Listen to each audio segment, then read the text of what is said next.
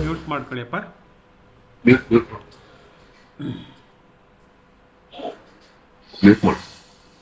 Okay, so we'll start. Good evening, friends. Welcome to our Wednesday weekly webinar. We call it as WWW. Incidentally, today, the 3rd of June, is the 52nd week of this webinar. So that means we are completing 1 year now.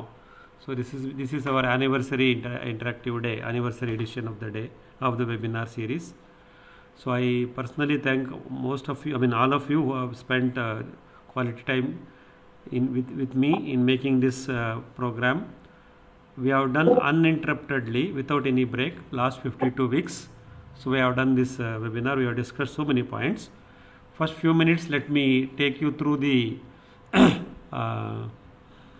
summary of what we have discussed quickly in the last 52 weeks. Then we will have the sharing of our friend Mr. Revanna Hadripura. Last week we have discussed about Mr. Revanna's farm, his rainwater harvesting, borewell recharging and winkle irrigation system. Since he was traveling, so he was not able to come and share more details and the commercials, the investments, etc. Today Revanna will be with us, so he will going to take it to the next level. He will going to explain us in detail. So we will going to have now in this episode we have the sharing of Mr. Revanna Hadripura followed by your questions. Before that, let me just take you through this 52nd week's summary. And most all these recordings are available on our YouTube channel and the Google Drive. I will share these links also. You can always, whoever is interested, you can always refer to this data. It is available. ನಮಸ್ಕಾರ ಮಿತ್ರರೇ,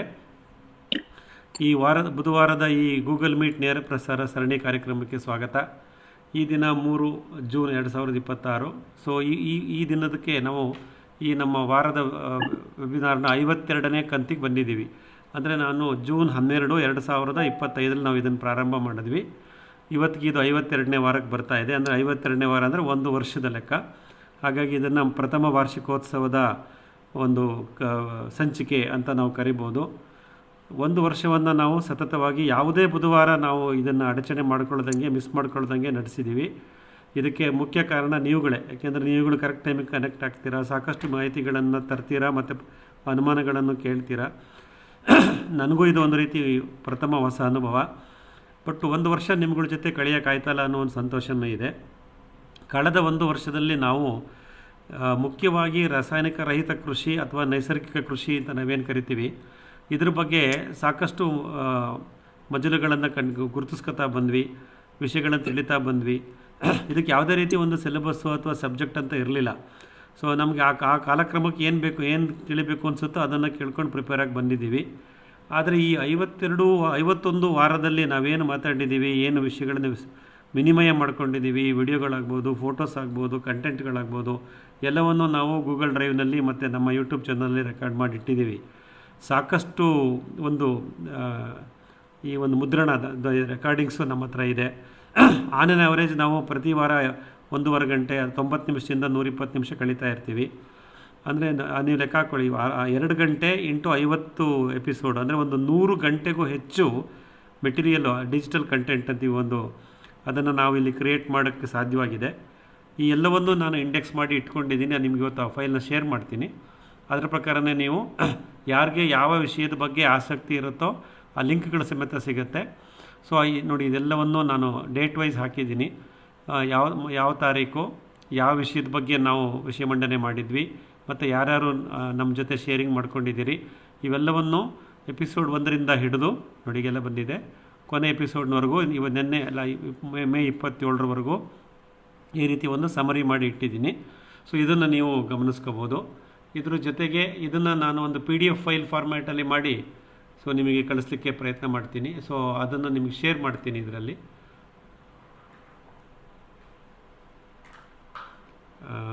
so ಇದರಲ್ಲೂ ನೀವು ಇದನ್ನು ಗಮನಿಸ್ಕೋಬೋದು.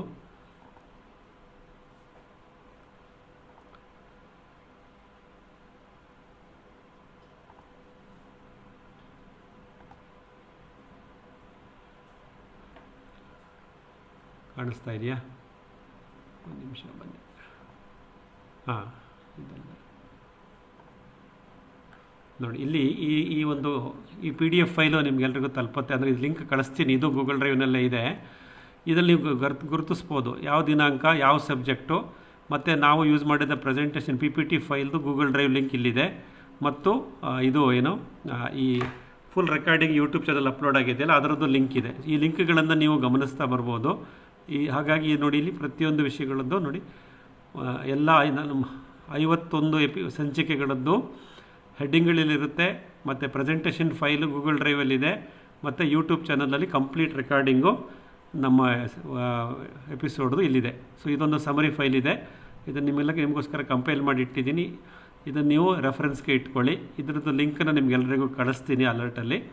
So ದಯವಿಟ್ಟು ಇದನ್ನು download ಮಾಡಿ ಇಟ್ಕೊಂಡಿರಿ. ನಿಮ್ಗೆ ಯಾವಾಗ ಯಾವ ಟಾಪಿಕ್ನ ಡೀಟೇಲಾಗಿ ರೆಫರ್ ಮಾಡಬೇಕು ಅನಿಸುತ್ತೋ ಇದೊಂದು ಇಂಡೆಕ್ಸ್ ಥರ ಇದೆ, ಇದನ್ನು ಉಪಯೋಗಿಸ್ಕೊಳ್ಳಿ ಅಂತ ಹೇಳ್ತಾ, dear friends, this is the summary of that 51 episodes which you have completed till 27th May, that is last Wednesday. You can see here I have indexed it in such a way, the title of the webinar, the sharing which is done by the other fellow farmers in our group.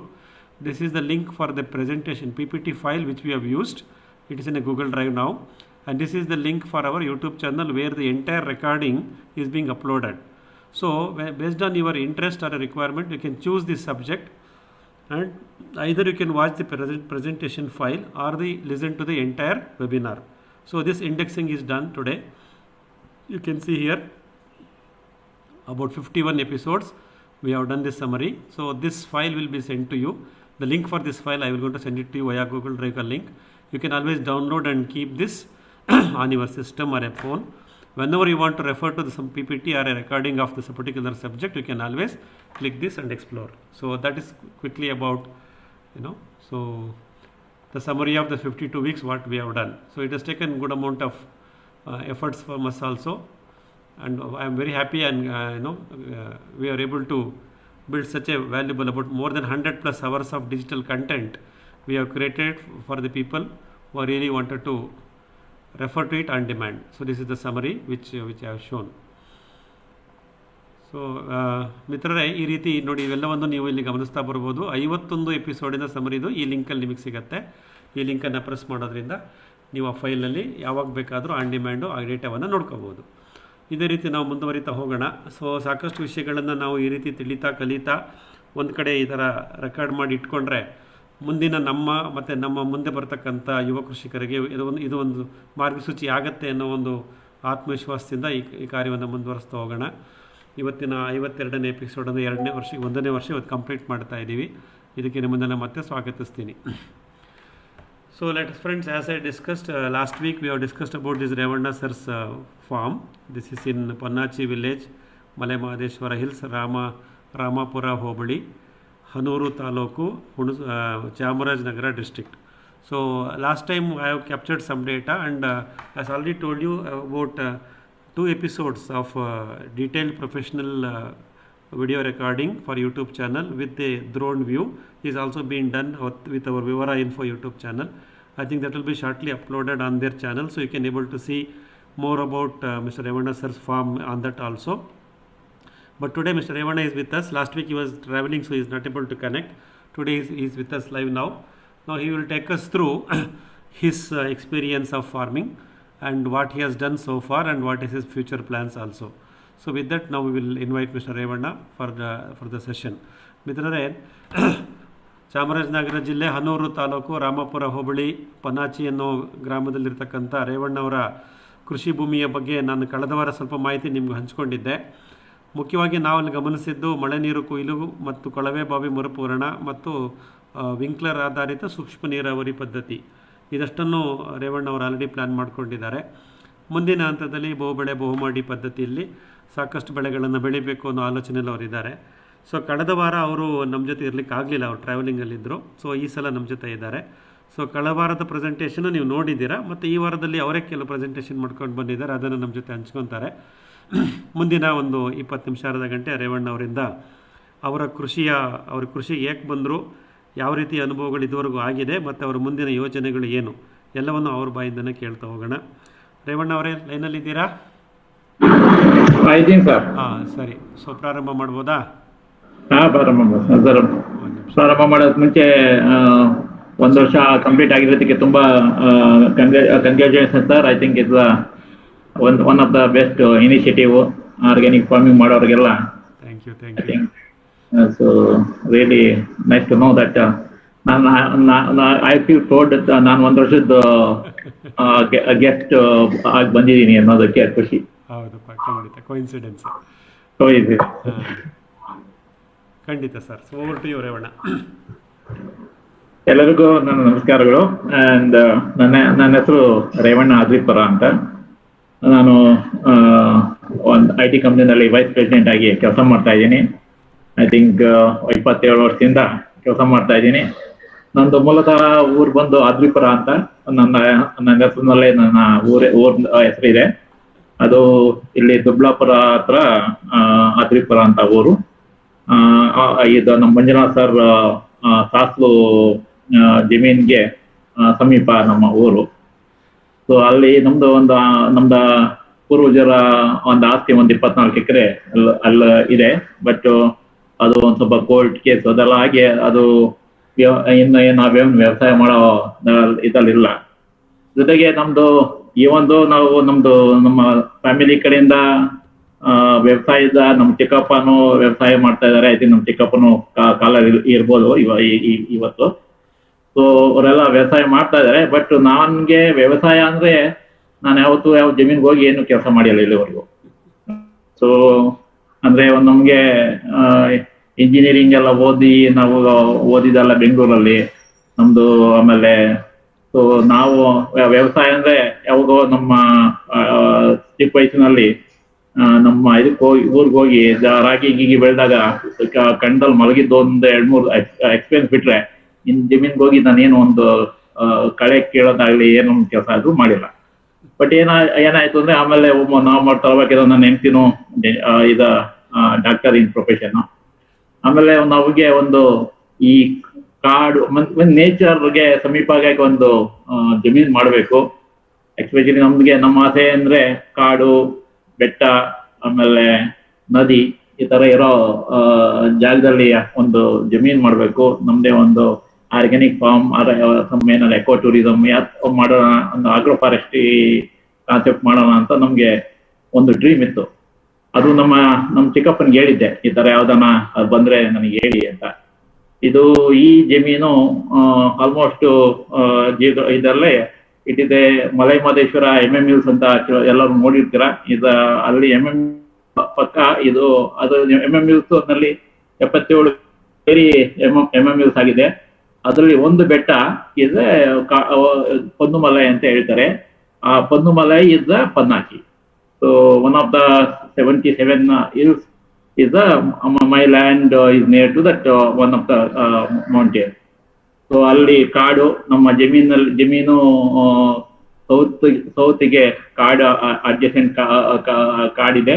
ಆಮೇಲೆ south to north sloping ಇದು mountain, ಇಲ್ಲಿ Terrain land.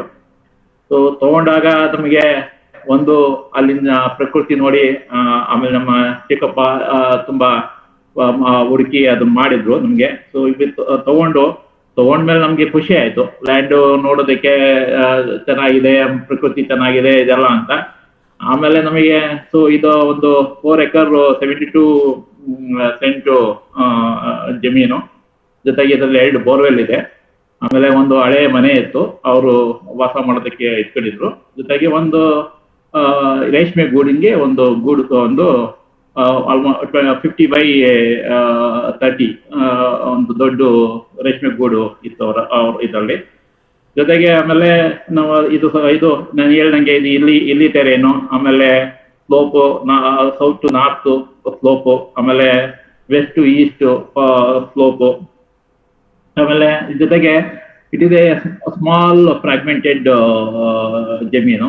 ಅಂದ್ರೆ ಎಲ್ಲದಕ್ಕೂ ಅವರು ಕಲ್ಲಲ್ಲೇ ಬದಿ ಕಟ್ಟಿ ಎಲ್ಲ ಮೊದಲೇ ಒಂದು 70s ಅಲ್ಲೇ ಮಾಡಿ ಎಲ್ಲ ಮಾಡಿ ಅವರೆಲ್ಲ ಕಲ್ಲಲ್ಲಿ ಸ್ಲೋಪ್ ಎಲ್ಲ ಕಟ್ಟಿ ಒಂದೊಂದು ಮಾಡಿದ್ದಾರೆ.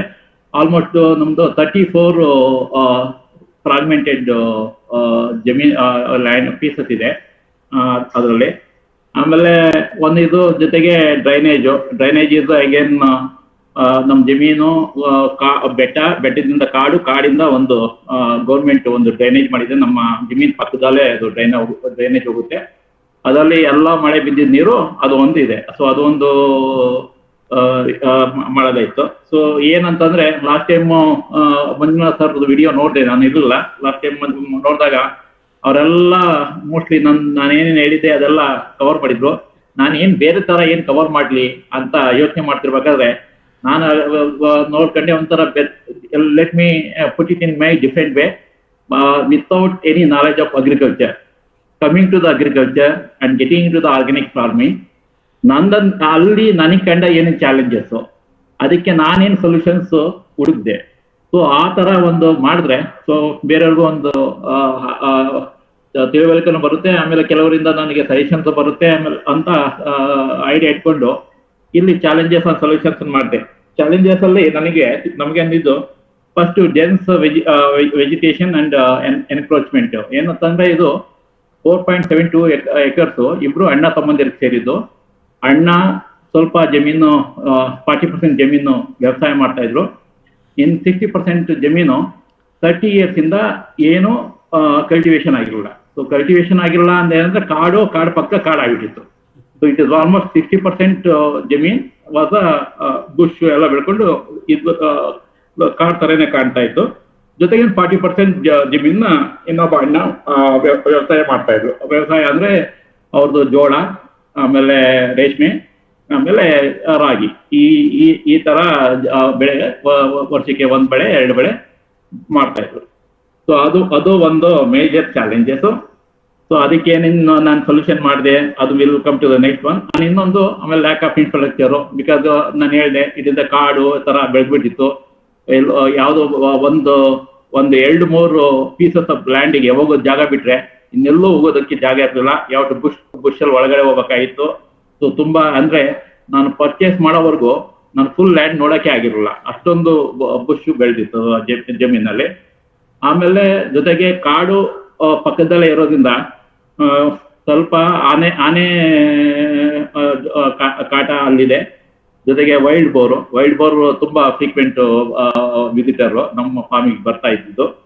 ಸೊ ಅದೊಂದು ಇತ್ತು. ಆಮೇಲೆ ವೈಲ್ಡ್ ಲೈಫ್ ಇಂಟರ್ಫೇರೆನ್ಸ್ ಅಲ್ಲಿ ಆಮೇಲೆ ಲ್ಯಾಗ್ ಒಂದು ಮೇಜರ್ಲಿ ನಾನು ಹೇಳ್ದಂಗೆ ನಿಮಗೆ ಇಟ್ ಇಸ್ ಎಲ್ಲಿ terrain and step by step land.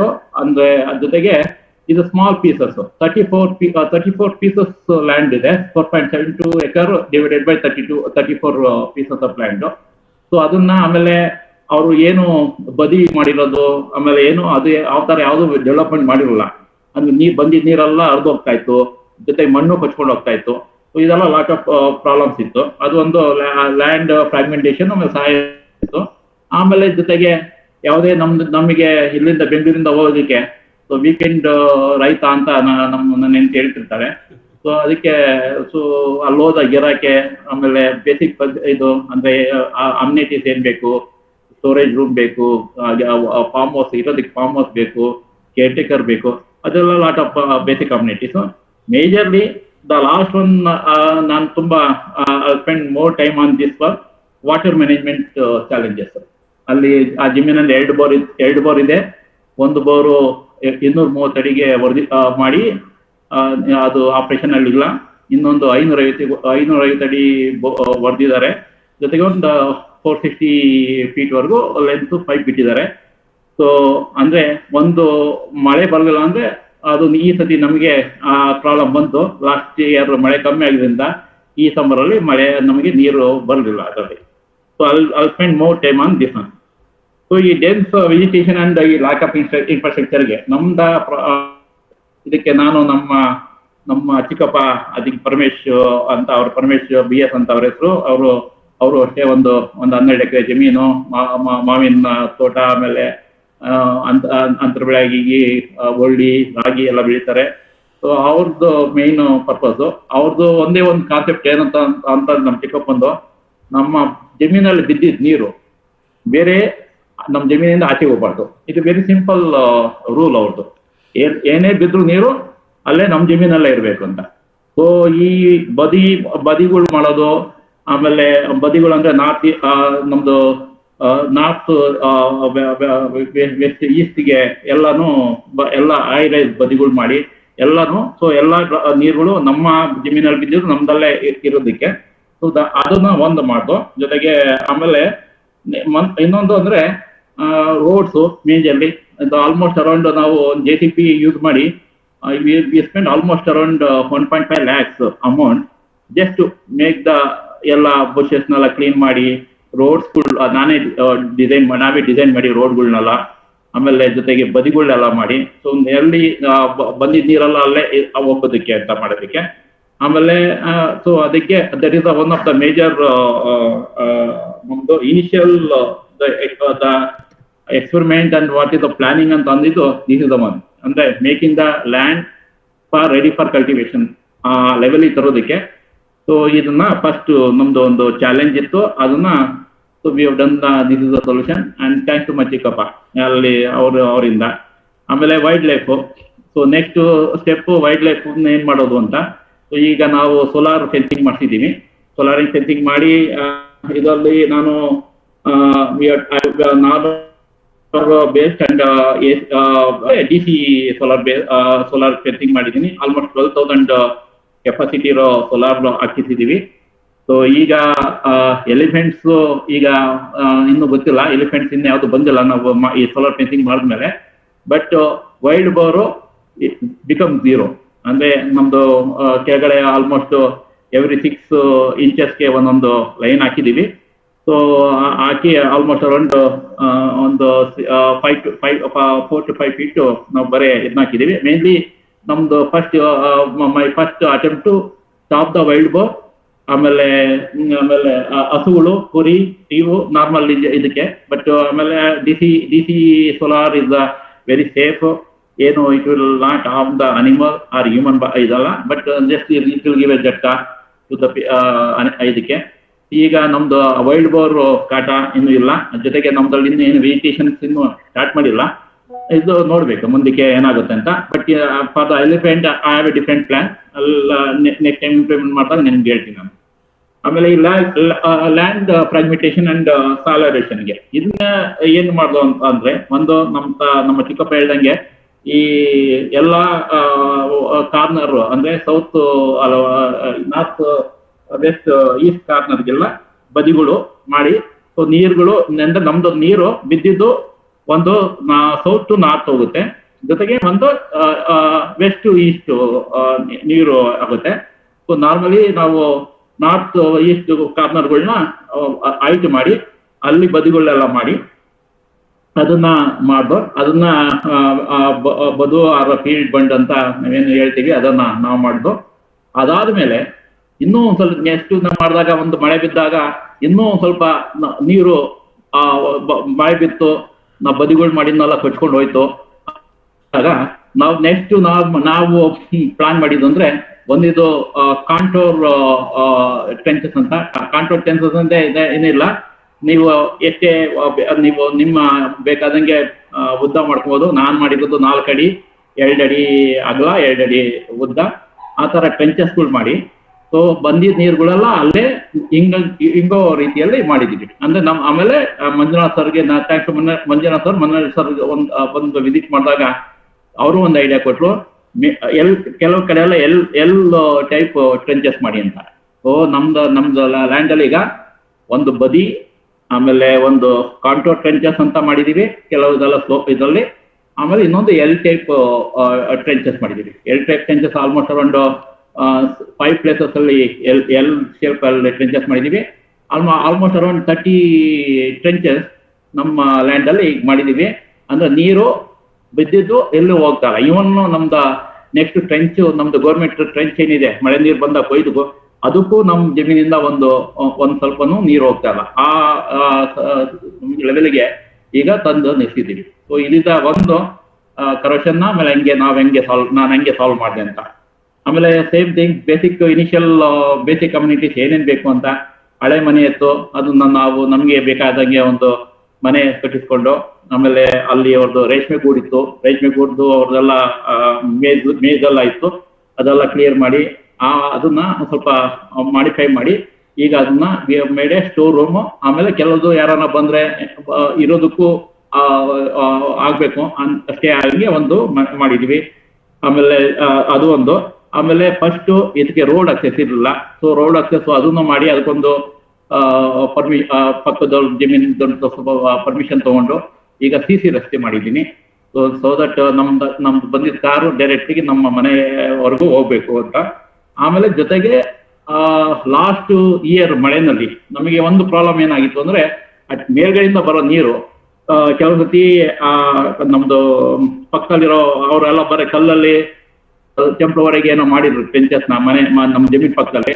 ಕೆಲವೆಲ್ಲ ಟ್ರೆಂಚಸ್ ನೀರು ತುಂಬಿಕೊಂಡು ಕೆಲವು ಸತಿ ಒಂದು 2-3 ಸತಿ ನಮ್ಮ ಜಮೀನೊಳಗೆ ನೀರು ನುಗ್ಗಿ, ಅಂದ್ರೆ ನಮ್ದು ಈ ನಮ್ಮ ಮನೆ ಆಮೇಲೆ ಶೆಡ್ ಮಧ್ಯದಲ್ಲಿ ರೋಡ್ ಇದೆಯಲ್ಲ, ಆ ರೋಡ್ ನೀರು ನುಗ್ಗಿ ಒಂದು 2-3 ಜಮೀನ ಎಲ್ಲ ಬದುಗಳನ್ನೆಲ್ಲ ಕೊಚ್ಕೊಂಡು ಹೋಯ್ತು. ಸೊ ಅದಕ್ಕೆ ಆಮೇಲೆ ನಾವು ಏನ್ ಮಾಡ್ತೋ, ಕಲ್ಲಲ್ಲಿ ಫುಲ್ ರಿವಿಟಿಂಗ್ ಮಾಡಿ ನಂದು ಜಮೀನು ಎಲ್ಲಿ ಟ್ರೆಂಚ್ ನಮ್ ಜಮೀನ್ ಎಲ್ಲಿ ಸ್ಟಾರ್ಟ್ ಆಗುತ್ತೋ ಅಲ್ಲಿಂದ ಫುಲ್ಲು ಟ್ರೆಂಚ್ ಸೈಡ್ ಅಲ್ಲಿ ಏನೇನಿದೆ ಎಲ್ಲ ಜಮೀನ್ಗೂ ನಾನು ಕಲ್ಲಲ್ಲಿ ರಿವಿಟ್ ಮಾಡ್ತಿದ್ದೀನಿ.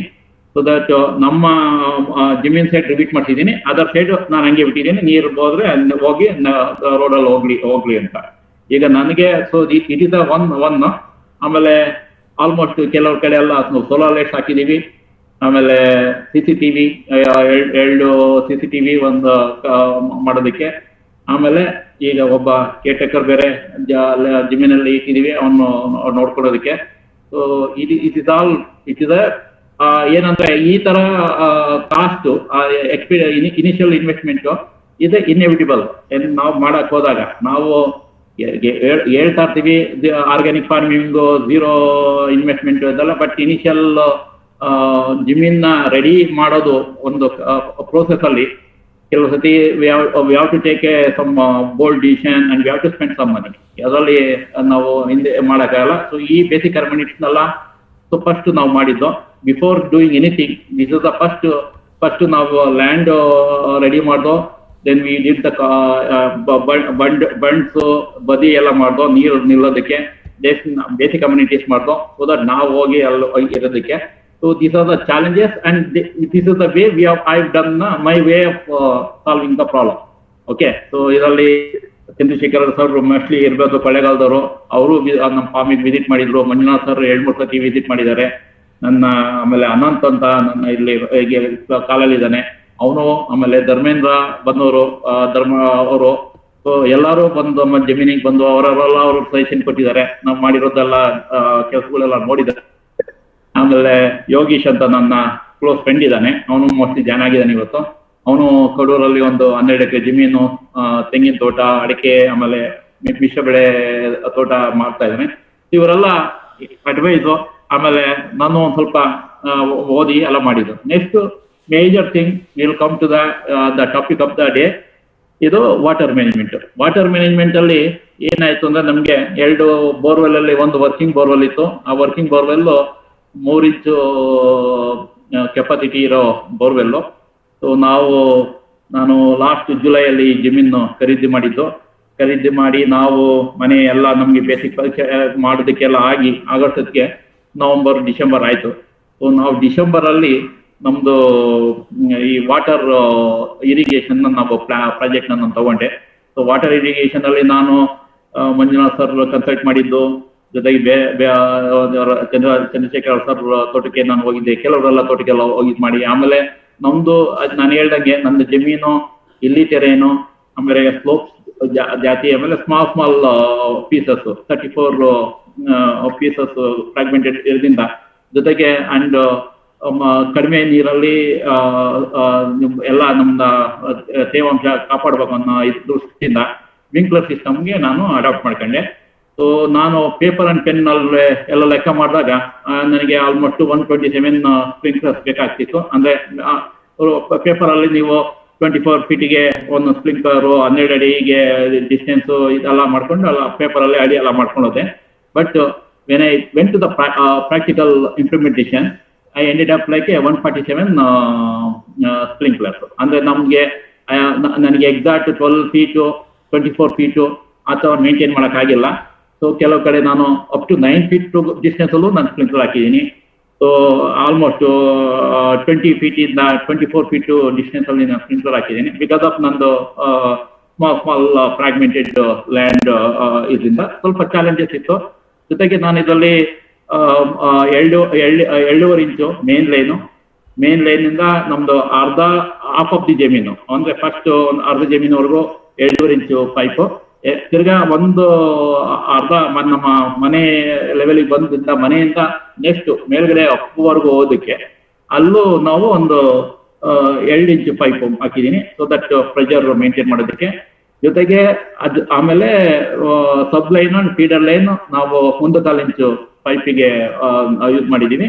ಆಮೇಲೆ ಸ್ಟ್ಯಾಂಡಿಂಗ್ 1 ಇಂಚು, ಆಮೇಲೆ 3.25 ಇಂಚು ವಿಂಕ್ಲರು ವಿತ್ 3.5 mm ನಾನು ಟ್ರೈ ಮಾಡಿದೆ, ಬಟ್ 3.5 mm ಇರಲಿಲ್ಲ. ಸೊ 5 mm ನಾಜಲ್ ವಿಂಕ್ಲರು ಇಲ್ಲೇ ಬೆಂಗಳೂರಲ್ಲಿ ಮಮತಾ ಟ್ರೇಡಿಂಗ್ಸ್ ಅಂತ ಇದರಲ್ಲಿ ನನಗೆ 27 rupeesಗೆ ಒಂದು ವಿಂಕ್ಲರ್ ಸಿಕ್ಕಿದೆ.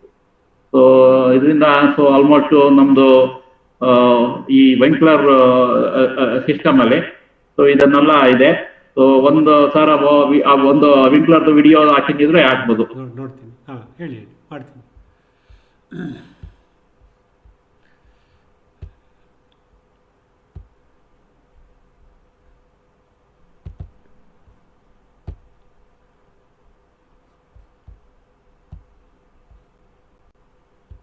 ಹಾಂ, ಹೇಳಿಪ್ಪ, ಹೇಳಿ ಬರ್ತಾ ಇದೆ. ಸೊ ಇದಿದೆ ನಾವು ಅಂದ್ರೆ ಏನಂತಂದ್ರೆ ನಾವು ಮೇನ್ ಲೈನು ಎಲ್ಲ ಒಂದು ಅಡಿಯಿಂದ ಕೆಳಗಡೆ ನಾವು ಟ್ರೆಂಚ್ ಮಾಡ್ಕೊಂಡು ಹಾಕಿದೀವಿ. ಆಮೇಲೆ ಈ ಸಬ್ ಲೈನ್ ಅಷ್ಟೇ. ಆಮೇಲೆ ಈ ಸಬ್ ಲೈನು ನಾವು ಫೀಡರ್ ಲೈನ್ ಫಸ್ಟ್ ಎಲ್ಲ ಫಿಟ್ ಮಾಡ್ಕೊಂಡು ಎಲ್ಲ ಫಂಕ್ಷನಲ್ ಆದ್ಮೇಲೆ ಆಮೇಲೆ ಆ ಸಬ್ ಲೈನ್ ನಾವು 6 ಇಂಚು ಕೆಳಗಡೆ ತಗೊಂಡೋಗಿದ್ದೀವಿ. ಸೊ ಇದನ್ನೇ ಎಲ್ಲಾ ಜಮೀನಲ್ಲೂ ನಾನು ಇದೇ ಕಾನ್ಸೆಪ್ಟ್ ಮಾಡಿದ್ದೀನಿ. Main line and sub line we have taken into the almost 1 feet in the trench ಮಾಡಿ ಒಳಗೆ ತಗೊಂಡೋಗಿದ್ದೀನಿ. ಅಂಡ್ ಫೀಡರ್ ಲೈನ್ ನ ಜಸ್ಟ್ ನೆಲದ ಮೇಲೆ ನಾನು ಫಸ್ಟ್ ಹಾಕ್ಬಿಟ್ಟು ಎಲ್ಲ ಒಂದೊಂದು ಜಮೀನಲ್ಲೂ ಎಲ್ಲ ಫಂಕ್ಷನಿಂಗ್ ಆಗ್ತಾ ಇದೆ, ಎಲ್ಲ ಸ್ಪ್ರಿಂಕ್ಲರ್ ಓಡ್ತಾ ಇದೆ ಅಂತೆಲ್ಲ ಆದ್ಮೇಲೆ ದೆನ್ ಆಮೇಲೆ ಆ ಫೀಡರ್ ಲೈನ್ ನ ನಾವು ಒಂದು 6 ಇಂಚು ಕೆಳಗಡೆ ಭೂಮಿ ಮೇಲೆ ಹಾಕಿ ಆಮೇಲೆ ಕೆಲವು ಕಡೆ ಎಲ್ಲ ಅದ್ರ ಮೇಲೆ ಬಡ್ಡು ತರ ಮಣ್ಣಿಂದ ಮಾಡಿ ನಾವು ಇದನ್ನ ಹಾಕಿದ್ವಿ. ಸೊ ಈ ತರ ಮಾಡಿ ಸೊ ಆಲ್ಮೋಸ್ಟ್ ಎಲ್ಲ ಆಯ್ತು ನಮ್ದು. ಇದು February 1st 2nd ನಲ್ಲಿ ನಾವು ಈ ಎಲ್ಲಾ ನಮ್ಮ ಜಮೀನು ಸ್ಪ್ರಿಂಕ್ಲರ್ ನಾವು ಕಂಪ್ಲೀಟ್ ಮಾಡಿ ಆಲ್ಮೋಸ್ಟ್ ಒಂದು 2 weeks ನಾವು ಈ ಸ್ಪ್ರಿಂಕ್ಲರ್ಸ್ ನ ಡಿಫ್ರೆಂಟ್ ಪಾರ್ಟ್ ಆಫ್ ದಿ ನಮ್ಮ ಕೇಟಗರಿಗೆ ಇದೆ. ಬೇರೆ ಜಮೀನಲ್ಲಿ ದಿನಕ್ಕೆ ಅದೊಂದು ಪೋರ್ಷನ್ ಈ ಪೋರ್ಷನ್ ಎಲ್ಲ ಮಾಡ್ತಾ ಇದ್ದಾರೆ. 1-2 weeks ಎಲ್ಲಾ ಸ್ಪ್ರಿಂಕ್ಲರ್ಸ್ ಟೆಸ್ಟ್ ಮಾಡಿ ಎಲ್ಲ ನೋಡ್ದ. ಬಟ್ ನಮಗೆ ಸೆಕೆಂಡ್ ವೀಕ್ ಆಫ್ ಫೆಬ್ರವರಿಯಿಂದ ಸೊ ನಮಗೆ ವಾಟರ್ ಪ್ರಾಬ್ಲಮ್ ಸ್ಟಾರ್ಟ್ ಆಯ್ತು. ಅಂದ್ರೆ ಫಸ್ಟ್ ಒಂದು 20 ನಿಮಿಷ ಆನ್ ಮಾಡಿದ್ರೆ 20 ನಿಮಿಷ ಮಾತಾಡೋದು. ಅಂದ್ರೆ ಫೋರ್ಸ್ ಏನೋ ಕಮ್ಮಿ ಆಗ್ಲಿಲ್ಲ, ಫೋರ್ಸ್ ಅಷ್ಟೇ ಬರುತ್ತೆ. 20 ನಿಮಿಷ ಓಡುತ್ತೆ, ತಿರ್ಗಾ ಸ್ಟಾಪ್ ಆಗಿ ಒಂದ್ ನೆಕ್ಸ್ಟ್ ಬಿಟ್ಟು ತಿರ್ಗಾ ಹಂಗೆ ಆಗಿ ಈಗ ಆಲ್ಮೋಸ್ಟ್ ಒಂದು 12 minutes 15 minutes ರನ್ ಆಗುತ್ತೆ. ಬಟ್ ಸೊ ಈಗ ನೋಡಿದಾಗ ನಮಗೆ ಏನ್ ಮಾಡೋದು, ಒಂದು ಬೋರ್ ಆಲ್ರೆಡಿ 230 ಫೀಟ್ ಇರೋದು ಒಂದು ಫಂಕ್ಷನ್ ಇದಾಗಿಲ್ಲ. ಆಮೇಲೆ ಇದನ್ನ ಒಂದು 550 feet ಬೋರ್ವೆಲ್ ಇದೆ. ಇನ್ನು ಹೊಸ ಬೋರ್ವೆಲ್ ಮಾಡ್ಸದ ಎಲ್ಲ ಅಲ್ಲಿನ ಲೋಕಲ್ ಎಲ್ಲ ಸರ್ ಬನ್ನಿ ಸರ್ ಈಗಲೇ ಕರ್ಸ್ಕೊಡ್ತಾನೆ ಲಾರಿನ ಈಗಲೇ ಮಾಡ್ತಾನೆ ಪಾಯಿಂಟ್ ಇದಲ್ಲ ಅಂತ. ಆಮೇಲೆ ನಾನು ಯೋಚನೆ ಮಾಡಿದೆ ಏನ್ ಮಾಡೋದು. ಆಮೇಲೆ ಕೆಲವ್ರನ್ನೆಲ್ಲ ವಿಸಿಟ್ ಮಾಡಿದೆ ನಾನು. ಇವರು ದೇವರಾಜ ರೆಡ್ಡಿ ಅವ್ರನ್ನು ಕನ್ಸಲ್ಟ್ ಮಾಡಿದ್ದೆ. ಆಮೇಲೆ ಶಿವಮೊಗ್ಗದಲ್ಲಿ ರಮೇಶ್ ಗೌಡ ಅಂತ ಒಬ್ರು ಇದ್ದಾರೆ, ಅವ್ರನ್ನು ಕನ್ಸಲ್ಟ್ ಮಾಡಿದ್ದೆ. ದೇವರಾಜ್ ರೆಡ್ಡಿ ಏನಾದ್ರು ಇದು ಫೋರ್ಸ್ ಸೇಮ್ ಒಂದೇ ಫೋರ್ಸ್ ಇರೋದ್ರಿಂದ ಬಿಟ್ಟು ಬರ್ತಾರೆ ಅಂದ್ರೆ ಇದು ಬೋರ್ವೆಲ್ ನಿಮ್ದು ರೀಚಾರ್ಜಿಗೆ ಕೇಪಬಲ್ ಆಫ್ ಇದು. Instead of going to the one more bore better to you recharge ಇದನ್ನ ಅಂತ. ಸೊ ಆಗ ನಮ್ಗೆ ಸೇಮ್ ಬಂತು. ಏನಾಯ್ತು ಅಂದ್ರೆ ಫಸ್ಟ್ ಬದಿಗಳೆಲ್ಲ ಮಾಡಿದ್ ನೀರ್ ನಿಲ್ಸಿದ್ರೆ ಆಯ್ತು, ಆಮೇಲೆ ಸೆನ್ಸಸ್ ಮಾಡಿ ಎಲ್ಲಾ ಮಾಡಿದಾಯ್ತು. ಆಮೇಲೆ ನಮ್ಮ ಚಿಕ್ಕಪ್ಪ ಹೇಳಿದ್ರು ಇದಕ್ಕೆ ಪಕ್ಕದಲ್ಲಿ ಹೋಗ್ತಾರ ಮಳೆ ನೀರ್ನ ಅದನ್ನ ತಡೆದು ಒಂದು ಬಂಡು ಒಂದು ಕೃಷಿ ಹೊಂಡ ಮಾಡೋಣ, ನೀರು ತಂದು ಅಲ್ಲಿ ಹಾಕೋಣ ಅಂತ. ಸೊ ಅಗೇನ್ ಅವರೇ ನಿಂತು ಎಲ್ಲ ಮಾಡಿದ್ರು. ಆಮೇಲೆ ಅಂದ್ರೆ ಏನಂದ್ರೆ ನಮ್ದು ಜಮೀನ್ ಪಕ್ಕದಲ್ಲಿ ಒಂದು ಆಲ್ಮೋಸ್ಟ್ ಬೆಟ್ಟು ಜಮೀನಿಂದ ಒಂದು 10% ಒಂದು ವಿಡಿಯೋ ಬೇರೆ ಮೊನ್ನೆ ಸಾಟರ್ಡೆ ನಾನು ಇದ್ದಾಗ ಮಳೆ ಬಂದು ಅದೆಷ್ಟು ಟೆನ್ಸಲ್ಲಿ ಎಷ್ಟು ನೀರು ಬರ್ತಾ ಇದೆ ಅಂತ ಒಂದು ವಿಡಿಯೋನ ನಾನು ಏನ್ ಮಾಡಿದ್ದೆ. ಅದು ಏನಾಯ್ತು, ಫಸ್ಟ್ ನಾವು ಒಂದು 40 ಅಡಿ 23 ಅಡಿ ಆಮೇಲೆ 10 ಅಡಿ ಆಳ ಈ ಬಂಡ್ ಮಾಡಿದ್ದು. ಆಮೇಲೆ ಒಂದು ಕ್ಯಾಚ್ಮೆಂಟ್ ಏರಿಯಾ ಒಂದು ಎರಡು ಅಡಿ ರೇಡಿಯಸ್ ಅಲ್ಲಿ ಒಂದು ಕ್ಯಾಚ್ಮೆಂಟ್ ಏರಿಯಾ. ಕ್ಯಾಚ್ಮೆಂಟ್ ಇಂದ ನಮಗೆ ಕೃಷಿ ಹೊಂಡಕ್ಕೆ ಹೋಗೋದಕ್ಕೆ. ಸೊ ಅದಕ್ಕಿಂತ ಮುಂಚೆ ನಾವೇನೇನ್ ಮಾಡ್ದೋ, ಫಸ್ಟ್ ಒಂದು ಅದೇ ಬದಿ ಮಾಡ್ದೋ, ಆಮೇಲೆ ಕಾಂಟೂರ್ ಟ್ರೆಂಚಸ್ ಮಾಡ್ದೋ, ಎಲ್ ಶೇಪ್, ಆಮೇಲೆ ಹಾರಿಜಾಂಟಲ್ ಮಾಡಿದೀವಿ. ಆಮೇಲೆ ಸೋಪ್ ಪಿಟ್ಸ್ ಮಾಡ್ದು. ಒಂದು ಯಾವ ಬೋರ್ ಇದೆಯಾ ಆ ಬೋರ್ ಪಕ್ಕ 6x6 ಮಾಡಿದ್ಮೇಲೆ ಇದರಲ್ಲಿ ಸೋಪ್ ಪಿಟ್ ಮಾಡಿದ್ದೆ. ಮೊದಲು ನಾನು ಈ ಕೃಷಿ ಹೊಂಡ ಮಾಡೋದ್ ಮುಂಚೆನೆ ಮಾಡಿದ್ದು. ಬಂದಿದ್ದ ನೀರೆಲ್ಲ ಅಲ್ಲಿ ಶೇಖರಣೆ ಆಗ್ಲಿ ಅಲ್ಲಿ ನಮ್ದು, ಯಾಕಂದ್ರೆ ನಮ್ದು ಬೋರ್ ಇರೋ ಜಾಗ ತುಂಬಾ ಕೆಳಗಡೆ ಇದೆ ಬೇರೆ ಜಮೀನ್ಗಿನ್ನ ನಾವು ಕಂಪೇರ್ ಮಾಡಿದ್ರೆ. ಸೊ ಅದನ್ನ ಮಾಡ್ದು. ಆಮೇಲೆ ನೆಕ್ಸ್ಟ್ ನಮ್ಮ ಕಾನ್ಸೆಪ್ಟ್ ಆಫ್ ಫಾರ್ಮ್ ಪಾಯಿಂಟ್ ಮಾಡೋದಂತ. ನಮ್ದು ಲೋವರ್ ರೈನ್ಸ್ ನಮ್ದು ಶೆಡ್ ಇದೆ, ಶೆಡ್ ಇಂದ ಕೆಳಗಡೆ ಒಂದು ಜಮೀನಲ್ಲಿ ನಾವು ಒಂದು ಪಾಯಿಂಟ್ ನಾವು ಮಾಡ್ದು. ಸೊ ಇದು ನಮ್ದು ಜಮೀನು. ಈ ಲೆಫ್ಟಿಗೆ ಕಾಣ್ತಾ ಇರೋದು, ರೈಟಿಗೆ ನೈಬರ್ ಜಮೀನ್ ಇದೆ. ಇದು ರೋಡು, ನನ್ನ ಮನೆ, ಆಮೇಲೆ ಶೆಡ್ ಇದು. ಆಮೇಲೆ ಇದನ್ನ ನಾನು ನಿಮ್ಗೆ ಮುಂದಕ್ಕೆ ಬರ್ತೀನಿ. ಇದನ್ನ ಮಂಜುನಾಥ್ ಸರ್ ಕಾನ್ಸೆಪ್ಟ್ ಇದು ಎಲ್ ಬಂಡು. ಇಲ್ಲೇನಾಗ್ತಿತ್ತು ಅಂದ್ರೆ ತುಂಬಾ ಮಳೆ ಬಂದಾಗ ಈ ಒಂದು ಫಸ್ಟ್ ಒಂದು ಬಲೂನ್ ತರ ಹಾಕಿದನಲ್ಲ, ಇಲ್ಲಿ ಏನಾಗುತ್ತೆ ಅಂದ್ರೆ ನಿನ್ನೆ ಸಾಟರ್ಡೆ ಒಂದು 1 hour ಮಳೆ ಬಿದ್ದಿದೆ. Saturday, Sunday, Monday and Tuesday almost 3 days continuous ಆಗಿ ನೀರು ಬರ್ತಾ ಇದೆ. ಆಲ್ಮೋಸ್ಟ್ ಅರೌಂಡ್ ಒಂದು ಅರ್ಧ ಇಂಚು ಪೈಪ್ ನೀರು ಬರ್ತಾ ಇರುತ್ತೆ ಕಂಟಿನ್ಯೂಸ್. ಅಂದ್ರೆ ಯಾವ್ದೋ ಬೆಟ್ಟ ಅಂದ್ರೆ ಡ್ರಿಂಕಬಲ್, ಅಷ್ಟು ಕುಡಿಯುವಂತ ಸ್ವೀಟ್ ನೀರು ಕಲ್ಲು ಮಧ್ಯದಲ್ಲಿ ಎಲ್ಲೋ ಬರ್ತಾ ಇದೆ.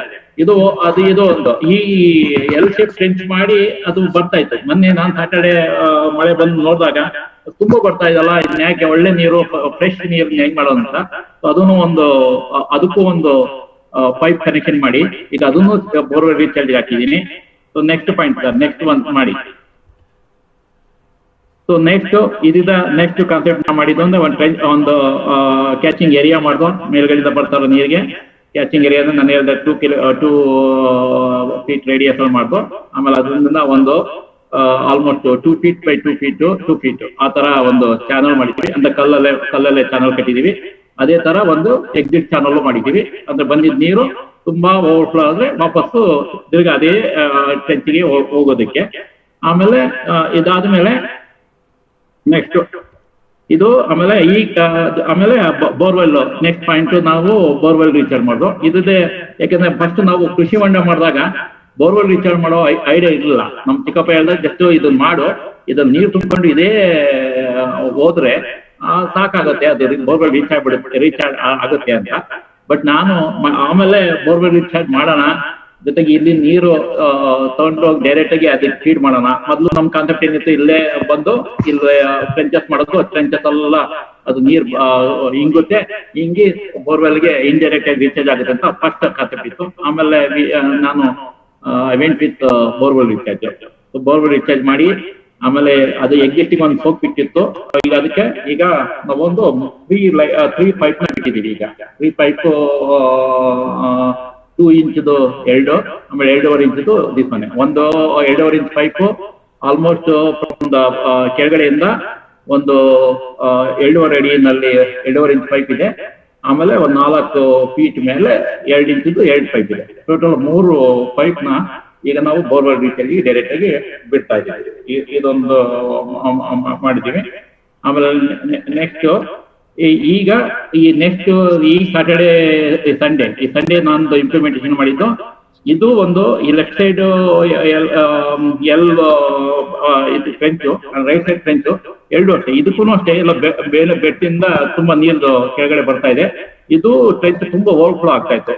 ಈ ಟ್ರೆಂಚ್ ಓವರ್ಫ್ಲೋ ಆಗ್ತಿತ್ತು. ಈ ಎರಡು ಓವರ್ಫ್ಲೋ ಟ್ರೆಂಚಸ್ ನಿಂದನೂ ಪೈಪ್ ಕನೆಕ್ಷನ್ ಮಾಡಿ ಅದರಿಂದನೂ ಡೈರೆಕ್ಟ್ ಆಗಿ ನಾನು ಬೋರ್ವೆಲ್ಗೆ ರೀಚಾರ್ಜ್ ಬಿಡ್ತಾ ಇದ್ದೀನಿ. ಈಗ ಪ್ರೆಸೆಂಟ್ ಈಗ ನಾವು ನೋಡಿದಾಗೆ 5 ಪೈಪು 2 ಇಂಚದು 4 ಪೈಪು 2.5 ಇಂಚದು 1 ಪೈಪು 5 ಪೈಪ್ ನಲ್ಲಿ ನಾನು ಈ ಬೋರ್ವೆಲ್ಗೆ ರೀಚಾರ್ಜ್ ಮಾಡೋದಕ್ಕೆ ಪ್ರಾವಿಷನ್ ಮಾಡಿದ್ದೀನಿ.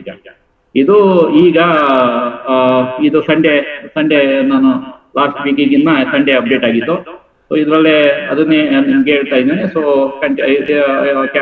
ಕ್ಯಾಚ್ಮೆಂಟ್ ಏರಿಯಾ ಏನು ನಮ್ದು ಮಾಡಿದ್ದೀವಿ, ಆಮೇಲೆ ಇನ್ಪುಟ್ ಕೆನಾಲು, ಆಮೇಲೆ ಇನ್ಲೆಟ್, ಔಟ್ಲೆಟ್, ಆಮೇಲೆ ಕೃಷಿ ಹೊಂಡ.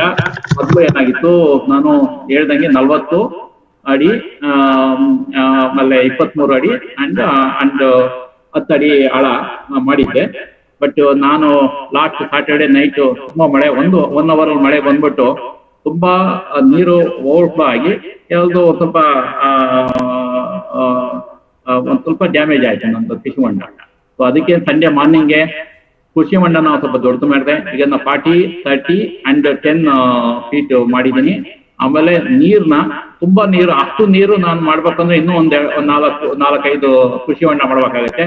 ಈಗ ಅದನ್ನ ನನಗೆ ಎಷ್ಟು ಬೇಕೋ ಅಷ್ಟು ನೀರು ಮಾತ್ರ ನಾನು ಒಳಗೆ ತಗೊಂಡು ಇನ್ನಕ್ಕೆಲ್ಲ ಡೈರೆಕ್ಟ್ ಆಗಿ ಟ್ರೆಂಚ್ಗೆ ಹೋಗಿ ಮಾಡಿದ್ದೇನೆ. ಫಸ್ಟ್ ಏನಾಗ್ತಿತ್ತು, ನಾನು ಡೈರೆಕ್ಟ್ ಆಗಿ ಎಲ್ಲ ನೀರ್ನ, ಮಳೆ ನೀರ್ನ ನಾನು ನಂದು ಕಲೆಕ್ಷನ್ ತಗೊಂಡು ನಮಗೆ ಬಿಟ್ಟು ಆಮೇಲೆ ವಾಪಸ್ ಮಾಡೋದು ಬಿಟ್ಟು, ಈಗ ಸ್ವಲ್ಪ ಸಂಡೇ ನಾನು ಡಿಸೈನ್ ಚೇಂಜ್ ಮಾಡಿರೋದು, ಸ್ವಲ್ಪ ಬೇಕಾದಷ್ಟು ನೀರು ಮಾತ್ರ ಒಳಗೆ ಬರೋಂಗೆ ಚಾನಲ್ ಮಾಡ್ಕೊಂಡು ಮಿಕ್ಕಿದ್ನೆಲ್ಲ ವಾಪಸ್ ಮಾಡಿದ್ದೀನಿ.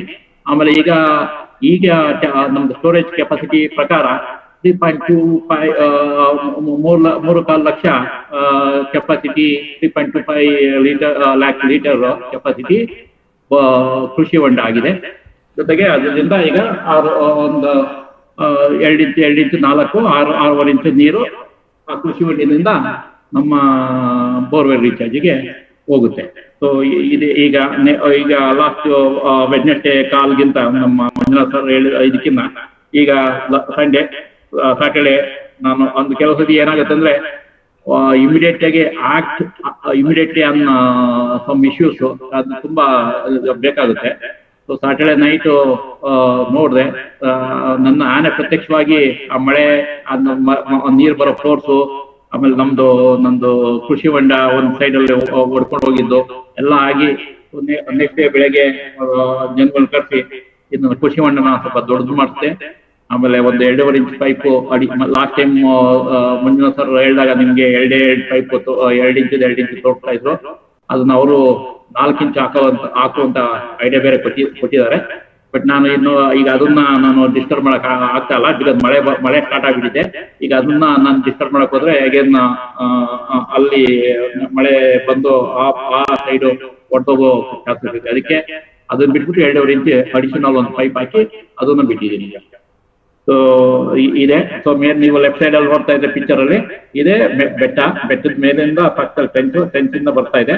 ಆಮೇಲೆ ಇದು ನಮ್ಮ ಜಮೀನಿಂದ ಸ್ಟಾರ್ಟ್ ಆಗ್ತಾ ಇರೋದು ಈ ಸ್ಟೋನ್ ರಿವೀಟ್ ಹಾಲು ಹಿಂಗ್ ಬಂದು ಈಗ ನೆಕ್ಸ್ಟ್ ಈ ಕೆಳಗಡೆ ಪಿಕ್ಚರ್ ಅಲ್ಲಿ ನೋಡ್ತಾ ಇರೋದು ಇಟ್ ಇಸ್ ಕ್ಯಾಚ್ಮೆಂಟ್ ಏರಿಯಾದಿಂದ ಇನ್ಲೆಟ್ ಅಲ್ಲಿ ಬರುತ್ತೆ. ಇನ್ಲೆಟ್ ಅಲ್ಲಿ ಬಂದು ಇದು ನಿಮ್ಗೆ 2 ಇಂಚದು 2 ಪೈಪ್, ಆಮೇಲೆ 2.5 ಇಂಚದು ಒಂದು ಔಟ್ಲೆಟ್ ಪೈಪ್. ಇದು ನಮ್ದು ಕೃಷಿ ಹೊಂಡದ ಇದೆ. ಈಗ next borewell recharge. So borewell recharge ತುಂಬಾ ಯೂಟ್ಯೂಬ್ ನೋಡಿ, ಆಮೇಲೆ ಮಂಜುನಾಥ್ ಸರ್ನು ಸ್ವಲ್ಪ ಡಿಸ್ಕಸ್ ಮಾಡಿದ್ದೆ. ಅವರು ದೇವರಾಜ್ ರೆಡ್ಡಿ ಹೆಸರು ಹೇಳಿದ್ರು. ಆಮೇಲೆ ಕೆಲವರು ನಾನು ಟ್ರೈ ಮಾಡಿದೆ ದೇವರಾಜ್ ರೆಡ್ಡಿನ ಕನ್ಸಲ್ಟಿಂಗ್ ಮಾಡಿ ನಮ್ಮ ಲ್ಯಾಂಡಿಗೆ ಖರ್ಚು ಮಾಡ್ಬೇಕು ಅಂತ. ಬಟ್ ಲೊಕೇಶನ್ ಕೆಲವರಿಗೆಲ್ಲ ಬರೋದಕ್ಕೆ ಅಲ್ಲಿಗೆಲ್ಲ ಆಗೋದಿಲ್ಲ. ಸೊ ನಾನೇ ಐ ಡಿಸೈಡೆಡ್ ದಟ್ ನಾನೇ ಮಾಡಬೇಕು ಇದೇನು ರಾಕೆಟ್ ಸೈನ್ಸ್ ಅಲ್ಲ ಇದೆ ಅಂತ ಅಂದ್ಬಿಟ್ಟು ಕೆಲವ್ರನ್ನೆಲ್ಲ ಒಂದಿಬ್ರು ಮಾವನ್ನ ಕರೆದೆ. ಅವ್ರಂದ್ರು, ಸರ್ ಇದನ್ನೆಲ್ಲ ಮಾಡಕ್ಕಾಗಲ್ಲ ಸರ್, ನೀವು ನಮ್ಮನ್ನ ಕನ್ಸಲ್ಟಿಂಗ್ ಕರಿಬೇಕು, ನಾವು ಬಂದು ಕನ್ಸಲ್ಟಿಂಗ್ ಮಾಡೋದಿ ನಾವು ನಿಂತ್ಕೊಂಡು ಮಾಡ್ತಿದ್ರೆ ಆಗತ್ತೆ, ಇದೆಲ್ಲ ಆಗಲ್ಲ ಅಂತ. ಅದು ಈಗ ನಾವೊಂದು 200 ಜನನ್ನ ಮ್ಯಾನೇಜ್ ಮಾಡ್ತಿರೋ ಕಂಪ್ನಿನಲ್ಲಿ ನಾನು ನನ್ನ ಜೊತೆ ಕೆಲವು ದಿವಸನೇ ಈಗ ಯಾವಾಗ ಈ ಕೆಲವರೆಲ್ಲ ನಿಮ್ ಕೈಲಿ ಆಗಲ್ಲ ಅಂತ ಹೇಳ್ತಾರೋ ಅದನ್ನ ಮಾಡ್ಲೇಬೇಕು ಅಂತ ಹಠ ಬರುತ್ತೆ. ಸೊ ಆದ್ರಿಂದ ನಾನೇ ನಿಂತ್ಕೊಂಡು ನಾನೇ ಈ ಕೃಷಿ ಹೊಂಡನ ಒಂದಿಬ್ರು ಹೆಲ್ಪರು, ನನ್ನ ಒಬ್ಬ ನನ್ನ ಕೇರ್ ಟೇಕರು, ಇನ್ನೊಬ್ಬ ನಮ್ಮ ಬಿಲ್ಡಿಂಗ್ ಬಿಲ್ಡಿಂಗ್ ಕಟ್ತಾ ಕನ್ಸ್ಟ್ರಕ್ಷನ್ ಬರೋ ಮೇಸನ್, ಅವರಿಬ್ರನ್ನ ಇಟ್ಕೊಂಡು ಒಂದು JCB ಮಾಡಿ ನಾನು 2 hours ಅಲ್ಲಿ ಫಸ್ಟ್ ಡೇ ನಾನು ಡಿಗ್ ಮಾಡಿದೆ. ಅಂದ್ರೆ ಡಿಗ್ ಮಾಡೋದಕ್ಕೆ 4 hours ಇದು ಅದನ್ನ ನಾನು JCB ನಲ್ಲಿ ಮಾಡ್ಬೇಕಾದ್ರೆ ನಾನು ಆಕ್ಚುಲಿ 10x10x10 ಕರೆಕ್ಟ್ ಆಗಿ ಮಾಡ್ಬೇಕಂತ ಆಗುತ್ತೆ. ಬಟ್ JCB ನಲ್ಲಿ ಮಾಡ್ಬೇಕಾದ್ರೆ ನಿಮಗೆ ಅದು ಸರಿಯಾಗಿ ಬರಲ್ಲ. ಸೊ ನಾನು ಎಂಡೆಡ್ ಅಪ್ ಲೈಕ್ 11x12. ಆಮೇಲೆ ಅದಕ್ಕೋಸ್ಕರ ನಾನು ಡೆಪ್ತ್ ನ ಸ್ವಲ್ಪ ಕಮ್ಮಿ ಮಾಡಿದೆ, 9 feet ಮಾಡಿದೆ. ಸೊ ಅದನ್ನ 12, 11 by 9 feet ಡೆಪ್ತ್ ಮಾಡಿದೆ. ಆಮೇಲೆ ಮಾಡಿ ಫಸ್ಟ್ ಪೈಪಿಗೆ ಪೈಪ್ನೆಲ್ಲ ಕ್ಲೀನ್ ಮಾಡಿ, ಅದಕ್ಕೆ ರಸ್ಟ್ ಎಲ್ಲ ಇದಿರುತ್ತೆ. ಫಸ್ಟ್ ಅದನ್ನ ಕ್ಲೀನ್ ಮಾಡಬೇಕು. ಕ್ಲೀನ್ ಮಾಡಿ ಅದಕ್ಕೆ ಫಸ್ಟ್ ನಾವು ರೆಡ್ ಆಕ್ಸೈಡ್ ಹೊಡೆದ ಮೇಲೆ ಆಮೇಲೆ ಎನಮಲ್ ಪೇಂಟ್ ಹೊಡೆದು ಇದು ಪೈಪ್, ಯಾಕಂದ್ರೆ ಮುಂದಕ್ಕೆ ನೀವು ಮಾಡಿದ್ಮೇಲೆ ತುಂಬಾ ನೀರು ಇರೋದ್ರಿಂದ ಅದನ್ನ ನೀವು ಪೈಪ್ ನ ಪ್ರಿಸರ್ವ್ ಮಾಡೋದು ಒಳ್ಳೇದು. ಸೊ ಅದಕ್ಕೋಸ್ಕರ ಮಾಡ್ದು. ಆಮೇಲೆ ಕೆಳಗಡೆ ಒಂದು ಕ್ಲಾಂಪ್ ಮಾಡಿ ಅದನ್ನ ಕೆಳಗಡೆ ಹೋಗ್ಬಾರ್ದು ಅಂತ, ಯಾಕಂದ್ರೆ ನಮ್ದು ಈ ಕೇಸಿಂಗ್ ಪೈಪ್ ನಮ್ಮ ಜಮೀನಿನವರು ಹೇಳಿದ ಪ್ರಕಾರ 30 ಅಡಿ ಮಾತ್ರ ಕೇಸಿಂಗ್ ಪೈಪ್ ಬಿಟ್ಟಿದ್ದಾರೆ. ಅಲ್ಲಿಂದ ಕಲ್ಸಿಟ್ಟು ಅಲ್ಲಿಂದ ಮುಂದಕ್ಕೆ ಕೇಸಿಂಗ್ ಪೈಪ್ ಇಲ್ಲ ಅಂತ. ಸೊ 30 ಅಡಿ ಆತರ ಅಲ್ಲ, 30-40 ಅಡಿ ಇರ್ಬೇಕಾದ್ರೆ ನಿಮ್ ಕೇಸಿಂಗ್ ಪೈಪ್ ಕೆಳಗಡೆ ಹೋಗೋ ಚಾನ್ಸಸ್, ಆ ತರ ವಾಲೋದು ಇದೆಲ್ಲ ಚಾನ್ಸಸ್ ಜಾಸ್ತಿ ಇರುತ್ತೆ ಅಂದ್ಬಿಟ್ಟು ಈ ಕ್ಲಾಂಪ್ ಹಾಕಿಸಿ ಅದಕ್ಕೆ 1 ಇಂಚು ಅಂದ್ರೆ 2 ಅಡಿ 1.5 ಅಂಡ್ 1 ಅಡಿ ಹೈಟ್ ಅದು ಒಂದು ಸುತ್ತ ಒಂದು ಕಾಂಕ್ರೀಟ್ ಬೆಡ್ ಅಂತ ಮಾಡ್ತಿ ಅದಕ್ಕೆ. ಆಮೇಲೆ ನೆಕ್ಸ್ಟ್ ಕೆಳಗಡೆಯಿಂದ 2 ಅಡಿ ಬಿಟ್ಟು 2 ಅಡಿ 6 ಅಡಿವರೆಗೂ ಸೊ ನಾವು ವೋಲ್ಸ್ ಮಾಡ್ದು. ವೋಲ್ಸ್ ಅಂತಂದ್ರೆ ಹೆಂಗೆ ಅಂದ್ರೆ ಕೆಲವರು ನಾನು ನೋಡಿದ ಪ್ರಕಾರ, ಆಮೇಲೆ ಕೆಲವರೆಲ್ಲ ನೀವು ಅಂದ್ರೆ ನೀವು 4 ಅಡಿನಲ್ಲಿ 150ರಿಂದ 200 ನೀವು ವೋಲ್ಸ್ ಮಾಡಬಹುದು ಅಂತ ಹೇಳಿದ್ರು. ಸೊ ನಾವು ಫಸ್ಟ್ ನಮ್ದು ಕೇಸಿಂಗ್ ಪೈಪ್ ತುಂಬಾ ಗಟ್ಟಿ ಇತ್ತು. ನಮ್ಮ ಡ್ರಿಲ್ ಟ್ರೈ ಮಾಡ್ದು. ಡ್ರಿಲ್ ಅಲ್ಲಿ ಒಂದು 4 ವೋಲ್ ಮಾಡೋದಕ್ಕೆ ಎಲ್ಲ ಡ್ರಿಲ್ ಬಿಟ್ಸು ಅದು ಇದೆಲ್ಲ ಮುರಿದೋಗ್ತದ. ಆಮೇಲೆ ಫೈನಲ್ ಏನಿಲ್ಲ ಅಂದ್ರೆ ನಾವು ಕಟಿಂಗ್ ಮಿಷಿನ್ ತಗೊಂಡು ನಾವು ಲೈನ್ಸ್ ಮಾಡಿದೀವಿ. ನಮ್ದು ನಾನು ಆಲ್ಮೋಸ್ಟ್ ಅರೌಂಡ್ ಲೈನ್ಸ್ ಮಾಡೋದ್ರಿಂದ ನಿಮ್ಗೆ ಕಮ್ಮಿ ಮಾಡ್ಬೇಕು. ವೋಲ್ಸ್ ಆದ್ರೆ 150ರಿಂದ 200 ಓಕೆ. ನಾನು ಲೈನ್ಸ್ ಮಾಡಿದ್ರೆ ಲೈನ್ಸ್ ಯಾಕೆಂದ್ರೆ ನೀವು ಒಂದೇ ಮೆಜರ್ಮೆಂಟ್ ಅಲ್ಲಿ ಲೈನ್ಸ್ ಮಾಡಕ್ಕಾಗಲ್ಲ, ಯಾಕೆಂದ್ರೆ ಅದನ್ನ ನೀವು ಕಟಿಂಗ್ ಮಿಷಿನ್ ಅಲ್ಲಿ ಮಾಡ್ತಿರ್ಬೇಕಾದ್ರೆ. ನಾನು almost around between 80 to 90 cuts ಮಾಡಿ ಈ ಬೋರ್ವೆಲ್ ಅಲ್ಲಿ. ಇದು ಬೋರ್ವೆಲ್ ಅದಾದ್ಮೇಲೆ ನೆಕ್ಸ್ಟ್ ನಾವು 3 ಮೆಟೀರಿಯಲ್ ಯೂಸ್ ಮಾಡಿದೀವಿ. ಒಂದು ಅಕ್ವಾ ಮೆಶ್ ಫಸ್ಟ್ ಲೇಯರ್, ಆಮೇಲೆ ನೆಕ್ಸ್ಟ್ ನೈಲಾನ್ ಮೆಶ್, ಆಮೇಲೆ HDPE ನೆಟ್. ಅಂದ್ರೆ ನಾವು ನೋಡಿದ ಪ್ರಕಾರ ಅವ್ರ ಅಂಗಡಿನ ಹೇಳ್ದ 3 ಮೀಟರ್ ಸಾಕು ಅಂತ. ಬಟ್ ನಾವ್ ಅಲ್ಲಿ ಹೋದ್ಮೇಲೆ 2 ಮೀಟರ್ ಬೇಕಾಗಿತ್ತು, ಯಾಕಂದ್ರೆ ನಾನು ಎಲ್ಲಾ ಮೆಷಸ್ ನ 2 ರೌಂಡ್ ಹಾಕಿದ್ದೀನಿ.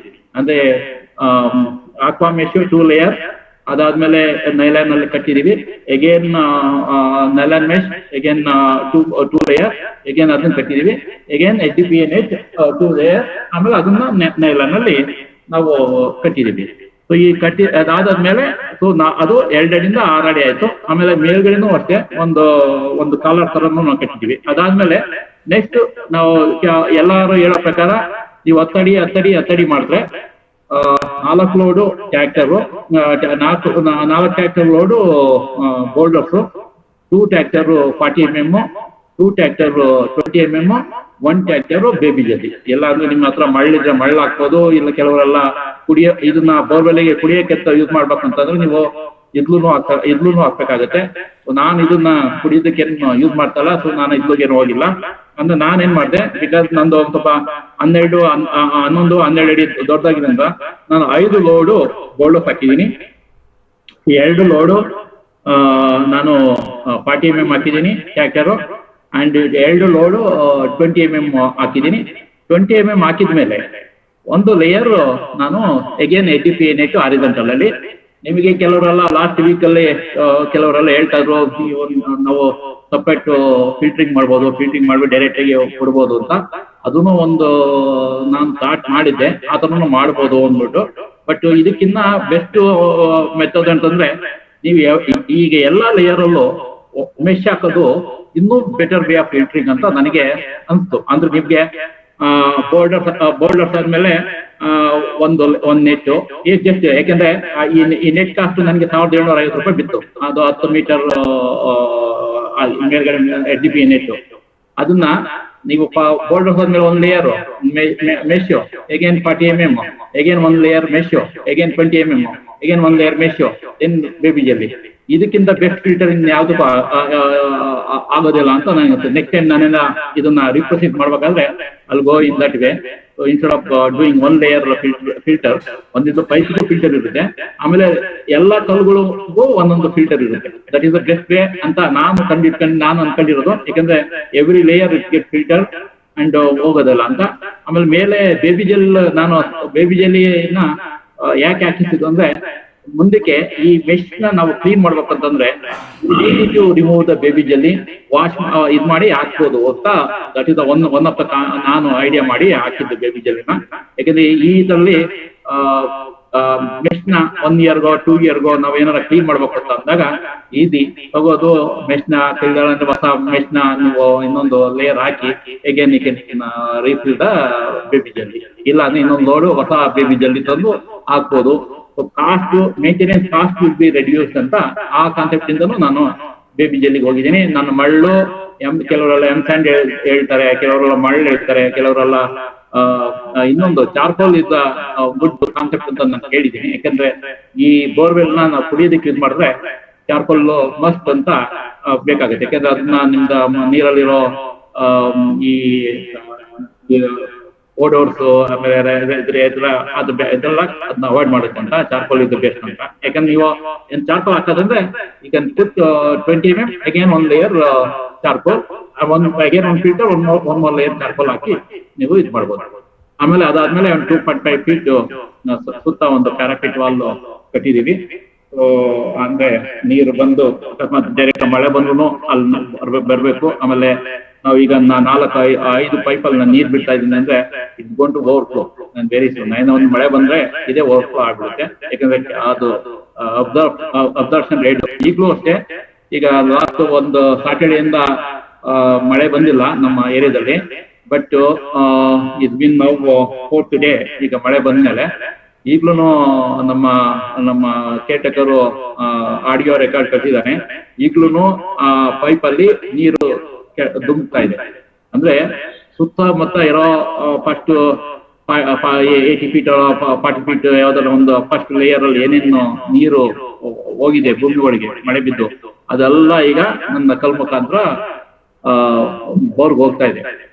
ಸೊ ಅದು ಒಂದು ತುಂಬಾ ನನಗೆ ಖುಷಿ ಕೊಟ್ಟ ಇದು. ಯಾಕಂದ್ರೆ ಯಾರು ಲಾಸ್ಟ್ ಟೈಮ್ ಕಾಲಲ್ಲಿ ನನಗೆ ಯಾರೋ ಹೇಳ್ತಾ ಇದ್ದೀನಿ, ನಾನು ಕೇಳಿದೆ. ಸೊ ಫಸ್ಟ್ ಒಂದಿಗೆ ಮಳೆ ಬಿದ್ದಿದ್ದ ನೀರೆಲ್ಲ ಫಸ್ಟ್ 80 feet ಅಲ್ಲಿ ಮಾತ್ರ ಅದು ಪರ್ಕ್ಯುಲೇಟ್ ಆಗುತ್ತೆ. ಆಮೇಲೆ ನೀವು ಕೆಳಗಡೆ ಎಲ್ಲ ಹೋಗಲ್ಲ, ಈ ತರ ಚಾರ್ಜ್ ಮಾಡ್ಬೇಕಂತ. ಅಟ್ಲೀಸ್ಟ್ ಫಸ್ಟ್ 80 feet ಅಲ್ಲಿ ಏನ್ ನೀರ್ ಬರುತ್ತೆ ಅಟ್ಲೀಸ್ಟ್ ಅದನ್ನ ನಾವು ಒಂದು borewell recharge is able to take ಆಗುತ್ತೆ ಅಂತ. ಒಂದು ಥಿಂಗ್ ಈ ತರ ಮಾಡ್ಬೇಕಂತ ಅಂದಾಗ ಕೆಲವರೆಲ್ಲ ಹೇಳ್ತಾರೆ ಸುತ್ತ ನೀವು ಕಾಂಕ್ರೀಟ್ ವಾಲ್ ಕಟ್ಬಿಡಿ, ಆಮೇಲೆ ಅದ್ರ ಮೇಲೆ ಕೆಲವರೆಲ್ಲ ರಿಂಗ್ ಯೂಸ್ ಮಾಡಿ ಅಂತ ಹೇಳ್ತಾರೆ. ಬಟ್ ನನ್ನ ಸಜೆಷನ್ ಪ್ರಕಾರ ಇದು ಓಪನ್ ಇರೋದು ಒಳ್ಳೇದು, ಮಣ್ಣು ಇರೋದು ಒಳ್ಳೇದು. ಯಾಕಂದ್ರೆ ಬೋಲ್ಡರ್ಸು 40 mm 20 mm ಎಲ್ಲ ಪ್ಯಾಕಿಂಗ್ ಇರೋದ್ರಿಂದ ಪೈಪಿಗೆ, ಸೊ ಬೇರೆ ಮಣ್ಣು ಬಂದು ಅದಕ್ಕೆ ಸೇರ್ಕೊಳ್ಳೋ ಅವಶ್ಯಕತೆ ಕಡಿಮೆ ಇರುತ್ತೆ. ಸೊ ಸುತ್ತು ಗೋಡೆ ಕಟ್ಟೋದು ಮಾಡ್ಬಿಡಿ, ಮಣ್ಣಲ್ಲೇ ಇರ್ಲಿ, ಮೇಲ್ಗಡೆ ಮಾತ್ರ ಪ್ಯಾರಾಪಿಟ್ ವಾಲು. ಜಸ್ಟ್ ನೀರು ಬೇರೆಗಡೆ ಔಟ್ ಸೈಡ್ ಇಂದ ಮಣ್ಣು ಬಂದು ಹೋಗದೆ ಇರ್ಲಿ. ಆಮೇಲೆ ನೀರು ಸ್ಟೋರ್ ಆಗೋದಕ್ಕೆ ಒಂದ್ ಸ್ವಲ್ಪ ಜೋರಾಗಿ ಮಳೆ ಬಂದಾಗ ಪೈಪಿಂದ ನೀವು ಬಿಟ್ಟಾಗ ಒಂದ್ ಸ್ವಲ್ಪ ಸ್ಟೋರ್ ಆಗಿ ನಿಧಾನಕ್ಕೆ ಪರ್ಕ್ಯುಲೇಟ್ ಆಗುತ್ತೆ. ಅದಕ್ಕೋಸ್ಕರ ಪ್ಯಾರಾಪಿಟ್ ವಾಲ್ ಹೆಲ್ಪ್ ಆಗುತ್ತೆ. ಜೊತೆಗೆ ಸುತ್ತಮುತ್ತ ಇರೋ ಮಣ್ಣು ನೀರು ರೀಚಾರ್ಜಿಂಗ್ ಬರೋದು ತಪ್ಪುತ್ತೆ. ಅದು ಈ ವೆಲ್ಡ್ ಕಾರಣದಿಂದ ಪ್ಯಾರಾಪಿಟ್ ಒಂದು 2.5 feet 3 feet parapet wall okay. But ಮಣ್ಣಲ್ಲೇ ಸ್ಟ್ರಕ್ಚರ್ ಇರ್ಲಿ, ಮಣ್ಣು ಗುಂಡಿನಲ್ಲೇ ನೀವು ಕಲ್ಗಳು ಹಾಕಿ ಬೋರ್ವೆಲ್ ಮಾಡೋದು. ಸೊ ಇದನ್ನೇ ಪಿಕ್ಚರ್ಗಳೆಲ್ಲ ಹಾಕಿದೀನಿ. ಸೊ ನಮ್ದು ಗುಡ್ಡಿ ತೆಗೆದಿದ್ದು, ಆಮೇಲೆ ರೆಡ್ ಆಕ್ಸೈಡ್ ಪೇಂಟು ಮತ್ತೆ ಲ್ಯಾಂಪ್ ಹಾಕಿರೋದು, ಅದಕ್ಕೊಂದು ಎರೆಮರ ಪೇಂಟ್ ಮಾಡಿರೋದು, ಆಮೇಲೆ ಅದಕ್ಕೊಂದು 1 ಅಡಿ ಬೆಡ್ ಹಾಕಿರೋದು, ಆಮೇಲೆ ನಾವು ಕಟ್ಸ್ ಮಾಡಿರೋದು, ಆಮೇಲೆ ಅದಕ್ಕೆಲ್ಲ mesh all the three meshes ನಾವು ಹಾಕಿರೋದು. Next last before parapet wall and this is the final output with the parapet wall and this is the pipe connection ಕೊಟ್ಟಿದ್ದೀನಿ ಎಲ್ಲ ಕಡೆಯಿಂದ. ಈಗ ಟೋಟಲ್ 3 ವಾಟರ್ ಸೋರ್ಸ್ ಇದೆ ನನಗೆ. 3 ವಾಟರ್ ಸೋರ್ಸ್ ಇಂದ ನಾನು ಈ ಬೋರ್ವೆಲ್ ರಿಚಾರ್ಜ್ಗೆ ಬಿಡ್ತಾ ಇದ್ದೀನಿ. ಸೊ ಇದು ಸಕ್ಸಸ್. ಮೋಸ್ಟ್ ಪ್ರಾಬಬ್ಲಿ ಇನ್ನೊಂದ್ 2-3 ಮಳೆ ಆದ್ಮೇಲೆ ನಾನು ಸ್ವಲ್ಪ ಅಪ್ಡೇಟ್ ಕೊಡೋದಕ್ಕೆ ಇಷ್ಟಪಡ್ತೀನಿ. So this is the thing. So last time cart ಬಗ್ಗೆನೂ ಸ್ವಲ್ಪ ಸರ್ ಹೇಳ್ತಾ ಇದ್ರು ಮಂಜುನಾಥ್ ಸರ್. ಸೊ ನಾನು ಮಾಡಿದ್ದು ಫಸ್ಟ್ ಏನಂತಂದ್ರೆ, ಈಗ ಕೆಲವದೆಲ್ಲ ಪ್ಯಾರಾಪೆಟ್ ವಾಲ್ ಅಲ್ಲ, ನನಗೆ ರಿವೀಟ್ ವಾಲ್ ಅಲ್ಲ ಕೆಲವದೆಲ್ಲ ಮಾಡ್ಬಿಟ್ಟಿದೆ ನಾನು ಅಲ್ಲೇ. ಸೊ ಈ ಸ್ಟಾರ್ಟ್ ಮಾಡೋದಕ್ಕೆ ಮುಂಚೆ. ಸೊ ಈಗ ನನಗೆ ಈ ಕೃಷಿ ಹೊಂಡ ಮಾಡೋದಕ್ಕೆ ನನ್ಗೆ ಏನಾಯ್ತು ಅಂದ್ರೆ, ಫಸ್ಟ್ ಒಂದು ಕ್ಯಾಚ್ಮೆಂಟ್ ಏರಿಯಾ ಕನ್ಸ್ಟ್ರಕ್ಷನ್ ಬೇಕಾಗಿತ್ತು, ಸ್ಟೋರೇಜ್ ಪಾಯಿಂಟ್ ಒಂದು ಬೇಕಾಗಿತ್ತು. ಸೊ ಇದಕ್ಕೆ ನಾನು 8 ಅವರ್ಸ್ ಯೂಸ್ ಆಯ್ತು ಕೃಷಿ ಹೊಂಡ ತರೋದಕ್ಕೆ. ಅದೊಂದು 8,000 rupees ನನಗೆ ಖರ್ಚಾಯ್ತು. ಆಮೇಲೆ 3 ಡೇ ಲೇಬರ್ ಆಯ್ತು. ಅಂದ್ರೆ ನನಗೆ ಇನ್ಪುಟ್ ಇನ್ಲೆಟ್ ಕೆನಾಲು ಆಮೇಲೆ ಔಟ್ಲೆಟ್ ಕೆನಾಲು ಎಲ್ಲ ಕಲ್ಲಲ್ಲೇ ಕಟ್ಸಿರೋದು. ನಾನು ಮೊದಲು ಪೈಪ್ ಹಾಕಿ ಮಾಡಿದ್ದೆ, ಪೈಪ್ ಹಾಕ್ಲಿಲ್ಲ. 4 ಇಂಚ್ ಪೈಪ್ ಹಾಕಿದ್ದೆ.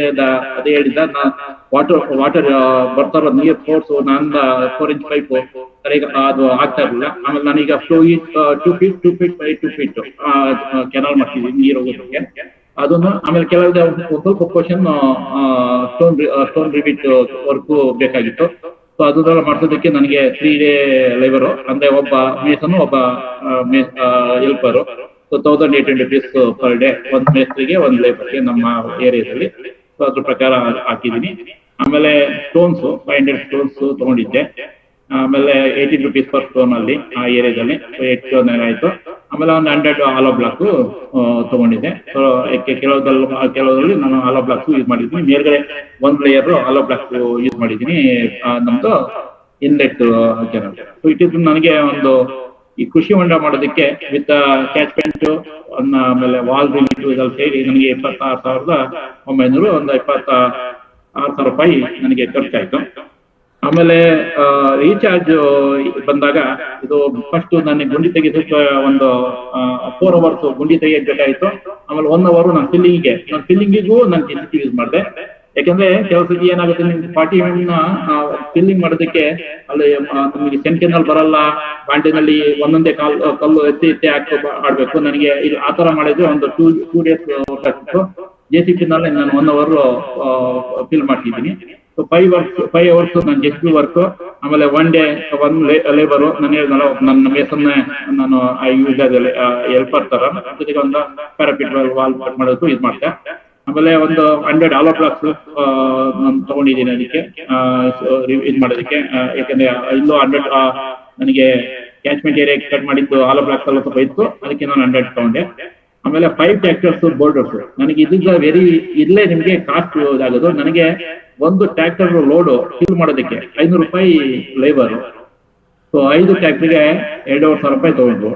ಆಮೇಲೆ 1,000 ರೂಪಾಯಿ ಟ್ರ್ಯಾಕ್ಟರ್ ಬಾಡಿಗೆ. ಅಂದ್ರೆ ನಮ್ಮ ಜಮೀನಲ್ಲೇ ಎಲ್ಲಾ ಕಡೆ ಹೋಗಿ 5 ಟ್ರ್ಯಾಕ್ಟರ್ ನಲ್ಲಿ ತಂದು ಅಲ್ಲಿ ಸುರಿಯೋದಕ್ಕೆ 500 ರೂಪಾಯಿ, ಒಂದು ಟ್ರ್ಯಾಕ್ಟರ್ ಲೋಡಿಗೆ 500 ರೂಪಾಯಿ. ಸೊ ಅದನ್ನ ಮೇಜರ್ ಕಾಸ್ಟ್. ನೀವು ಅದನ್ನ ಬೋರ್ಡರ್ಸ್ ನೀವು ಬೇರೆ ಕಡೆಯಿಂದ ತರಿಸ್ಬೇಕು ಅಂದ್ರೆ ತುಂಬಾ ಕಾಸ್ಟ್ ಆಗುತ್ತೆ. ಸೊ ಅಲ್ಲಿ ನನಗೆ ತುಂಬಾ ಸೇವ್ ಆಯ್ತು. ಆಮೇಲೆ 2 ಲೋಡು 40 mm 12,000 ರೂಪಾಯಿ ಆಯ್ತು ನನಗೆ. 2 ಲೋಡ್ 20 mm ನನಗೆ 6,000 ರೂಪಾಯಿ ಆಯ್ತು. 2 ಲೋಡ್ 6 mm ಇದಕ್ಕೆ ಅದು ಇದು 1 ಲೋಡ್ 6 mm 6,600 rupees ಆಯ್ತು. ಆಮೇಲೆ ಮೆಶ್ಶು ಇದೆಲ್ಲ ಸೇರಿ ನನಗೆ ಫಸ್ಟ್ 3,000 ರೂಪಾಯಿ ನನಗೆ 3 metre 3 metre aqua mesh, 3 metre nylon, 3 metre NDPI ನನಗೆ 3,000 ರೂಪಾಯಿ ಆಯ್ತು. ಜೊತೆಗೆ ನಾನು 10 ಮೀಟರ್ NDPI ನೆಟ್ ತಂದಿದೆ, ಅದೊಂದು 1,750 ರೂಪಾಯಿ ಆಯ್ತು. ಟೋಟಲ್ ನನಗೆ 4,750 ನನಗೆ ಇತ್ತು. ಇದೆಲ್ಲ ಸೇರಿ ನನಗೆ ಆಲ್ಮೋಸ್ಟ್ ಅರೌಂಡ್ 43,150 ನಲ್ಲಿ ನಾನು ಈ ಕೃಷಿ ಹೊಂಡನ ನಾನು ರೆಡಿ ಮಾಡಿದ್ದೀನಿ.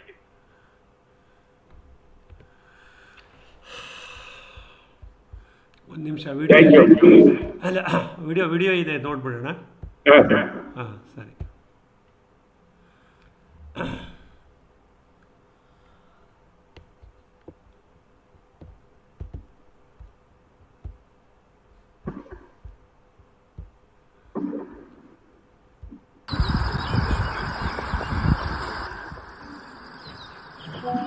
ವಿಡಿಯೋ ಕಾಣಿಸ್ತಾ ಇದೆಯಾ? ಹಾ ಎಕ್ಸ್ಪ್ಲೈನ್ ಮಾಡಿ ರೇವಣ್ಣ, ಮಾಡ್ಬೋದು.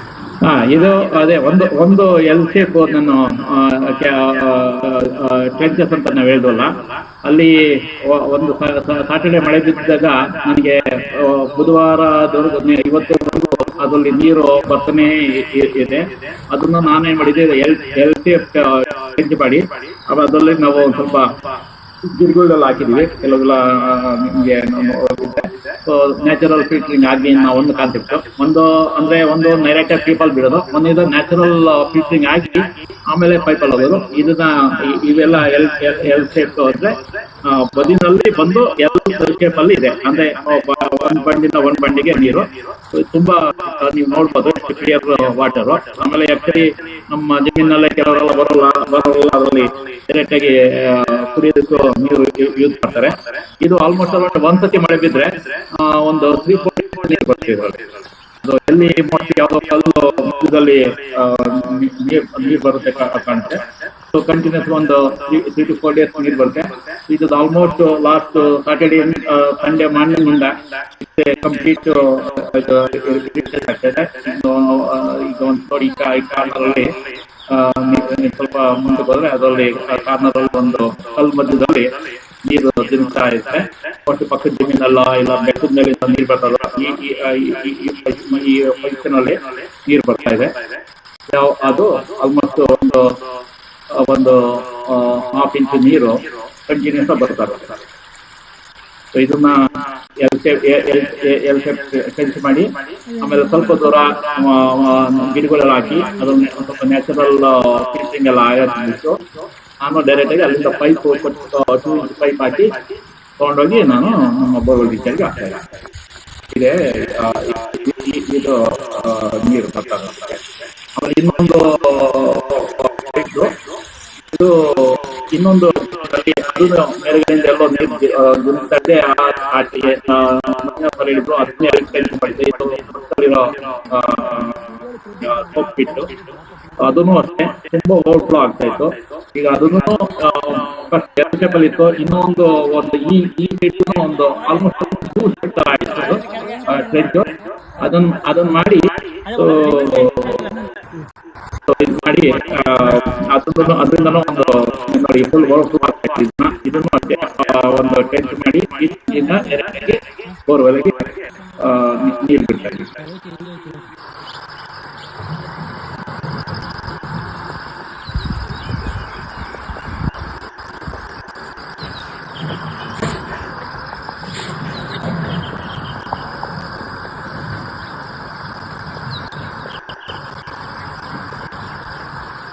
ಇದು ಒಂದು ಲ್ಯಾಂಡ್ ಎಲ್ ಶೇಪ್ ಟ್ರೆಂಚ್, ಇನ್ನೊಂದು ಲ್ಯಾಂಡ್ ಇನ್ನೊಂದು ಎಲ್ ಶೇಪ್. ಈ 2 ಎಲ್ ಶೇಪ್ ಟ್ರೆಂಚಿಂದ ನೀರು ಹಿಂಗದು ಅಲ್ಲದೆ ಓವರ್ಫ್ಲೋ ಆಗ್ತಾ ಇತ್ತು. ಆ ಓವರ್ಫ್ಲೋ ಆಗೋ ನೀರನ್ನ ನಾನು ತಗೊಂಡೋಗಿ 2 ಇಂಚ್ ಪೈಪ್ ಹಾಕಿ ಅದನ್ನು ತಗೊಂಡೋಗಿ ಬೋರ್ವೆಲ್ಗೆ ಇಟ್ಟಿದ್ವಿ.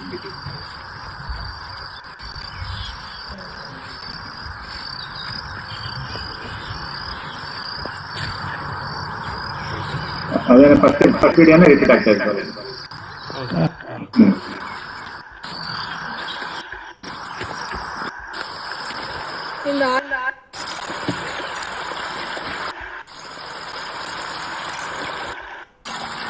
ಒಂದೇ ಒಂದು ಅದು ನಮ್ದು ಸಾಟರ್ಡೆ ಮಳೆ ನೀರು ಒಂದು ಹಾಕಿದ್ದೀನಿ ಸರ್, ಅದೊಂದು ತೋರಿಸ್ಬಿಡಿ.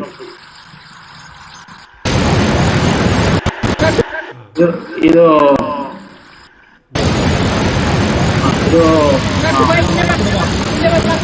ಪಕ್ಕದಲ್ಲಿರೋ ಟ್ರೆಂಚು.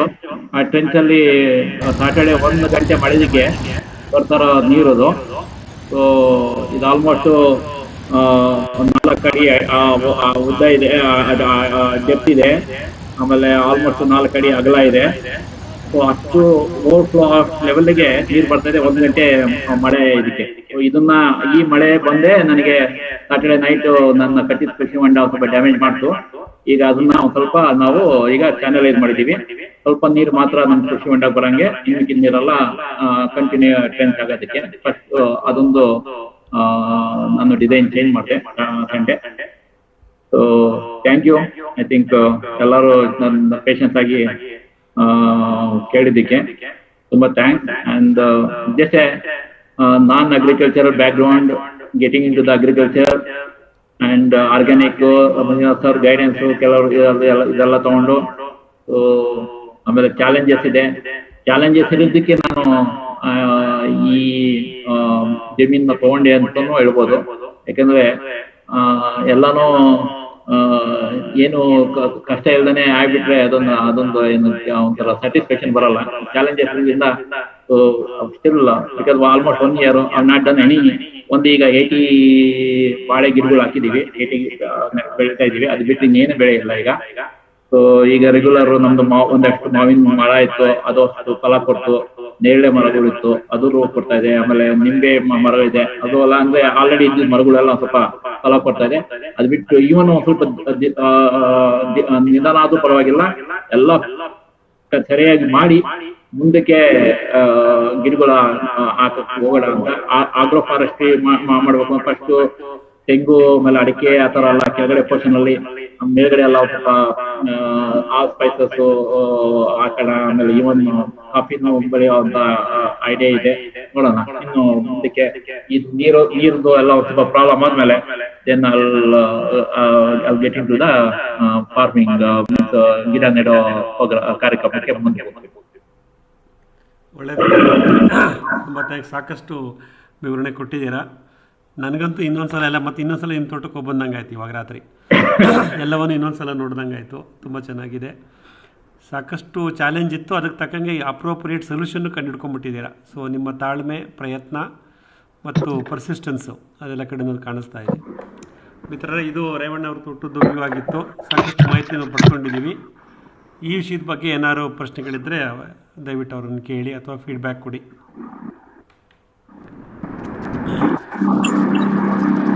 ನಮಸ್ತೆ ಸರ್. ಸರ್ ನಾವು ಅನಂತ್ ಅಂತ ಹೇಳಿ ತುಂಬಾ ಡೀಪ್ ಆಗಿ ವಿವರಣೆ ಕೊಟ್ರಿ ಸರ್. ಚೆನ್ನಾಗಿತ್ತು, ತುಂಬಾ ಚೆನ್ನಾಗಿ ಮಾಡಿದ್ರಿ.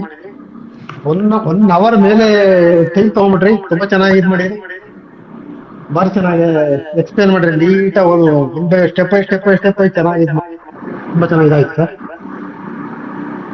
ತುಂಬಾ ಧನ್ಯವಾದ ಅನಂತ್. ಐ ಥಿಂಕ್ ನೀವು ನಮ್ಮ ತೋಟಕ್ಕೆ ಬಂದಿದ್ದೀರಾ, ನಮ್ಮ ತೋಟ ನೋಡಿದ್ದೀರಿ.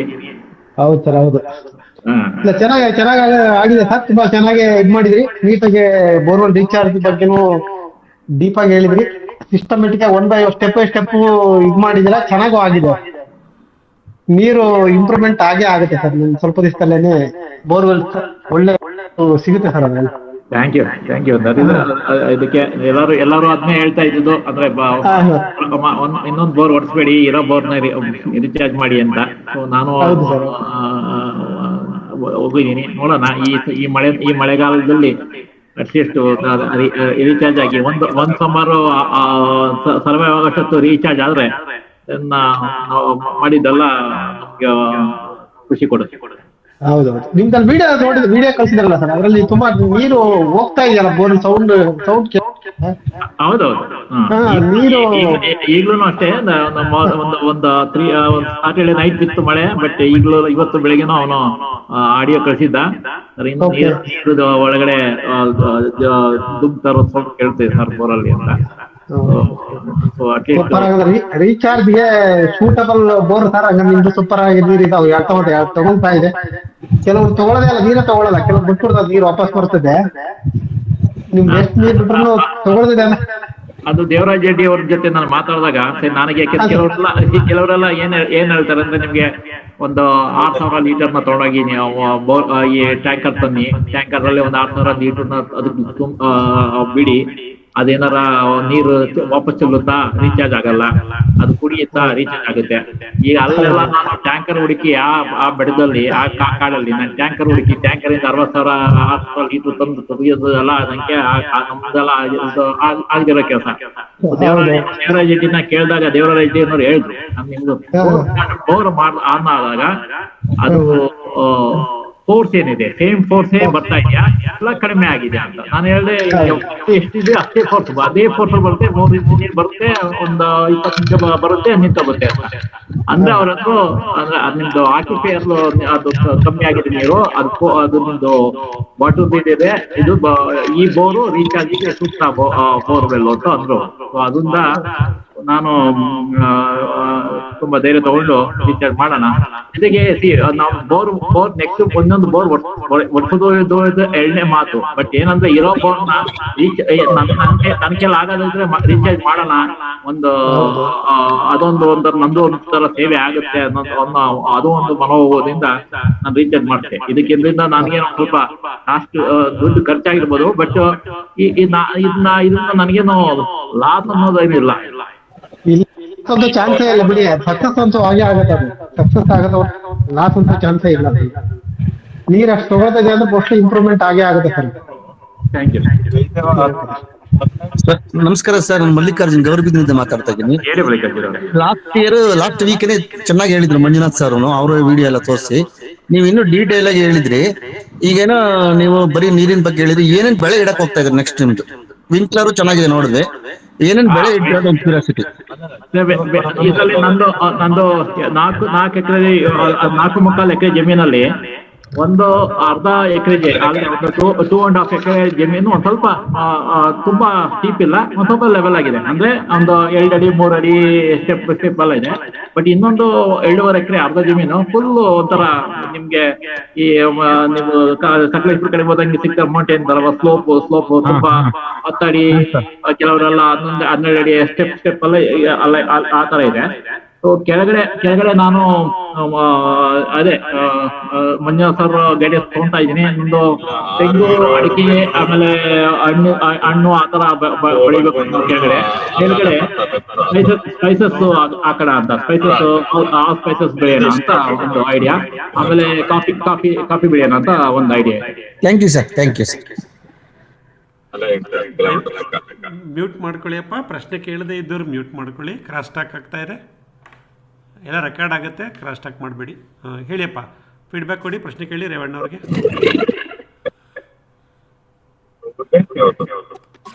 ಹಲೋ, ಯೋಗೇಶ್ ಇಲ್ಲಿ.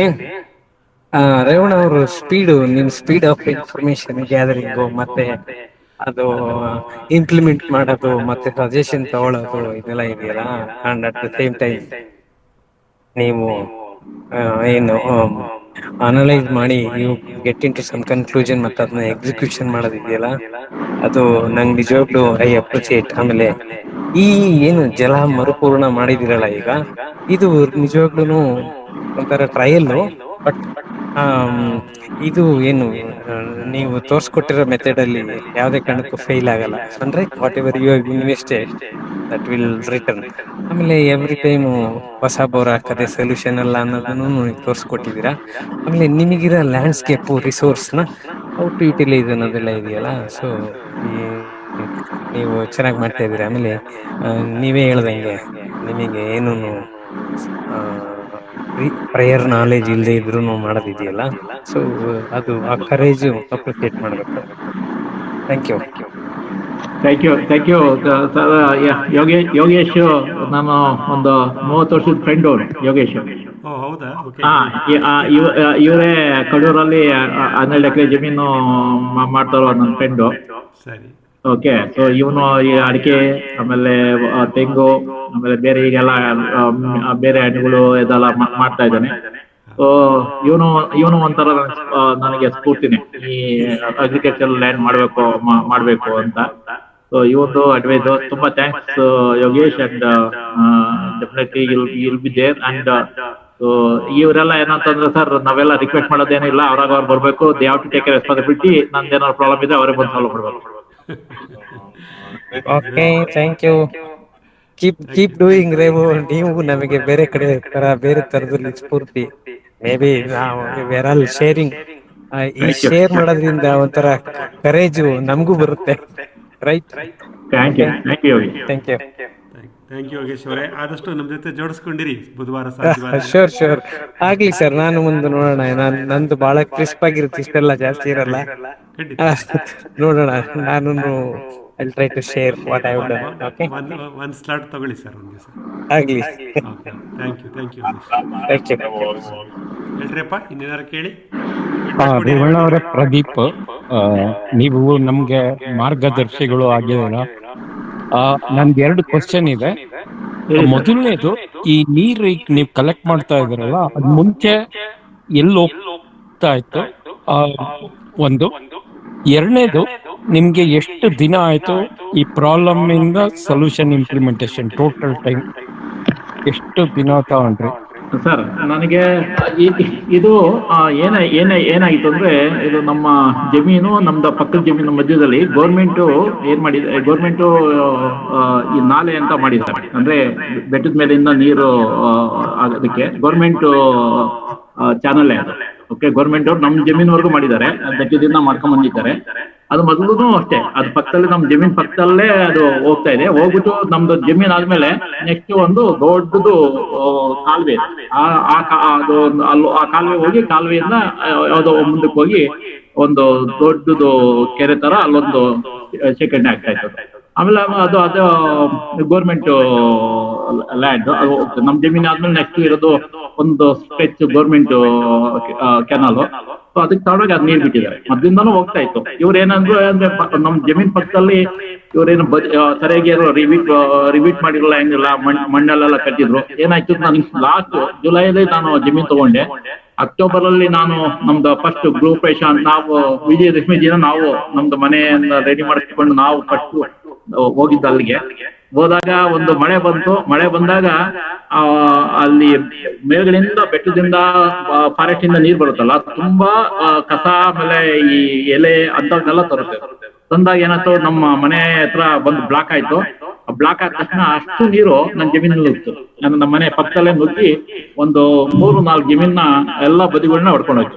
ನಾನು ಅವಾಗ ತಾನೇ ಹೊಸದಾಗಿ ಮಾಡ್ತಿದ್ದೆ, ಬದಿಗಳನ್ನ ಎಲ್ಲ ಹೊಡ್ಕೊಂಡು ಹೋಗಿ ಒಂದು ಜಮೀನಲ್ಲಿ ವಾಟರ್ ಮಾಡ್ಬಿಟ್ಟಿದ್ದೆ.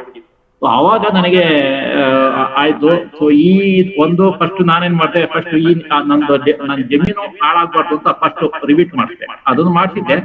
ಇದನ್ನ ನಾನು ಕ್ಯಾಚ್ ಫೀಡ್ ಮಾಡ್ಬೇಕಂತ ಐಡಿಯಾ ಇರ್ಲಿಲ್ಲ ನನಗೆ. ಒಂದ್ಸತಿ ಮಂಜುನಾಥ್ ಸರ್ ಬಂದಾಗ, ಇಷ್ಟೊಂದು ಮೇಲ್ಗಡೆಯಿಂದ ಎಷ್ಟೊಂದು ನೀರು ಬರ್ತಾ ಇದೆ ಅಂದ್ರೆ ಇದನ್ನ ಯಾಕೆ ವೇಸ್ಟ್ ಮಾಡ್ತಿದ್ಯಾ ಅಂತ ಇವರೊಂದ್ಸತಿ ಐಡಿಯಾ ಕೊಟ್ಟಿದ್ರು. ಬಟ್ ನಾನು ಅಷ್ಟೊಂದು ಆಗಿರ್ಲಿಲ್ಲ. ಬಟ್ ಯಾವಾಗ ನನಗೆ ಫೆಬ್ರವರಿ 2nd ವೀಕಲ್ಲಿ ನನಗೆ ಬೋರಲ್ಲಿ ನೀರು ಕಮ್ಮಿ ಆಯ್ತು, ಅವಾಗ ನಮ್ಮ ಚಿಕ್ಕಪ್ಪ ಹೇಳಿದ್ರು, ನೀನು ನೀನು ಇಲ್ಲ, ಹೆಂಗಿದ್ರು ಜಮೀನಲ್ಲಿ ಬಂದಿರೋ ನೀರ್ನೆಲ್ಲ ನೀನು ಇಂಗು ಗುಂಡಿ ಮಾಡಿ ಎಲ್ಲ ಮಾಡ್ತಾ ಇದೀಯಾ, ಬಟ್ ಪಕ್ಕದಲ್ಲಿ ಹೋಗ್ತಾರೋ ಮಳೆ ನೀರ್ನು ನೀನು ಬಿಡಬೇಡ, ಅದನ್ನು ಕ್ಯಾಚ್ ಮಾಡ್ಬೇಕು ಅಂತ. ಅವಾಗ ಮಂಜುನಾಥ್ ಸರ್ ಮೊದ್ಲು ಹೇಳಿದ್ದು, ನಮ್ಮ ಚಿಕ್ಕಪ್ಪ ಇನ್ಸಿಸ್ಟ್ ಮಾಡಿ ನನಗೆ ಕೃಷಿ ಹೊಂಡ ಕೊಡ್ತಿದ್ರು. ಅವಾಗ ನಮ್ಗೆ ಬೋರ್ವೆಲ್ ರೀಚಾರ್ಜ್ ಮಾಡ್ಬೇಕಂತ ಕಾನ್ಸೆಪ್ಟ್ ಇರಲಿಲ್ಲ. ಅಟ್ಲೀಸ್ಟ್ ಒಂದು 2-3 ಲಕ್ಷ ನೀರ್ನ ಸ್ಟೋರ್ ಮಾಡೋಣ, ಹಿಂಗು ನಮ್ ಜಮೀನಲ್ಲ ಹಿಂಗ್ಲಿ ಒಂದ್ ಸ್ವಲ್ಪ ಅಂತ ಆ ಕಾನ್ಸೆಪ್ಟ್ ಇಂದ ನಾವು ಸ್ಟಾರ್ಟ್ ಮಾಡಿದ್ದು. ಫೆಬ್ರವರಿ ಎಂಡ್, ಮಾರ್ಚ್ ಅಲ್ಲಿ ನಾವು ಐಡಿಯಾ ಮಾಡಿದ್ದು ಸರ್. ಮಾರ್ಚ್ ನಲ್ಲಿ ಮಾಡಿ ನಾವು ಏಪ್ರಿಲ್ ಅಲ್ಲಿ ಇದನ್ನ ಒಂದು 2 months ನಾವು ಇದನ್ನ ಇಂಪ್ಲಿಮೆಂಟ್ ಮಾಡ್ಬೇಕು. Very fast implementation. ನೀವು ಹೇಳಿದೆ, ನಾನು ನಿಮ್ಗೆ ಒಂದು ಲಾಸ್ಟ್ ಸಾಟರ್ಡೆ ನಾನು ನಮ್ ಜಮೀನ್ಗೆ ಹೋಗಿದ್ದೆ. ಅವತ್ತು ರಾತ್ರಿ 1 ಗಂಟೆ ಮಳೆ ಬಿತ್ತು. ಮಳೆ ಬಂದಾಗ ನಾನು ಕಟ್ಟಿದ್ದು ಅದು ಆ ಕೋರ್ಸ್ ನೀರು ಆಲ್ಮೋಸ್ಟ್ ನೋಡಿ, ಆಲ್ಮೋಸ್ಟ್ ನಾನು 2 ಅಡಿ ಇನ್ಪುಟ್ ಕೆನಲ್ ಮಾಡಿದ್ದೀನಿ. ಬಟ್ ನೀರ್ ಬರ್ತಾ ಇರೋದು 6 ಅಡಿ ಉದ್ದ, 6 ಅಡಿ ಅಗಲ ದಲ್ಲಿ ಅಷ್ಟು ಓವರ್ಫ್ಲೋ ಆಗ್ತಾರ ನೀರು. ಅಷ್ಟು ಬಂದು ಏನ್ ಮಾಡ್ತು, ಅಷ್ಟು ನೀರ್ನ ತಂದು ನನ್ನ ಕೃಷಿ ಹೊಂಡ ಹೊಡೆದಾಯ್ತು. ಸೊ ಸಾಟರ್ಡೆ ನೈಟ್ ಹಂಗಾಯ್ತು. So Sunday morning within lunch ಊಟ ಟೈಮ್ ಅಷ್ಟೊತ್ತಿಗೆ ಆ ಕೃಷಿ ಹೊಂಡನ ದೊಡ್ಡದು ಮಾಡಿ, ಆಮೇಲೆ ಅದನ್ನ ಚಾನಲೈಸ್ ಮಾಡಿದೆ. ಅಂದ್ರೆ ಕೆಲವು ಸತಿ ನಿಮ್ಗೆ ಸಡನ್, ಯಾಕಂದ್ರೆ ನೀವು ಈ ಪ್ರಕೃತಿ ವಿರುದ್ಧ ಹೋದಾಗ ನೀವು ಒಂದ್ ಸ್ವಲ್ಪ ಫಾಸ್ಟ್ ಆಗಿ ಆಕ್ಟ್ ಮಾಡ್ಬೇಕು ಅಂತ ಅನ್ಸುತ್ತೆ ನನಗೆ. ನಾನ್ ಮಾಡಿದ್ದು ಅದನ್ನೇ. ಸೊ ಸಾಟರ್ಡೆ ನೈಟ್ ನನಗೆ ಇಶ್ಯೂ ಬಂತು. ಸಂಡೇ ಆಫ್ಟರ್ನೂನ್ ಲಂಚ್ ಟೈಮಲ್ಲಿ ನಾನು ಅದನ್ನ ಸಾಲ್ವ್ ಮಾಡ್ದೆ. Great sir, great. Thank you Pradeep. ನಮಸ್ಕಾರ ಸರ್. ಈಗ ನೀವು ಹೇಳಿದ್ರಲ್ಲ ಪಾಯಿಂಟ್ ಹೇಳಿದ್ರಿ, ಈಗ ಮಳೆ ಬಂದಾಗ ಎಲೆಗಳು ಕಸ ಎಲ್ಲ ಕೊಚ್ಕೊಂಡ್ ಬರುತ್ತೆ ಮೇಲ್ಗಡೆಯಿಂದ ಅಂತ. ಸೊ ನೀವು ಕ್ಯಾಚ್ ಪಿಟ್ ಮಾಡಿದಿರಲ್ಲ, ಈಗ ಒಣ ಕಡ್ಡಿಗಳು ಆ ತುಂಡು ಎಲೆಗಳು ಎಲ್ಲ ತೇಲುತ್ತಲ್ವಾ, ತೇಲಿ ಬಂದು ಒಂದು ಬೋರ್ವೆಲ್ ಬಂದು ಮೇಲ್ಗಡೆ ಒಂದು ಲೇಯರ್ ಕ್ರಿಯೇಟ್ ಆದಾಗ ಹಾ ಇಶ್ಯೂ ಇತ್ತಾ? ಅದು ಅದೇ. ಅವಾಗ ನಾನು ಇನ್ನೇನ್ ಮಾಡಿದ್ದೀನಿ ಸರ್, ನನಗೆ ಒಂದು ಆಲ್ಮೋಸ್ಟ್ ಒಂದು ನನ್ನ ಜಮೀನಿಗೆ ಬಂದ ಮೇಲೆ ನನ್ನ ಜಮೀನು ಅಂದ್ರೆ ಎಷ್ಟಿದೆ ಅಂದ್ರೆ ಒಂದು 4 acres ಇದಿದೆ. ಆಲ್ಮೋಸ್ಟ್ ಅರೌಂಡ್ 300 feet ನನ್ನ ಜಮೀನ್ ಪಕ್ಕದಲ್ಲಿ ಈ ಕೆನಾಲ್ ಬರುತ್ತೆ. ಅಂದ್ರೆ ಈ ಚಾನಲ್ ಇರೋದು ನಮ್ಮ 300 feet ಲೆಂತ್ ಇದೆ ನಮ್ಮ ಜಮೀನ್ ಪಕ್ಕ. ನಾನೇನ್ ಮಾಡಿದೆ ಅಷ್ಟು, ಆಮೇಲೆ ಒಂದು 100 feet ಅಲ್ಲಿ ನಾನು ರಿಪೀಟ್ ಮಾಡ್ತಿದ್ದೀನಿ ಅಲ್ಲಿ ನೀರು ನುಗ್ಗಲು ಅಂತ. ಏನ್ ಮಾಡಿದ್ದೇನೆ ಅಂದ್ರೆ ಅದು ನಿಮಗೆ ಫೋಟೋ ತೋರಿಸಿಲ್ಲ, ನೆಕ್ಸ್ಟ್ ಟೈಮ್ ಯಾವಾಗ ಬಂದಾಗ ಫೋಟೋ ಹಾಕ್ತೀನಿ. ಒಂದು ಆಲ್ಮೋಸ್ಟ್ ಒಂದು 20 feet ಹಂಗೆ ಒಂದೊಂದು ಬಂಡ್ ತರ ಕಟ್ಟಿದ್ದೀನಿ. ಒಂದು ಕಲ್ಲಲ್ಲೇ ಒಂದೊಂದು ಕೋರ್ಸ್ ಮಾಡಿದ್ದೀನಿ. ಅಂದ್ರೆ ನೀರು ಬಂದು ದುಮ್ಕೋಬೇಕು, ಒಂದ್ ಸ್ವಲ್ಪ ಫ್ಲೋಟ್ ಆಗ್ಬೇಕು, ತಿರ್ಗಾ ಒಂದ್ ಸ್ವಲ್ಪ ಕೆಲವು ಕಡೆ ಎಲ್ಲ ನಾನು ಆರ್ಟಿಫಿಷಿಯಲ್ ವಾಟರ್ ಫಾಲ್ಸ್ ತರ ಮಾಡಿದ್ದೀನಿ. ಅಂದ್ರೆ ನೀರು ದುಮ್ಕೋದು ಈಗೇನು ಸ್ವಲ್ಪ ಮುಂದಕ್ಕೆ ಬರುತ್ತೆ, ಹೇಗೆ ದುಮ್ಕೋದು ಅದು. ಯಾಕಂದ್ರೆ ಅದು ನಮ್ದು ಇಲ್ಲಿ ಟೆರೇನ್ ಇದೆ, ಆ ಸ್ಟ್ರಕ್ಚರ್ ಅದೇ ತರ ಇರೋದ್ರಿಂದ ಅದನ್ನು ಮಾಡಿದ್ದೀನಿ. ಅಂದ್ರೆ ನನಗೆ ನನ್ನ ಮನೆ ಹಿಂದೆ ಬರ್ಬೇಕಾದ್ರೆ ನಿಮ್ನ ಫೋಟೋ ಮಂಜುನಾಥ್ ತೋರಿಸಿದಾಗ ಒಂಚೂರು ಕಸ ಇಲ್ಲ ಆ ನೀರಲ್ಲಿ. ಒಂದು ಕೆಂಪು ನೀರು ಬರ್ತಾ ಇದೆ, ಬಟ್ ಯಾವ್ದು ಕಸ ಬರಲ್ಲ. ಯಾಕಂದ್ರೆ ಕೆಲವು ಅಲ್ಲೇ ಆಲ್ಮೋಸ್ಟ್ ನಾನು ಒಂದು 5-6 ಸಣ್ಣ ಒಂದು ಕಟ್ಟೆ ತರ ಕಟ್ಟಿದ್ದೀನಿ. ಅಲ್ಲಿ ಸ್ಟಾಪ್ ಆಗಿ ಬರ್ತಾ ಇದೆ. ಈಗ ನನಗೆ ಏನು ಕಡ್ಡಿ ಕಸ ಏನು ಬರೋಲ್ಲ. ಸೊ ಅದನ್ನ ನಾನು ಮಾಡಿದ್ದೀನಿ. ಯಾಕೆಂದ್ರೆ ಕ್ಯಾಚ್ಮೆಂಟ್ ಮಾಡಿದಾಗ ನಮ್ಮ ಕೃಷಿ ಹೊಂಡಾಗೆ ಆದಷ್ಟು ಒಂದು ನೀರು ಬರಬೇಕು ಅನ್ನೋ ಕಾನ್ಸೆಪ್ಟ್ ಇಂದ ಈ ತರ ಮಾಡ್ತಾರೆ. ಸರ್ ಅದು ನ್ಯಾಚುರಲ್ ಫ್ಲೋ ಏನು ಬರುತ್ತೆ ಅದು ನೇರವಾಗಿ ಬೋರ್ವೆಲ್ ಪಿಟ್ಗೆ ಹೋಗಲ್ಲ, ಕೃಷಿ ಹೊಂಡಕ್ಕೆ ಹೋಗುತ್ತೆ. ಕೃಷಿ ಹೊಂಡದಲ್ಲಿ ಮತ್ತೆ ಫಿಲ್ಟರ್ ಆಗಿ 2 ಇಂಚಿನ ಪೈಪ್ಗಳಲ್ಲಿ ಅದಕ್ಕೆ ಮೆಶ್ ಕಟ್ಟಿದ್ದಾರೆ. ಅಲ್ಲಿ ಮತ್ತೆ ಫಿಲ್ಟರ್ ಆಗಿ ಅವ್ರದ್ದು ರೀಚಾರ್ಜಿಂಗ್ ಪಿಟ್ ಇದೆ, ಬೋರ್ವೆಲ್ ರೀಚಾರ್ಜಿಂಗ್ ಪಿಟ್ ಕಟ್ಟೆ. ಅಲ್ಲ ಸರ್, ಈ ಮಂಜುನಾಥ್ ಸರ್ ಇವ್ರಿಗೆ ಕೇಳಿದೇನು ಗೊತ್ತಾ, ಮೇಲ್ಗಡೆಯಿಂದ ಬೆಟ್ಟದ ಮೇಲಿಂದ ಬರ್ತಾ ಇದೆ ನೀರು, ಅದು ಕಸ ಕಡ್ಡಿ ಎಲ್ಲ ಎತ್ಕೊ ಬರ್ತಾ ಇದೆ, ಅದನ್ನ ಹೆಂಗೆ ನೀವು ಸ್ಟಾಪ್ ಮಾಡ್ತಾ ಇದ್ದೀರಾ ಅಂತ. ಅದಕ್ಕೆ ಸ್ಮಾಲ್ ಬಂಡು ಅದೆಲ್ಲ ಮಾಡ್ಕೊಂಡ್ ಬಂದಿದ್ದೀನಿ ನಾನು. ಸೊ ದಟ್ ಒಂದ್ ಸ್ವಲ್ಪ ನಿಂತು ಬರ್ಲಿ ನೀರು ಅಂತ ನೋಡಿದ್ದೀನಿ. ಪರ್ಪೆಂಡಿಕ್ಯುಲರ್ ನನಗೆ ನಾನು ಲೇಸರ್ ತೋರಿಸ್ತಾ ಇದೆಲ್ಲ ಈ ತರ ಪರ್ಪೆಂಡಿಕ್ಯುಲರ್ ಕಲ್ಲುಗಳು ಇಟ್ಟಿದ್ದೀನಿ. ಹೌದು ಸರ್, ಹೌದು ನಾನು ಗಮನಿಸಿದ್ದೀನಿ. ಒಳ್ಳೇದಪ್ಪ, ಕೇಳಿಯಪ್ಪ, ಫೀಡ್ಬ್ಯಾಕ್ ಕೊಡಿ. ಹೇಗಿತ್ತು ಪ್ರೆಸೆಂಟೇಷನ್ ರೇವಣ್ಣ ಅವ್ರದ್ದು ಹೇಳಿ. ಸರ್ ಅದೇ ಈಗ ಯಾರಾದ್ರೂ ಈಗ ಬೇಡ ಆಗಲ್ಲ ಅಂತ ಹೇಳಿ ಕಲಿಂದ ಮಾಡಿದೀವಿ ಅಂತ, ಸೊ ಅದು ಧೈರ್ಯ ಮೆಚ್ಬೇಕು ಸರ್. ಯಾಕಂದ್ರೆ ನಾವು ಎಷ್ಟೊಂದ್ಸತಿ ಅದೇ ಸಿಚುವೇಶನ್ ಇರ್ತೀವಿ, ಆದ್ರೆ ತುಂಬಾ ರೆಫರೆನ್ಸಸ್ ತಗೊಂಡು ಮಾಡಿ ಆ ತರ ಎಲ್ಲ ಮಾಡ್ತೀವಿ. ಸೊ ನೀವು ಸ್ಟ್ರೈಟ್ ಫಾರ್ವರ್ಡ್ ಮಾಡಿ ಎಲ್ಲೂ ಕನ್ಫ್ಯೂಷನ್ ಮಾಡಿದೀರ, ನಮಗೋದಲ್ಲಿ ತುಂಬಾ ಇದಾಯ್ತು. ತುಂಬಾ ಏನು ಅಂದ್ರೆ ಒಂದು ನಮಗೆ ಈಗ ಒಂದು 20 ನಿಮ್ಗೆ ಫಸ್ಟ್ ನಾನು ನಿಮ್ಗೆ ಅದನ್ನೇ ಹೇಳ್ತಾ ಇದ್ದೆ, ಒಂದು 27 ವರ್ಷದಿಂದ ಈ IT ಕಂಪ್ನಿ ಮಂಜುನಾಥ್ ಸರ್ಗೂ ಗೊತ್ತು ನಮ್ದು ಚಾಲೆಂಜಸ್ ಏನಿಂಗ್ ಇರುತ್ತೆ ಅಂತ. ನಮ್ದು ಡೈಲಿ ಒಂದೊಂದು ಇಶ್ಯೂಗಳು ಬರ್ತಾ ಇರ್ತದೆ. ಡೈಲಿ ಬೆಳಗ್ಗೆ ಇಶ್ಯೂ ಬಂದ್ರೆ ಸಾಯಂಕಾಲದಷ್ಟಕ್ಕೆ ನಮ್ಗೆ ಸೊಲ್ಯೂಷನ್ ಬೇಕಾಗಿರುತ್ತೆ. ಸೊ ಆ ತರ ಎನ್ವಿರಾನ್ಮೆಂಟ್ ಅಲ್ಲಿ ಒಂದು 200 ಜನನ ಮ್ಯಾನೇಜ್ ಮಾಡ್ಕೊಂಡು ನಾನು ಕೆಲಸ ಮಾಡ್ಬೇಕಾದ್ರೆ ಅದೇನೋ ನನಗೆ ಗೊತ್ತಿಲ್ಲದೇನೆ ಮನೋಭಾವ ಬಂದ್ಬಿಟ್ಟಿದೆ ಅಂತ ಕಾಣುತ್ತೆ. ಅಂದ್ರೆ ಚಾಲೆಂಜಸ್ ಅಂದ್ರೆ ನನಗೆ ಇಷ್ಟ ಆಗ್ಬಿಟ್ಟಿದೆ. ಅದನ್ನ ಹೆಂಗೆ ಚಾಲೆಂಜಸ್ ಅಂದ್ರೆ ಹೆಂಗೆ ಸೊಲ್ಯೂಷನ್ ಮಾಡೋದು ಅಂತ. ಸೊ ಮೋಸ್ಟ್ಲಿ ನನಗೆ ಇದನ್ನ ನಾನು I take it as positive. But ಜೊತೆಗೆ ಕೆಲವು ಸತಿ ಎಲ್ಲ ಆಕ್ಟ್ ಅಪ್ ಮೀನ್ಸ್ ಇಮಿಡಿಯೇಟ್ ಆಗಿ ಆಕ್ಟ್ ಮಾಡೋದು ಆಗುತ್ತೆ, ಆಮೇಲೆ ಮುಖ್ಯ ಆಗುತ್ತೆ. ಕೆಲವು ಸತಿ ಎಲ್ಲ ನಾವು ನೇಚರ್ ಜೊತೆ ನಾವು ಆಟ ಆಡ್ತಿರ್ಬೇಕಾದ್ರೆ, ಇವಾಗ ನಮ್ಮ ಮಳೆ ನೀರನ್ನ ನಾನು ಹಿಡಿದು ನಾನು ಸಾಧಿಸ್ತೀನಿ ಅಂತ ಹೇಳ್ಬೇಕಾದ್ರೆ ಸಾಟರ್ಡೆ ನಾನ್ ಎಸ್ಟಿಮೇಟ್ ಮಾಡಿದ್ದಕ್ಕಿಂತ ಉಲ್ಟಾ ಆಯ್ತು. ಅಂದ್ರೆ ನನ್ಗೆ 1 ಗಂಟೆ ನದಿ ಮಳೆನಲ್ಲಿ ಎಷ್ಟೊಂದು ನೀರು ಬರುತ್ತೆ ಅಂತ ನಾನು ಕಣ್ಣಾರೆ ನೋಡಿರಲಿಲ್ಲ, ನನಗೆ ಎಕ್ಸ್ಪೀರಿಯನ್ಸ್ ಆಗಿರಲಿಲ್ಲ ಅಂತ. ಆದಾಗ ಓಕೆ, ಅದು ಇಮಿಡಿಯೇಟ್ ಆಗಿ ನೆಕ್ಸ್ಟ್ ಡೇ ಮಾರ್ನಿಂಗ್ ಅದನ್ನ ಇಂಪ್ಲಿಮೆಂಟ್ ಮಾಡಿದೆ. ಸೊ ಅದು ಒಂಥರ ಒಂದು ಲೆಸನ್ ಲರ್ನ್ಡ್.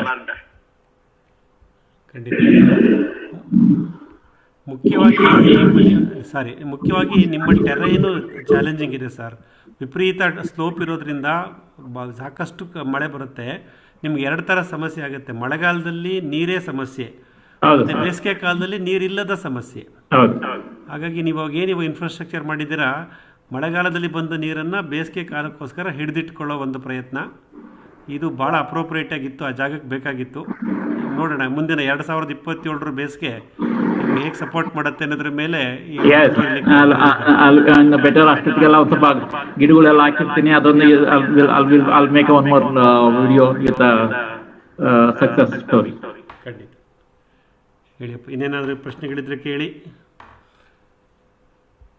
ಫೀಡ್ಬ್ಯಾಕ್ ಕೊಡಿ.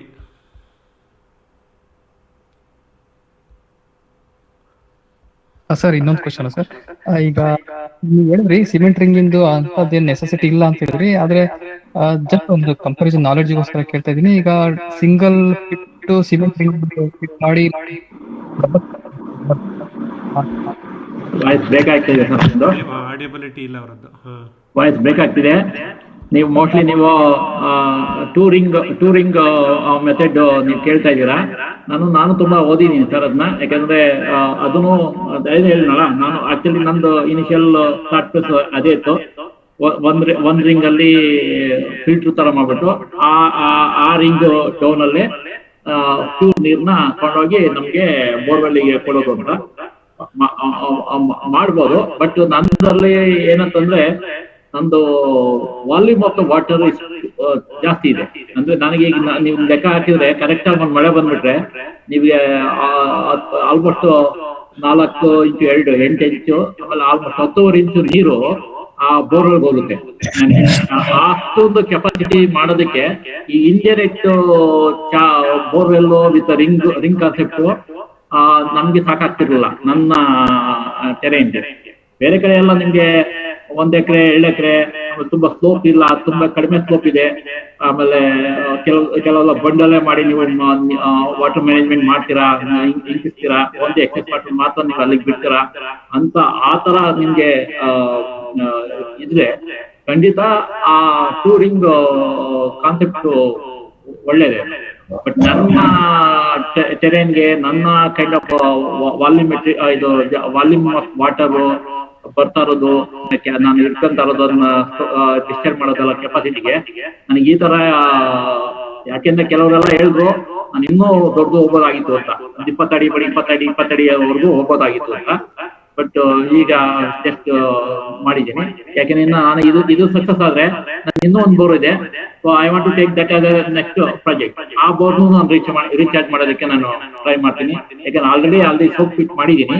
ಸೋಪ್ ಫಿಟ್ ಇಂದ ಅದಕ್ಕೂ ರೀಚಾರ್ಜ್ ಆಗ್ತಿದೆ. ಬಟ್ ಇದು ಇಂಡೈರೆಕ್ಟ್ ಆಗಿ ಮಾಡಿದ್ದೀನಿ. ಈಗ ಅದನ್ನು ಒಂದು ಡೈರೆಕ್ಟ್ ಆಗಿ, ಯಾಕಂದ್ರೆ ಇದರಲ್ಲಿ ತುಂಬಾ ಎಕ್ಸೆಸ್ ವಾಟರ್ ನೀರು ಜಾಸ್ತಿ ಆದ್ರೆ ನಾನು ಕೆಲವೆಲ್ಲ ನೀರ್ನ ಅದಕ್ಕೆ ನಾನು ಕೃಷಿ ಹೊಂಡೆಯಿಂದ ಅದಕ್ಕೆ ಅದಕ್ಕೂ ಸ್ವಲ್ಪ ನಾನು ಡೈವರ್ಟ್ ಮಾಡ್ಬೋದು ನೀರು ಹೋಗೋದಕ್ಕೆ ಅಂತ ಅದನ್ನು ಒಂದು ಪ್ಲಾನ್ ಮಾಡಿ. ಐ ಥಿಂಕ್ ನಿಮ್ಗೆ ನಿಮ್ ಕ್ವಶನ್ ಆನ್ಸರ್ ಮಾಡಿದೆ ಅಂತ. Thank you sir.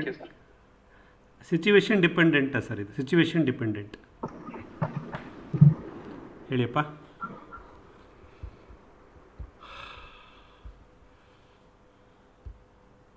ಸೊ ಸಾಕಷ್ಟು ವಿಷಯಗಳು ಇವತ್ತು ನಮಗೆ ರೇವಣ್ಣವ್ರು ಕೊಟ್ಟಿದ್ದಾರೆ.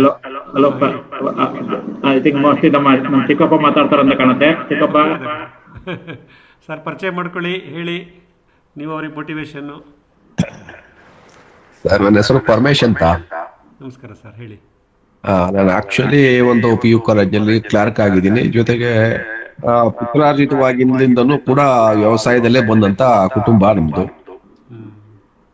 ಆಕ್ಚುಲಿ ನಾನು ನಮ್ಮ ತಂದೆಯವರಿಂದ ನಾನು ಜಮೀನ್ ಪಡ್ಕೊಂಡಂತ ಸನ್ನಿವೇಶದಲ್ಲಿ ನಮ್ಮ ಜಮೀನಲ್ಲಿ ಒಂದು ಮರನೂ ಕೂಡ ಇರ್ಲಿಲ್ಲ, ಮತ್ತೆ ಯಾವುದೇ ರೀತಿ ಬೋರ್ಗಳು ಕೂಡ ಇರ್ಲಿಲ್ಲ. ನಾನೇನೋ ಒಂದು ಕಷ್ಟಪಟ್ಟು ಒಂದು ಬೋರ್ ಅಂತ ಮಾಡಿದೆ. ಬೋರ್ ಏನಾಗುತ್ತೆ ಅಂದ್ರೆ ಒಂದು ಅರ್ಧ ಗಂಟೆ ಬಂದು ಫೇಲ್ ಆಗ್ಬೋದು. ಹಲೋ, ಕೇಳಿಸ್ತಾ ಇದೀವಿ.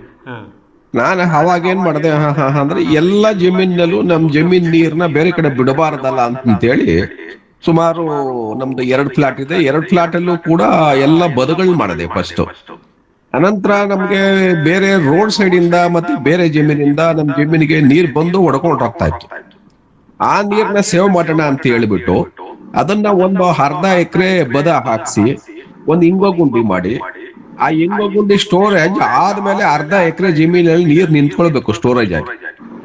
ಆ ರೀತಿ ಪ್ಲಾನ್ ಮಾಡಿ ನೀರ್ನ ನಿಲ್ಲಿಸ್ತಾ ಸೇವ್ ಮಾಡಿ ಈ ಪ್ರಾಜೆಕ್ಟ್ ಎಲ್ಲ ಆದ್ಮೇಲೆ ನನ್ನ ಬೋರು ಸಕ್ಸಸ್ ಆಯ್ತಾ ಬಂತು. ಈಗ ಮೊನ್ನೆ ಬೇಸಿಗೆಯಲ್ಲಿ ಎಲ್ಲಾ ಬೋರ್ಗಳು ಕೂಡ ಕುಡಿಯೋ ನೀರ್ ಬೋರ್ಗಳು ಕೂಡ ಸ್ವಲ್ಪ ಸಮಸ್ಯೆ ಉಂಟಾಗಿ ನೀರಿಲ್ಲ ಅಂತ ಹೇಳ್ತಾ ಇರೋ ಸನ್ನಿವೇಶದಲ್ಲಿ ನಾನು ನನ್ನ ಬೋರಿಂದ ಇಡೀ ಮಾವಿನ ಮರಕ್ಕೆ ಒಂದು 400 ಗಿಡ ಮಾವಿನ ಮರಕ್ಕೆ ನೀರ್ ಕಟ್ಕೊಂಡು ಬಂದ್ರು ಕೂಡ ನನ್ನ ಬೋರ್ ಯಾವ ಕಾರಣಕ್ಕೂ ನಿಲ್ಲೇ ಇಲ್ಲ. ಒಂದು ಕಾಲದಲ್ಲಿ ಅದು ನಿಲ್ತಾ ಇತ್ತು, ಇಂಥ ಬೇಸಿಗೆಲ್ಲೂ ಕೂಡ ನಾನು ನಿಲ್ತಾ ಇಲ್ಲ, ಯಾವುದೇ ಕಾರಣಕ್ಕೂ ನೀವು ವಾಟರ್ ಸೋರ್ಸ್ ಸ್ಟಾಪ್ ಆಗ್ತಾ ಇಲ್ಲ. ಸೊ ಇದಕ್ಕೆ ಕಾರಣ ಏನು ಅಂದ್ರೆ ನಾನು ಮಾಡಿರ್ತಕ್ಕಂತ ಒಂದು ಬದ, ಪ್ರತಿ ಜಮೀನಲ್ಲೂ ಒಂದೊಂದು ಅರ್ಧ ಎಕರೆ ಇದ್ರು ಕೂಡ ಅದಕ್ಕೆ ಬದ, ಮತ್ತೆ 2 ಹಿಂಗ ಗುಂಡಿಗಳು. ನಮ್ಮ ಕಾನ್ಸೆಪ್ಟ್ ಏನು ಅಂದ್ರೆ ಈಗ ರೇವಣ್ಣ ಜಮೀನು ಬೆಟ್ಟ ಇದ್ದಂಗೆ, ಇದು ನಮ್ದು ಕೂಡ ಒಂದ್ ಸ್ವಲ್ಪ ಅದೇ ತರ ಬೆಟ್ಟ ಇದೆ. ಸಹಜವಾಗಿ ನಾವು ಕಾಲಿಗೆ ನೀರ್ ಹಾಕೊಂಡ್ರೆ ತಲೆ ಮೇಲಕ್ಕೆ ಹೋಗಲ್ಲ, ತಲೆ ಮೇಲೆ ಹಾಕೊಂಡ್ರೆ ಕಾಲಿಗೆ ನೀರ್ ಬರುತ್ತೆ. ಸೊ ಆ ಪ್ರಾಜೆಕ್ಟ್ ಅಲ್ಲಿ ನಾವು ಎತ್ತರವಾದ ಸ್ಥಳದಲ್ಲಿ ನೀರ್ನ ತಡೆದು ನಿಲ್ಸಿದ್ರೆ ಅದು ಎಲ್ಲಾ ಕಡೆಗೂ ಕೆಳಕ್ಕೆ ಡೌನ್ಗೆ ನಮ್ಗೆ ಕಾಲಿಗೆ ನೀರು ಬರುತ್ತೋ ತಲೆ ಮೇಲೆ ಹೋದ್ರೆ ಹಾಗೆ ಎಲ್ಲಾ ಕಡೆಗೂ ಸ್ಟೋರೇಜ್ ಆಗ್ತಾ ಇರ್ತದೆ, ಹರಡ್ತಾ ಇರ್ತದೆ. ಈ ಪ್ರಾಜೆಕ್ಟ್ ನನ್ನ ಜಮೀನಲ್ಲಿ ಮಾಡಾದ್ಮೇಲೆ ನನ್ನ ಜಮೀನಲ್ಲಿ ಬೆಳೆತಿರ್ತಕ್ಕಂತ ಎಲ್ಲಾ ಮರಗಳು, ಒಂದ್ 400 ತೆಗೆದ ಮರ ಬೆಳೆಸ್ತೀನಿ, ಒಂದು 400 ಮಾವಿನ ಮರ ಬಂದಿರ್ತೀನಿ. ಈ ಯಾವ್ದು ಮರಗಳು ಕೂಡ ಒಣಗಲ್ಲ. ಬೇಸಿಗೆಯಲ್ಲಿ ಬೇರೆ ಜಮೀನಲ್ಲಿ ಮಳೆ ಅಭಾವದಲ್ಲಿ ಕೆಲವು ಮರಗಳು ಬೇರೆ ಇವರು ಜಮೀನಲ್ಲಿ ಒಣಗ್ತಾ ಇದ್ರು ಕೂಡ ನನ್ನ ಜಮೀನಿರೋ ಮರಗಳು ಒಣಗಲ್ಲ. ಯಾಕೆ ಅಂದ್ರೆ ಪ್ರತಿ ಜಮೀನಲ್ಲಿ ಅರ್ಧ ಎಕರೆ ಇರ್ಲಿ, ಅದು 1 ಎಕರೆ ಇರ್ಲಿ, ಅದು 10 ಗುಂಟೆ ಇರ್ಲಿ, ಆ ಎಲ್ಲಾ ಪ್ರಾಜೆಕ್ಟ್ ಜಮೀನುಗಳಲ್ಲೂ ಕೂಡ ಬದುಗಳು ಹಾಕಿದ್ದೀನಿ ನಾನು. ಒಂದು ಡ್ರಾಪ್ ನೀರ್ನ ನಮ್ಮಿಂದ ಡೌನ್ ಸಾಕಷ್ಟು ಪಕ್ಕ ಡೌನ್ ಇದೆ, ಆ ಡೌನ್ಗೆ ನಾನು ನೀರ್ ಬಿಡ್ತಾ ಇಲ್ಲ. ಇದೇ ಪ್ರಾಜೆಕ್ಟ್ ನ ನಾನು ರೇವಣ್ಣ ಜಮೀನಲ್ಲಿ ಅದನ್ನ ಮಾಡ್ಲಿಕ್ಕೆ ನಿಂತ್ಕೊಂಡು ಒಂದ್ ಸ್ವಲ್ಪ ಮಾಡಿದೆ. ಅದು ರೇವಣ್ಣ ಅವರು ಕೂಡ ಎಕ್ಸ್ಪೆಂಡಿಚರ್ ಮಾಡಿ ಅದನ್ನ ತಗೊಂಡ್ರು.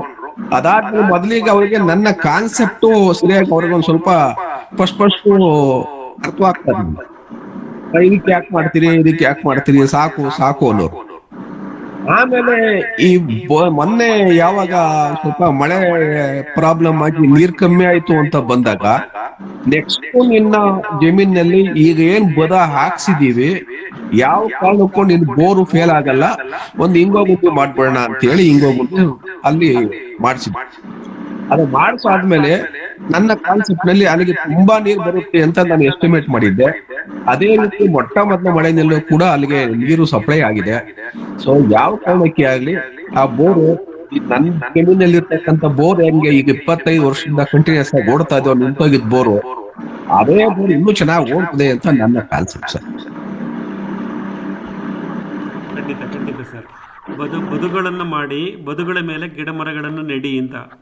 ಸೊ ಮೇಡ್ ಬನಾವೋ ಮೇಡ್ಕೆ ಉಪ್ಪರ್ ಪೇಡ್ ಲಾಗಾವೋ ಅಂತ ಓದ್ತಾ ಇರ್ತೀವಿ ನಾವು. ಹಾಗಾಗಿ ನೀವೇನು ಇಳಿಜಾರಿಗೆ ಅಡ್ಡಲಾಗಿ ಬದುಗಳನ್ನು ಮಾಡಿ ಬದುಗಳಲ್ಲಿ ತಾಯಿಬೇರು ಮರದ ಗಿಡ ಮರಗಳನ್ನು ಹಾಕೊಂಡಾಗ ನಮ್ಮ ಸಬ್ಸಾಯಿಲ್ ಅಂತೀವಿ, ಸಬ್ಸಾಯಿಲಲ್ಲಿ ನೀರು ಇಂಗ್ತಾ ಬರುತ್ತೆ.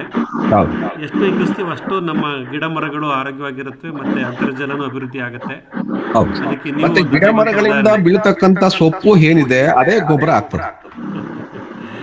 ಅದೆಲ್ಲ ನಮಗೆ ದುಡ್ಡು ಸರ್, 5 ರೂಪಾಯಿ ನೋಟ್ಗಳು ಅವೆಲ್ಲ ಮರದಿಂದ ಬೀಳೋದು. ತುಂಬಾ ಸಂತೋಷ ಸರ್. ತುಂಬಾ ಸೂಕ್ಷ್ಮವಾಗಿ ಹೇಳಿದ್ರಿ ನಿಮ್ಮ ಅನುಭವನ, ಮತ್ತೆ ನಿಮ್ಮ ರಿಸಲ್ಟ್ ಸಹ ಬಂದಿದೆ. ಸೊ ನಿಮ್ಮ ಮಾರ್ಗದರ್ಶನ ರೇವಣ್ಣವ್ರಿಗೂ ಸಿಕ್ಕಿದೆ, ಹಾಗಾಗಿ ನಮಗೂ ಮಾಹಿತಿ ಸಿಕ್ಕಿದೆ. ನಿಮ್ಮ ತೋಟದ್ದು ಒಂದ್ಸಲ ನಮಗೆ ಪರಿಚಯ ಮಾಡಿಕೊಡ್ತೀವಿ. ಎಲ್ಲಿ ಬರುತ್ತೆ ಸರ್ ಕೃಷಿ ಭೂಮಿ ತಮ್ಮದು? ಇದು ಬೆಳೆದಾಳೆ ಅಂತ ಇದಿದೆ. ಇದನ್ನು ಆಲ್ಮೋಸ್ಟ್ ರಾಮನಗರ ಡಿಸ್ಟಿಕ್, ಬಿಳಿದಾಳೆ, ಕನಕಪುರ ತಾಲೂಕು. ಸರಿ. ಅದನ್ನ ಕೋಡಿಹಳ್ಳಿ ಹೋಬಳಿ ಅಂತ ಸರ್. ಆಕ್ಚುಲಿ ನಮ್ಮ ಈ ಏರಿಯಾದಲ್ಲಿ ನನ್ನನ್ನ ಈ ಕೃಷಿ ಇಲಾಖೆಯವರು ಒಂದ್ಸರ್ತಿ ಹಂಪಿ ವಿಶ್ವವಿದ್ಯಾನಿಲಯಕ್ಕೆ ಒಂದು ಅಭಿವೃದ್ಧಿ ಮಾಡಿದೀರಿ, ಮರ ಗಿಡಗಳನ್ನ ಬೆಳೆಸಿದಿರಿ ಅಂತೇಳಿ ಕರ್ಕೊಂಡು ಹೋಗಿದ್ರು ಒಂದ್ಸರ್ತಿ. ನನಗೆ ಆವಾಗಿಂದನೂ ಒಂದ್ ಸ್ವಲ್ಪ ಇನ್ನು ಸ್ವಲ್ಪ ಉತ್ತೇಜನ ಆಗಿ ಈ ಮರ ಗಿಡಗಳನ್ನ ಬೆಳೆಸೋದ್ರೊಳಗಡೆ ನನ್ನ ಕಾನ್ಸೆಪ್ಟ್ ಸರ್. ಸೊ ಈಗ ನಾನು ಬೆಳೆಸಿರ್ತಕ್ಕಂಥ ನನ್ನ ಜಮೀನಲ್ಲಿ ಬೆಳೆಸಿರ್ತಕ್ಕಂಥ ತೇಗದ ಮರಗಳಿದಾವೆ ಒಂದ್ 400. ಇವತ್ತು ನಾನು ಆ ತೇಗದ ಮರ ಮಾರ್ಕೊಂಡ್ರು ಕೂಡ 1.25 ಕೋಟಿ ರೂಪಾಯಿ ಬರುತ್ತೆ ಸರ್. ಅದು ಒಂದು ಈ ಸಾವಯವ ಕೃಷಿ ಗ್ರಾಮ ಅಂತೇಳಿ ಪಕ್ಕದ ಊರ್ನವ್ರು ಮಾಡ್ಕೊಂಡಿದ್ರು. ಅವರು ಆ ಸಂಘದಲ್ಲಿ ಪಾಕೆಟ್ ನಲ್ಲಿ ಗಿಡಗಳನ್ನ ಬೆಳೆಸ್ತಾ ಇದ್ರು, ಯಾವ್ದು ತೇಗು ಸಸಿಗಳನ್ನ. ಅವ್ರು ನೀರು ಹಾಕಿದ್ರೆ ಅದನ್ನ ಒಣಗಿಸ್ತಾ ಇದ್ರು. ಇನ್ನೇನು ಒಂದು ವಾರ ಬಿಟ್ರೆ ಅಲ್ಲೆಲ್ಲ ಹೋಗ್ಬಿಡ್ತಾ ಇತ್ತು. ನಾನು ಆ ಮೀಟಿಂಗ್ ಹೋಗಿ ನಾನು ಕೇಳ್ತೀನಿ ಅವ್ರನ್ನ, ಸೊ ಈ ಎಲ್ಲಾ ಗಿಡಗಳನ್ನ ನನಗೆ ಕೊಟ್ಬಿಡಿ, ನೀವೇನು ಅದು ₹3 ಒಂದು ಪ್ಯಾಕೆಟ್ ಮಾರ್ತಾ ಇದ್ದೀರಿ, ನಾನು ಕಾಸು ಕೊಡಲ್ಲ, ಅದಕ್ಕೆ ಜೀವ ಕೊಡ್ತೀನಿ, ಇಲ್ಲ ಇನ್ನೊಂದು ವಾರ ಬಿಟ್ಟು ಹೋಗ್ಬಿಡ್ತವೆ, ನಾನೆಲ್ಲ ತಗೊಂಡು ಹೋಗ್ತೀನಿ, ಅದಕ್ಕೆ ಜೀವ ಕೊಡ್ತೀರಾ ಅಂತ ಕೇಳಿದೆ. ಅವ್ರು ಹೇಳಿದ್ರು, ಎಲ್ಲ ಡೆಡ್ ಆಗಿರ್ತಕ್ಕಂಥವ್ನು ಕೂಡ ಕ್ಲೀನ್ ಮಾಡಬೇಕು, ನೀವು ತಗೊಂಡೋಗಿ ಕ್ಲೀನ್ ಮಾಡ್ಕೊಳ್ಳಿ, ಇದನ್ನೆಲ್ಲ ಖಾಲಿ ಮಾಡ್ಬೇಕು, ನಮ್ ಜಾಗನ ಕ್ಲೀನ್ ಮಾಡ್ಕೊಡ್ಬೇಕು ಅಂದ್ರು. ಸೊ ನಾನೇನ್ ಮಾಡಿದೆ, ಕೆಲವೆಲ್ಲ ಪಾಕೆಟ್ ಕೆಬ್ಬೆ ಮಣ್ಣು ಗೊಬ್ಬರ ಎಲ್ಲ ಹಾಕಿದ್ರು, ಆ ಡೆಡ್ ಆಗಿರೋನೆಲ್ಲ ಒಂದ್ ಟ್ರ್ಯಾಕ್ಟರ್ ತುಂಬಿದೆ, ಅದನ್ನ ತಂದು ಹೊಲಕ್ಕೆ ಕೊಡೋದು ಗೊಬ್ಬರ ಮಾಡಿದೆ. ಈ ಸುಮಾರಾಗಿ ಒಂದ್ ಸ್ವಲ್ಪ ಜೀವ ಉಳ್ಕೊಂಡಿರ್ತಕ್ಕಂಥದ್ದೆಲ್ಲ ತಗೊಬಂದು ನನ್ನ ಜಮೀನಲ್ಲಿ ಪ್ಲಾಂಟ್ ಮಾಡಿ ಬೆಳೆಸಿದ್ವಿ ಸರ್. ನಾನು ತೆಗೆದ ಮರ ನಾನೇ 5 ವರ್ಷ ಆಯ್ತು ಸರ್. ಒಳ್ಳೆ ಮಾದರಿ, ಬಹಳ ಸಂತೋಷ ಸರ್, ಬಹಳ ಸಂತೋಷ. Thank you sir. ಹೇಳಿಯಪ್ಪ, ಏನಾದ್ರು ವಿಷಯಗಳಿದ್ರೆ ಪ್ರಸ್ತಾಪ ಮಾಡಿ. ಮ್ಯೂಟ್ ಮಾಡ್ಕೊಳ್ಳಿ ಪ್ರಶ್ನೆ ಕೇಳಾದ್ಮೇಲೆ. ಹಾಂ ಸರಿ, ಹೇಳಿಯಪ್ಪ. ಇನ್ಯಾವುದಾದ್ರು ವಿಷಯಗಳಿದ್ರೆ ಹೇಳಿ. ಮಳೆ ಬರ್ತಾ ಇದೆ ಎಲ್ಲ ಕಡೆನೂ. ಸರ್ ನಮಸ್ತೆ ಸರ್. ಇವತ್ತು ನೀವು 1 ವರ್ಷ ಪೂರೈಸಿರೋದಕ್ಕೆ, ಅಂದ್ರೆ ನಮ್ಮನ್ನ ಎಲ್ಲ ನಿಮ್ ಜೊತೆ ಕರ್ಕೊಂಡು ಹೋಗಿರೋದಕ್ಕೆ ತಮ್ಮ ಅಭಿನಂದನೆಗಳು. ಒಳ್ಳೆ ಮಾರ್ಗದಲ್ಲಿ ಕರ್ಕೊಂಡು ಹೋಗ್ತಾ ಇದ್ದೀರಾ. ಈ 1 ವರ್ಷ ಪೂರೈಸಿದ ಸಂದರ್ಭದಲ್ಲಿ ರೇವಣ್ಣ ಸರ್ ಅವರ ಒಂದು ವಿವರಣೆ ತುಂಬಾ ಚೆನ್ನಾಗಿತ್ತು. ಅಂದ್ರೆ ಇವತ್ತಿನ ಒಂದು ಕೇಂದ್ರ ವ್ಯಕ್ತಿ ಅಂದ್ರೆ ಪರಮೇಶ್ ಸರ್ ಅಂತಾನೆ ಹೇಳ್ಬೇಕು. ಅವರ ಸ್ಫೂರ್ತಿಯಿಂದ ರೇವಣ್ಣ ಸರ್ ಅವರು 1 ವರ್ಷದಲ್ಲಿ ಪರಿಣಾಮಕಾರಿಯಾದಂತ ಬದಲಾವಣೆಗಳು ತಂದಿದ್ದಾರೆ. ಅದು ಒಂದು ಇದು ಸರ್. ಆಮೇಲೆ ಈ ಗ್ರೂಪ್ ನಲ್ಲಿ ಹೆಚ್ಚಾಗಿ ಇಂಜಿನಿಯರ್ಗಳೇ ಹೆಚ್ಚಾಗಿ ಇರೋದ್ರಿಂದ ತುಂಬಾ ನಮ್ಗೆ ಮಾಹಿತಿಗಳು ಅಚ್ಚುಕಟ್ಟಾಗಿ ಮತ್ತು ತಾಂತ್ರಿಕವಾಗಿ ಸಿಗ್ತಾ ಇದೆ. ಅದಕ್ಕೆ ಎಲ್ರಿಗೂ ಧನ್ಯವಾದಗಳು.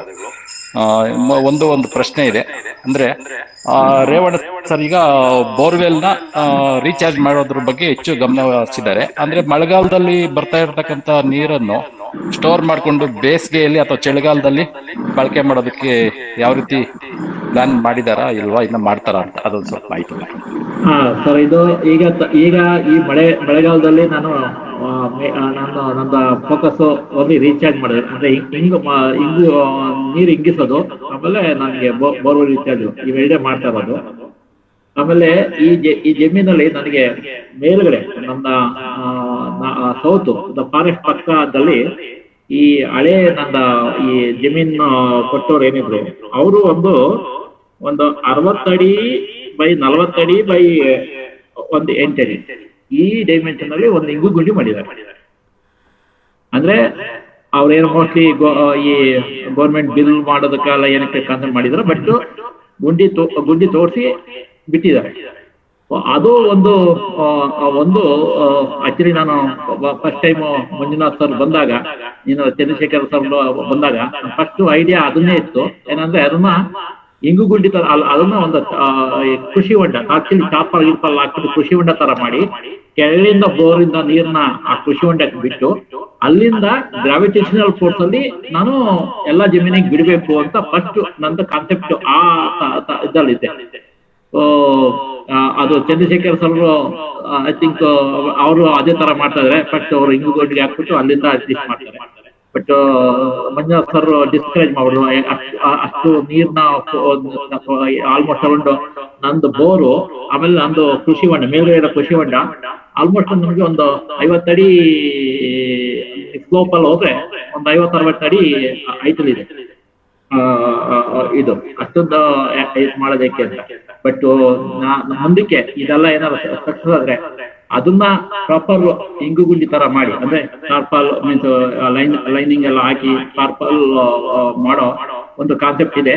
ಬಟ್ ಈಗ ಈ ವರ್ಷ ಈ ಬೋರು ನೆಕ್ಸ್ಟ್ ಸಮ್ಮರ್ಗೆ ವರ್ಕ್ ಆಗ್ಬೇಕು, ಅದಕ್ಕೆ ಈಗ ಪ್ರಾಮುಖ್ಯತೆ ಕೊಟ್ಟಿದ್ದೀನಿ.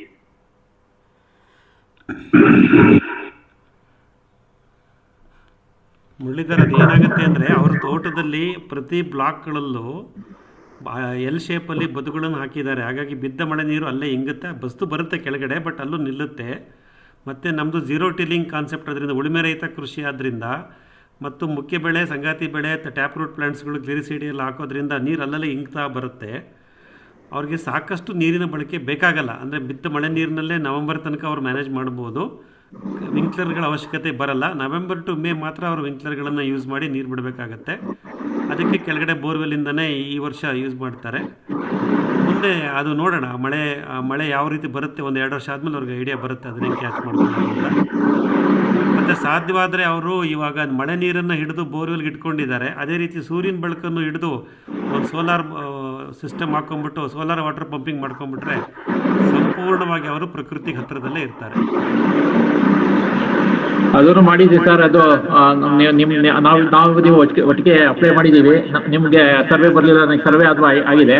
ಸೊ ಮತ್ತೆ ಅದನ್ನು ಬಂದರೆ ಅದನ್ನು ನೆಕ್ಸ್ಟ್ ಇದರಲ್ಲಿ ಅದನ್ನು ಒಂದು ಮಾಡಿಬಿಡ. ಖಂಡಿತ. ಸೊ ಸೋಲಾರ್ ಆಫ್ ಗ್ರಿಡ್ ಸಿಸ್ಟಮಲ್ಲಿ ಬಂದುಬಿಟ್ರೆ ಸೂರ್ಯನ ಶಕ್ತಿಯಿಂದ ಮಳೆ ನೀರನ್ನು ಹಿಡಿದಿಟ್ಟು ಮಳೆಗಾಲದಲ್ಲಿ ಸೂರ್ಯನ ಶಕ್ತಿಯನ್ನು ಉಪಯೋಗಿಸಿ ಬೇಸಿಗೆ ಕಾಲದಲ್ಲಿ ಅದೇ ಮಳೆ ನೀರನ್ನು ವಾಪಸ್ಸು ನಿಮ್ಮ ಬೆಳೆಗೆ ಬಳಸ್ಕೊಳ್ತಕ್ಕಂಥ ಒಂದು ಸುಸ್ಥಿರವಾದ ನೀರಾವರಿ ಪದ್ಧತಿ ನಿಮ್ದಾಗತ್ತೆ. ದೊಡ್ಡಬಳ್ಳಾಪುರದಿಂದ ಹೋಗಿ ಮಲ್ಲೇಮಹದೇಶ್ವರ ಬೆಟ್ಟದಲ್ಲಿ ವೀರಪ್ಪನವರ ಅಡಗು ತಾಂಡದಲ್ಲಿ ಸರ್ ಪನ್ಯಾಚಿ ಅನ್ನೋದು, ಅದು ತುಂಬಾ ಇದು ಅಲ್ಲಿ ಇವರು ಚಾಲೆಂಜ್ ಆಗಿ ಮಾಡ್ತಾ ಇರೋದೇ ಒಂದು ವಿಚಾರ, ದೊಡ್ಡ ವಿಚಾರ. ಆಮೇಲೆ ಆನೆಗಳು, ಈ ಕಾಡು ಪ್ರಾಣಿಗಳನ್ನೆಲ್ಲ ಎದುರಿಸ್ಕೊಂಡು ಇನ್ನ ಮುಂದೆ ವ್ಯವಸಾಯ ಮಾಡೋದು ಇವರ ಒಂದು ಸವಾಲಾಗಿರುತ್ತೆ. ಒಳ್ಳೇದಾಗ್ಲಿ ಸರ್. ಅಂದ್ರೆ ನೀರು ಇವಾಗ ಕಳೆದ ಒಂದು ಇದರಲ್ಲಿ ಎಪಿಸೋಡ್ ಅಲ್ಲಿ ದಿಲೀಪ್ ಸರ್ ಹೇಳ್ತಾ ಇದ್ರು, ನಾವು ಬೋರ್ವೆಲ್ ತಡೆದ್ರೆ ರೀಚಾರ್ಜ್ ಮಾಡಿದ್ರೆ ಬೇರೆಯವ್ರಿಗೆ ಅನುಕೂಲ ಆಗ್ಬಿಡುತ್ತೆ ಅಂತ. ರೇವಣ್ಣ ಸರ್ ಅವರು ಏನು ಇಂಗು ಗುಂಡಿಗಳಲ್ಲಿ ನೀರು ಇಂಗಿಸ್ತಾ ಇದ್ರೆ ಅದಿನ್ನ ಕೆಳಗಡೆ ಒಂದು ಜಮೀನುಗಳಿಗೆ ಅಥವಾ ಬೇರೆ ಪ್ರದೇಶಕ್ಕೆ ಇವ್ರು ಸಹ ಅನುಕೂಲ ಆಗುತ್ತೆ ಇವರ ಕೆಲಸ. ನನಗೆ ಆತರ ಆದ್ರೆ ಇನ್ನೂ ತುಂಬಾ ಖುಷಿ. ಬೇರೆ ಪಕ್ಕದ ಜಮೀನವರು ಎಲ್ಲ ನೀರು ಹೋಗ್ತಾ ಇದೆ ನನ್ನಿಂದ ಅಂತಂದ್ರೆ. ಬಟ್ ಈಗ ಅಲ್ಲಿನ ಜನಗಳಿಗೆಲ್ಲ ಈಗ ಏನಂದ್ರೆ ಇಲ್ಲಿವರೆಗೂ ಆ ಊರಲ್ಲಿ ಈ ತರ ಕಾನ್ಸೆಪ್ಟ್ ಈ ತರ ಬಂದು ಮಾಡ್ತಾ ಇರೋದು ಯಾರು ಇಲ್ಲ. ನಾನೇ ಫಸ್ಟ್ ಅಲ್ಲಿ ಬೆಂಗಳೂರಿಂದ ಹೋಗಿ ಜಮೀನ್ ತಗೊಂಡು ಈ ತರ ಮಾಡ್ತಾ ಇರೋದು ಅವ್ರಿಗೆ. ಸೊ ಈಗ ಅವ್ರಿಗೆ ಅಲ್ಲಿ ನಾನು ಪ್ರತಿ ಶನಿವಾರ ನಾನು ಹೋದ್ರೆ ಒಂದು 5-6 ಜನ ಬರ್ತಾರೆ. ಬಂದ್ಬಿಟ್ಟು ಏನೇನೋ ಹೊಸ್ದಾಗಿ ಮಾಡ್ತಾ ಇದ್ದೀರಾ, ವಿಂಕ್ಲರ್ ಹಾಕಿದ್ದೀರಾ. ಈಗ ನಾನು ವಿಂಕ್ಲರ್ ನೋಡಿ ಅಲ್ಲೇ 3 ಜನ ವಿಂಕ್ಲರಿಗೆ ಹೋಗಕ್ಕೆ ಸ್ಟಾರ್ಟ್ ಮಾಡ್ತಾ ಇದ್ದಾರೆ. ಆಮೇಲೆ ಬೋರ್ವೆಲ್ ರೀಚಾರ್ಜ್ಗಳು ನೋಡಿದ್ದಾರೆ, ನಾವು ಮಾಡ್ತೀವಿ ಅಂತ. ಸೊ ಅದು ಆ ತರ ಸ್ಫೂರ್ತಿ ಆದ್ರೆ ಅಂದ್ರೆ ಅವರು ಈ ತರ ಬೋರ್ವೆಲ್ ರೀಚಾರ್ಜ್ ನನ್ನ ಪಕ್ಕದಲ್ಲಿ ಇರೋರೆಲ್ಲ ಬೋರ್ವೆಲ್ ರೀಚಾರ್ಜ್ ಈ ತರ ಎಲ್ಲ ಮಾಡಕ್ಕೆ ಅವ್ರು ಮಾಡಿದ್ರೆ ಮುಂದಕ್ಕೆ ಈಗಂತೂ ಇಮಿಡಿಯೇಟ್ ಆಗಿ ಆಗದೆ ಇರ್ಬೋದು. ಅಟ್ಲೀಸ್ಟ್ ಈಗ ನನ್ಗಳಲ್ಲಿ ನೋಡಿದಾಗ ಅವ್ರಿಗೂ ಒಂದು ಸ್ಫೂರ್ತಿ ಸಿಗುತ್ತೆ, ಅವ್ರಿಗೂ ಒಂದು ಮಾಡೋದಕ್ಕೆ ಆಗುತ್ತೆ, ಜೊತೆ ಗೈಡೆನ್ಸ್ ಸಿಗುತ್ತೆ ನಮ್ದು. ಸೊ ಅದರಿಂದ ಅದು ಆ ತರದ ಒಂದು ಸೇವೆ ನನ್ನ ಕಡೆಯಿಂದ ಆದ್ರೆ ಒಳ್ಳೇದು. ಖಂಡಿತ ರೇವಣ್ಣ, ನಾನು ಅವರನ್ನು ನಿಮ್ಮ ಕೃಷಿ ಕಾರ್ಮಿಕರು ಅವತ್ತು ಕೆಲಸ ಮಾಡ್ತಿದ್ದವ್ರನ್ನ ನಾವು ಯೂಟ್ಯೂಬ್ ಚಾನಲ್ಲಿ ರೆಕಾರ್ಡ್ ಮಾಡುವಾಗ ಮಾತಾಡಿಸಿದ್ದೀನಿ. ಇದನ್ನೇ ಅವರು ಹೇಳಿದ್ದಾರೆ. ಇವಾಗ ರೇವಣ್ಣ ಅವ್ರು ಏನು ಹೇಳಿದ್ರಲ್ಲ ಮಿತ್ರರೇ, ಅದನ್ನೇ ಬಸವರಾಜು ಮತ್ತು ಮಹಾದೇವ್ ಅವರು ಅದನ್ನೇ ಹೇಳಿದ್ರು ನಮಗೆ ಅವತ್ತು. ನಾವು ಕ್ಯಾಮ್ರಾ ಮುಂದೆ ಹೇಳಿದ್ದಾರೆ. ಸದ್ಯದಲ್ಲೇ ಆ ಎಪಿಸೋಡ್ ಲೈವ್ ಬರುತ್ತೆ, ವಿವರದಲ್ಲಿ ನೋಡೋರಂತೆ. ಅವರು ಇದನ್ನೇ ಹೇಳಿದ್ರು, ನಾವು ಇನ್ನೊಂದು ಬೋರ್ ಕೊರೆಸೋದೇ ಮಾರ್ಗ ಅಂದ್ಕೊಂಡಿದ್ದ ಒಂದು ಯೋಚನೆಯಲ್ಲಿದ್ದಾಗ ಕಡಿಮೆ ವೆಚ್ಚದಲ್ಲಿ ಈ ರೀತಿ ಮಾಡ್ಬೋದು ಅಂತ ರೇವಣ್ಣವ್ರು ತೋರಿಸಿದ್ದಾರೆ. ಇನ್ನು ಮುಂದೆ ನಮ್ಮ ತೋಟದಲ್ಲಿರೋ ನಮ್ಮ ಕೃಷಿ ಬೋರ್ಗಳಿಗೂ ನಾವು ಇದೇ ರೀತಿ ಇವ್ರದ್ದೇ ಮಾರ್ಗದರ್ಶನ ತೊಗೊಂಡು ಇವ್ರದ್ದೇ ಡಿಸೈನ್ ಬರೆಸ್ಕೊಂಡು ನಾವು ಮಾಡಲಿಕ್ಕೆ ಮೆಂಟಲಿ ಪ್ರಿಪೇರ್ ಆಗ್ತಾ ಇದ್ದೀವಿ. ಎಲ್ಲವನ್ನು ನಾವು ಮಾಡ್ಕೋತೀವಿ ಅಂತ ಅಲ್ಲಿ ಸ್ಥಳೀಯ ಕೃಷಿಕರು ಮತ್ತು ಇವ್ರ ತೋಟಕ್ಕೆ ಬಂದಂಥ ಕೃಷಿ ಕಾರ್ಮಿಕರು ವ್ಯಕ್ತಪಡಿಸಿದ್ದಾರೆ. ಅದನ್ನು ಕ್ಯಾಮ್ರಾ ಮುಂದೆ ಹೇಳಿದ್ದಾರೆ ಸಹ. ಇಷ್ಟು ಎಪಿಸೋಡಲ್ಲಿ ನೀವು ಅದನ್ನು ಕೇಳಿಸ್ಕೊತೀವಿ. ಅಷ್ಟರ ಮಟ್ಟಿಗೆ ಇವರ ಪ್ರಯತ್ನ ಅಲ್ಲಿ ಸ್ಫೂರ್ತಿದಾಯಕವಾಗಿದೆ, ಯಾವುದೇ ಅನುಮಾನ ಇಲ್ಲ. ಮಾಡ್ಕೊಳ್ಳಿಯಪ್ಪ, ಪ್ರಶ್ನೆ ಕೇಳಿದಿರೋರು ವಾಯ್ಸ್ ಬರ್ತಾ ಇದೆ, ರೆಕಾರ್ಡ್ ಆಗಲ್ಲ. ಹಲೋ, ಹಾಂ ಹೇಳಿ. ಒಳ್ಳೆಯದ್ದಾರೆ ಅವರೇ, ನಿಮ್ಮ ಫೀಡ್ಬ್ಯಾಕ್ ಸರ್ ಥ್ಯಾಂಕ್ಸ್. ಇನ್ನೇನಾರು ವಿಷಯಗಳಿದೆಯಾ, ಹೊಸ ವಿಷಯಗಳು ಏನಾರು ಕೇಳೋದು? ಸರ್ ಇದು ಸಾರಿ ನಾನು ಮಿಸ್ ಮಾಡ್ಕೊಂಡೆ ಸರ್, ಈಗ ಲೇಟ್ ಆಗಿ ಜಾಯ್ನ್ ಆದೆ. ಇದು ವಿಂಕ್ಲರ್, ಇದು ರಾಬಿನ್ ಸ್ಪ್ರಿಂಕ್ಲರ್ ಸರ್ ಹಾಕಿರೋದು ಸರ್? ಸೊ ನನಗೆ ಒಂದು ಜಸ್ಟ್ ಇದು ನಾನು ವಿಂಕ್ಲರ್ ನಾನು ಹಾಕಿರೋದು. But experiment point of view ಒಂದು 10 ರಾಬಿನ್ ಹಾಕಿದ್ದೀನಿ. ಆಮೇಲೆ ಇನ್ನೊಂದು ಹೊಸದು ಐ ಥಿಂಕ್ ಮಂಜುನಾಥ್ ಸರ್ಗೆ ನಾನು ತೋರಿಸಿದ್ದೀನಿ. ನಂದು ಮನೆ, ನಂದು ಫಾರ್ಮ್ ಹೌಸ್, ಆಮೇಲೆ ನಂದು ಸ್ಟೋರೇಜ್ ಮನೆ ಇರೋ ಏರಿಯಾ ಒಂದು ಒಂದು 1/4 ಎಕರೆ ಜಮೀನು. ಆ ಜಮೀನಲ್ಲಿ ಒಂದು ನಾವು ಅಂದ್ರೆ ನನ್ನ ಹೆಂಡತಿಗೆ ಒಂದು ಹೂವಿನ ಗಿಡ, ಆ ತರ ತರಕಾರಿ ಆ ತರನೇ ಬೆಳಿಬೇಕು ಅಂತ ಒಂದು ಕಾನ್ಸೆಪ್ಟ್ ಇತ್ತು. ಅದಕ್ಕೆ ನಾವು ಪುರ್ಪುರಿ ಅಂತ ಒಂದು ಹೊಸದು ತಂದಿದ್ದೀನಿ. ಅಂದ್ರೆ ಅದು ನಿಮ್ಗೆ ಒಂದು 6 to 9 feet ರೇಡಿಯಸ್ ಮಾತ್ರ ಅದು. ಸೊ ಅದನ್ನ ಅಂದ್ರೆ ಆಮೇಲೆ ನೀವು ಹೈಟ್ ಕಮ್ಮಿ ಇಡಬೇಕು. ಸೊ ಒಂದು ಎಕ್ಸ್ಪೆರಿಮೆಂಟ್ ಪರ್ಪಸ್ ರಾಬಿನ್ ಯೂಸ್ ಮಾಡಿದ್ನಿ ಒಂದು 10-15. ಆಮೇಲೆ ಒಂದು ಪುರ್ಪುರಿ ಅಂತ ಒಂದು 20 ಪುರ್ಪುರಿ ಯೂಸ್ ಮಾಡಿದೀವಿ. ಅದು ತುಂಬಾ ಲೋ ಹೈಟ್ ಅಲ್ಲಿ ಇದೆ. ನಾರ್ಮಲ್ ನಾವು 4 ಅಡಿ ವಿಂಕ್ಲರ್ ಅಲ್ಲ 1 ಮೀಟರ್ ಹೈಟ್ ಅಲ್ಲಿ ಇಟ್ಟಿದ್ರೆ, ಇದನ್ನ ನಾನು ಒಂದು 2.5-3 feet ಅಲ್ಲಿ ಇಟ್ಟು ಅದು 9 feet ಕವರ್ ಆಗ್ತಾ ಇದೆ. ಜಸ್ಟ್ ಇರುತ್ತೆ ಈ ವೆಜಿಟೇಬಲ್ಸ್ ಆಮೇಲೆ ಫ್ಲವರ್ಸ್ ಆ ತರ ಬೆಳೆಯೋದಕ್ಕೆ ಒಳ್ಳೆ ಚೆನ್ನಾಗಿದೆ. ಅದು ನಾನು ಯಾವಾಗ ನೆಕ್ಸ್ಟ್ ಒಂದು ವಿಡಿಯೋ ಕಳಿಸ್ತೀನಿ. ತುಂಬಾ ಚೆನ್ನಾಗಿದೆ. ತುಂಬಾ ನನಗೆ ಅದು ತುಂಬಾ ಇದಾಯ್ತು. ಒಂದು ನಿಮ್ಗೆ ಈ ತರ ಏನಾರ ಬೆಳೆಯುವಂತ ಇದೆ ತರಕಾರಿಗಳು, ಹೂವಿನ ಗಿಡಗಳು ಆ ತರ ಏನಾರ ಮಾಡ್ಬೇಕು ಅಂತಂದ್ರೆ, ಇವಾಗ ಮನೆ ಹತ್ರನು ನೀವು ಗಾರ್ಡನ್ ಮಾಡ್ಕೊಬಹುದು ಅಂತಂದ್ರೆ ಅದು ಒಂದು ಒಳ್ಳೆ ಚೆನ್ನಾಗಿದೆ ಪುರ್ಪುರೆ ಅಂತ. ನಾನು ಅದನ್ನ ಡೀಟೇಲ್ಸ್ ಆಮೇಲೆ ಅದು ವಿಡಿಯೋ ಕಳಿಸ್ತೀನಿ. ದಿಲೀಪ್ ಅವ್ರ ಪ್ರಶ್ನೆ, ರಾಬಿನ್ ಜೆಟ್ಟು ಮತ್ತೆ ವಿಂಕ್ಲರ್ಗೆ ಏನಾದ್ರು ವ್ಯತ್ಯಾಸ ಗಮನಿಸ್ತಿದ್ದೀರಾ ಅಂತ. ರಾಬಿನ್ ಸರ್, ಒಂದು ರಾಬಿನ್ ಡಿಸ್ಟೆನ್ಸ್ ವೈಸ್ ಒಂದು ಡಿಸ್ಅಡ್ವಾಂಟೇಜ್ ಇನ್ ರಾಬಿನ್ ಅಂದ್ರೆ ಡಿಸ್ಟೆನ್ಸ್ ಕವರ್ ಆಗುತ್ತೆ, ಬಟ್ ಸುತ್ತ ನಿಮ್ಗೆ ಆಗಲ್ಲ. ಅಂದ್ರೆ ಈ ರಾಬಿನ್ ಕೆಳಗಡೆ ನಿಮ್ಗೆ ತೇವಾಂಶ ಆಗಲ್ಲ, ಸುತ್ತ ಆಗುತ್ತೆ. ಬಟ್ ವಿಂಕ್ಲರು ನಲ್ಲಿ ಆ ಪ್ರಾಬ್ಲಮ್ ಆಗಿಲ್ಲ. ನಾನು ನೋಡಿ ಅದನ್ನು ರೆಕಾರ್ಡ್ ಮಾಡ್ತಿದ್ದೀನಿ. ಸೊ ರಾಬಿನ್ ನಿಮ್ಗೆ ತುಂಬಾ ಹತ್ತದಲ್ಲಿ ಹಾಕಿದ್ರೆ ಅಂದ್ರೆ 9-10 feet ಆ ತರ ಎಲ್ಲ ಹಾಕಿದ್ರೆ ಆ ರಾಬಿನ್ ಈ ರಾಬಿನ್ ಕೆಳಗಡೆ, ಈ ರಾಬಿನ್ ಆ ರಾಬಿನ್ ಕೆಳಗಡೆ ಆ ತರ ತೇವಾಂಶ ಮಾಡುತ್ತೆ ಹೊರತು ನಿಮ್ಗೆ ಇದನ್ನ ವಿಂಕ್ಲರ್ ತರ ನಿಮ್ಗೆ 12 ಅಡಿ 15 ಅಡಿ ಆ ತರ ಹಾಕೊಂಡು ಹೋದ್ರೆ ನಿಮ್ಗೆ ರಾಬಿನ್ ಕೆಳಗಡೆ ತೇವಾಂಶ ಆಗಲ್ಲ. ಅದು ನಾನು ಅಬ್ಸರ್ವ್ ಮಾಡಿರೋದು ಅಂಶ. ಅಂದ್ರೆ ಪ್ರೆಷರ್ ಜಾಸ್ತಿ ಇರುತ್ತೆ ಅನ್ಸುತ್ತೆ. ಪ್ರೆಷರ್ ಜಾಸ್ತಿ ಇದ್ದಾಗ ರೇಂಜ್ ಜಾಸ್ತಿ ಆಗುತ್ತೆ. ರೇಂಜ್ ಜಾಸ್ತಿ ಆಗುತ್ತೆ ಸರ್. ಪಕ್ಕದಲ್ಲಿ ಕೆಳಗಡೆ ಆಗಲ್ಲ, ತೇವಾಂಶ ಬರಲ್ಲ. ಬಟ್ ಒಂದ್ ಅಡಿ 1.5 ಬಿಟ್ಟು ಎಲ್ಲ ಕಡೆಯನ್ನು ತೇವಾಂಶ ಬರುತ್ತೆ. ಕೆಳಗಡೆ ತೇವಾಂಶ ಆಗಲ್ಲ. ನಿಯರ್ ಬೈ ರೇಡಿಯಸ್ ಅಲ್ಲಿ ಮಾಯಿಶ್ಚರ್ ಕ್ರಿಯೇಟ್ ಆಗಲ್ಲ. ಲಾಂಗ್ ರೇಂಜ್ ರೇಡಿಯಸ್ ಅಲ್ಲಿ ಲಾಂಗ್ ರೇಂಜ್ ಅಲ್ಲಿ ಆಗುತ್ತೆ. ಅಂಡ್ ಅದು ನೀವು ನೋಡಿದ್ರೆ ಒಂಥರ ಈ ರಾಬಿನ್ ಒಂಥರ ಜೆಟ್ ತರನೇ ನಿಮ್ಗೆ 5 ಇರುತ್ತೆ ಹೋಲು. ಅದು ಪರ್ಮನೆಂಟ್ ಜೆಟ್ ಸ್ಟ್ರಕ್ಚರ್. ಸರಿ ಸರಿ.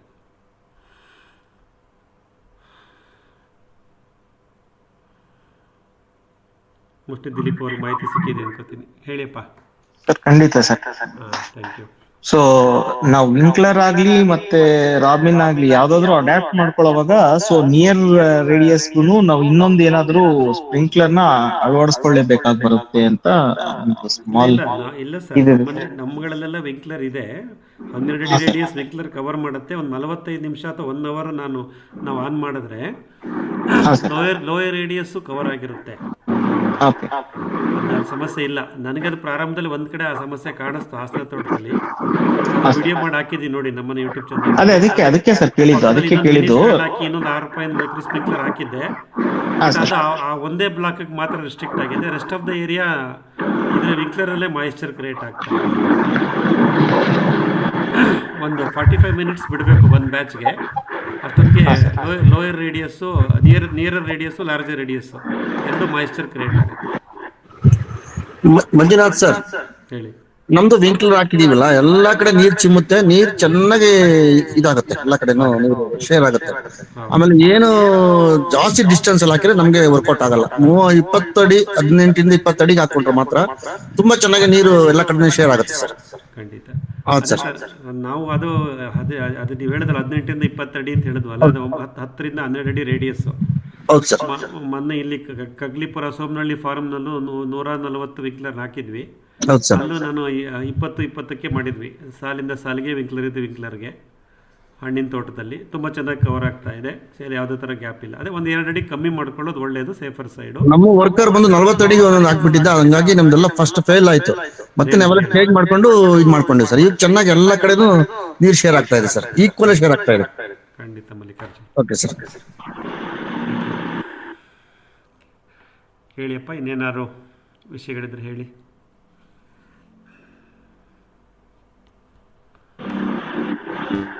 ಸರ್ ಆಕ್ಚುಲಿ ಮರಗಳು ಬೆಳೆಸ್ಬೇಕು ಅಂತಂದ್ರೆ, ಹಲೋ ಹೇಳಿ ಸರ್, ಹೇಳಿ, ಕೇಳಿಸ್ಕೊತಿದ್ದೀವಿ, ಹೇಳಿ. ಜಮೀನಿನಲ್ಲಿ ಯಾವತ್ತು ನಾವು ಪೂರ್ವ ದಿಕ್ಕಿಗೆ ಎತ್ತರವಾಗಿ ಬೆಳೀತಕ್ಕಂತ ಮರಗಳನ್ನ ಬೆಳೆಸಿದ್ರೆ ಅದು ಬೆಳೆ ಬೆಳೆಯೋದಿಕ್ಕೆ ಅದು ನೆರಳಾಗ್ತದೆ. ಅತಿ ಬಿಸಿಲಿನ ತಾಪ ಯಾವತ್ತೂ ಪಶ್ಚಿಮ ದಿಕ್ಕಿನಿಂದ ಸೂರ್ಯನ ಕಿರಣ ಭೂಮಿಗೆ ಬಂದಾಗ ಭೂಮಿ ಬರಡಾಗ್ತದೆ, ಡ್ರೈ ಆಗಿ ಪವರ್ ಕಳ್ಕೊಳ್ತದೆ. ಮತ್ತೆ ನಮಗೂ ಕೂಡ ನೆರಳು ಬೇಕು ಅಂದಾಗ ಪಶ್ಚಿಮ ದಿಕ್ಕಿಂದ ಬೀಳತಕ್ಕಂತ ಬಿಸಿಲಿಂದ ತಪ್ಪಿಸ್ಕೊಳ್ಳಿಕ್ಕೆ ಮರ ಗಿಡ ಪಶ್ಚಿಮ ದಿಕ್ಕಲ್ಲಿ ಬೆಳೆಸಿದ್ರೆ ಆ ಭೂಮಿ ತಂಪಾಗಿರ್ತದೆ. ಪೂರ್ವ ದಿಕ್ಕಲ್ಲಿ ಬೆಳೆಸಿದ್ರೆ ಅದು ಬೆಳಗಿನ ಜಾವದ ಬಿಸಿಲು ಭೂಮಿಗೆ ಬೇಕು. ಮರ ಗಿಡ ಮತ್ತೆ ಸಸ್ಯಗಳು ಅಥವಾ ದವಸ ಧಾನ್ಯಗಳನ್ನ ಬೆಳಿಬೇಕಾದ್ರೆ ಪೂರ್ವ ದಿಕ್ಕಿನ ಬಿಸಿಲು ಭೂಮಿ ಮ್ಯಾಗ ಬೀಳ್ಬೇಕು. ಪಶ್ಚಿಮ ದಿಕ್ಕಿನಿಂದ ಬರ್ತಕ್ಕಂಥ ಬಿಸಿಲನ್ನ ಅವಾಯ್ಡ್ ಮಾಡಬೇಕು ಅಂದ್ರೆ, ಅತಿ ತಾಪವಾದಂತ ಬಿಸಿಲನ್ನ ನಾವು ಪಶ್ಚಿಮ ದಿಕ್ಕಲ್ಲಿ ಎತ್ತರವಾಗಿ ಬೆಳೀತಕ್ಕಂಥ ಮರಗಳನ್ನ ಬೆಳೆಸಿದ್ರೆ ಒಳ್ಳೇದು ಸರ್. ಖಂಡಿತ ಖಂಡಿತ, ಅದು ವೈಜ್ಞಾನಿಕವಾದ ಕಾರಣ ಸಹ.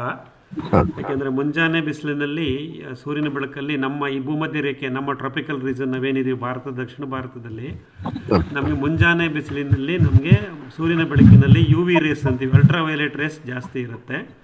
ಅದು ಫೋಟೋಸಿಂಥಸಿಸ್ನ ಪ್ರೇರೇಪಿಸುತ್ತೆ ಸಸ್ಯಗಳಿಗೆ. ಮಧ್ಯಾಹ್ನ ಆಗ್ತಾ ಆಗ್ತಾ ನಮಗೆ ಇನ್ಫ್ರಾರೆಡ್ ರೇಸ್ ಶುರುವಾಗುತ್ತೆ ಸೂರ್ಯನ ಬೆಳಕಲ್ಲಿ. ಆವಾಗ ಫೋಟೋಸಿಂಥಸಿಸ್ ಆಗಲ್ಲ.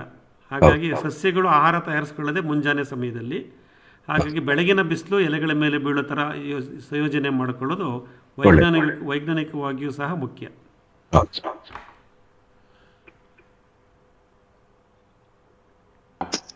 Sir, out of this topic, ಈಗ ಮೊನ್ನೆ ಚಂದ್ರಶೇಖರ್ ಸರ್ದು ವಿಡಿಯೋಸ್ ರಿಲೀಸ್ ಆಗಿದೆ ವಿವರ ಚಾನೆಲ್ ಅಲ್ಲಿ.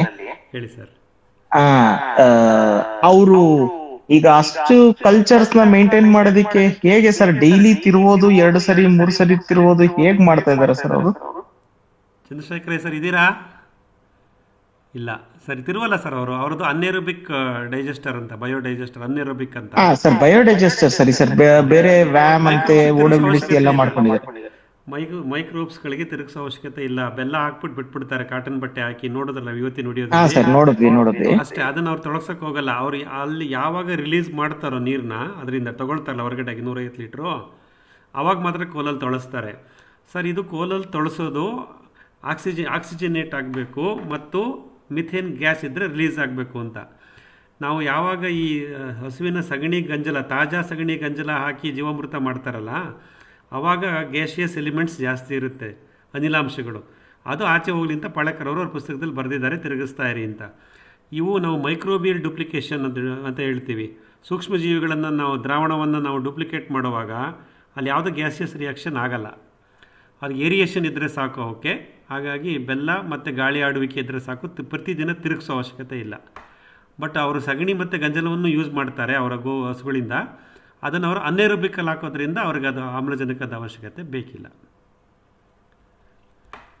ಇಲ್ಲ ಸರ್, ಅವರು DKC ಪ್ರಾಡಕ್ಟ್ಸ್ ಯೂಸ್ ಮಾಡುವಾಗ ಕಿಶನ್ ಚಂದ್ರ ಅವರು ಮೆನ್ಷನ್ ಮಾಡಿರೋ ಹಾಗೆ ಇದು ಮಾಡಿ ಏರಿಯೇಟ್ ಮಾಡಿ ಅಂತಾರೆ.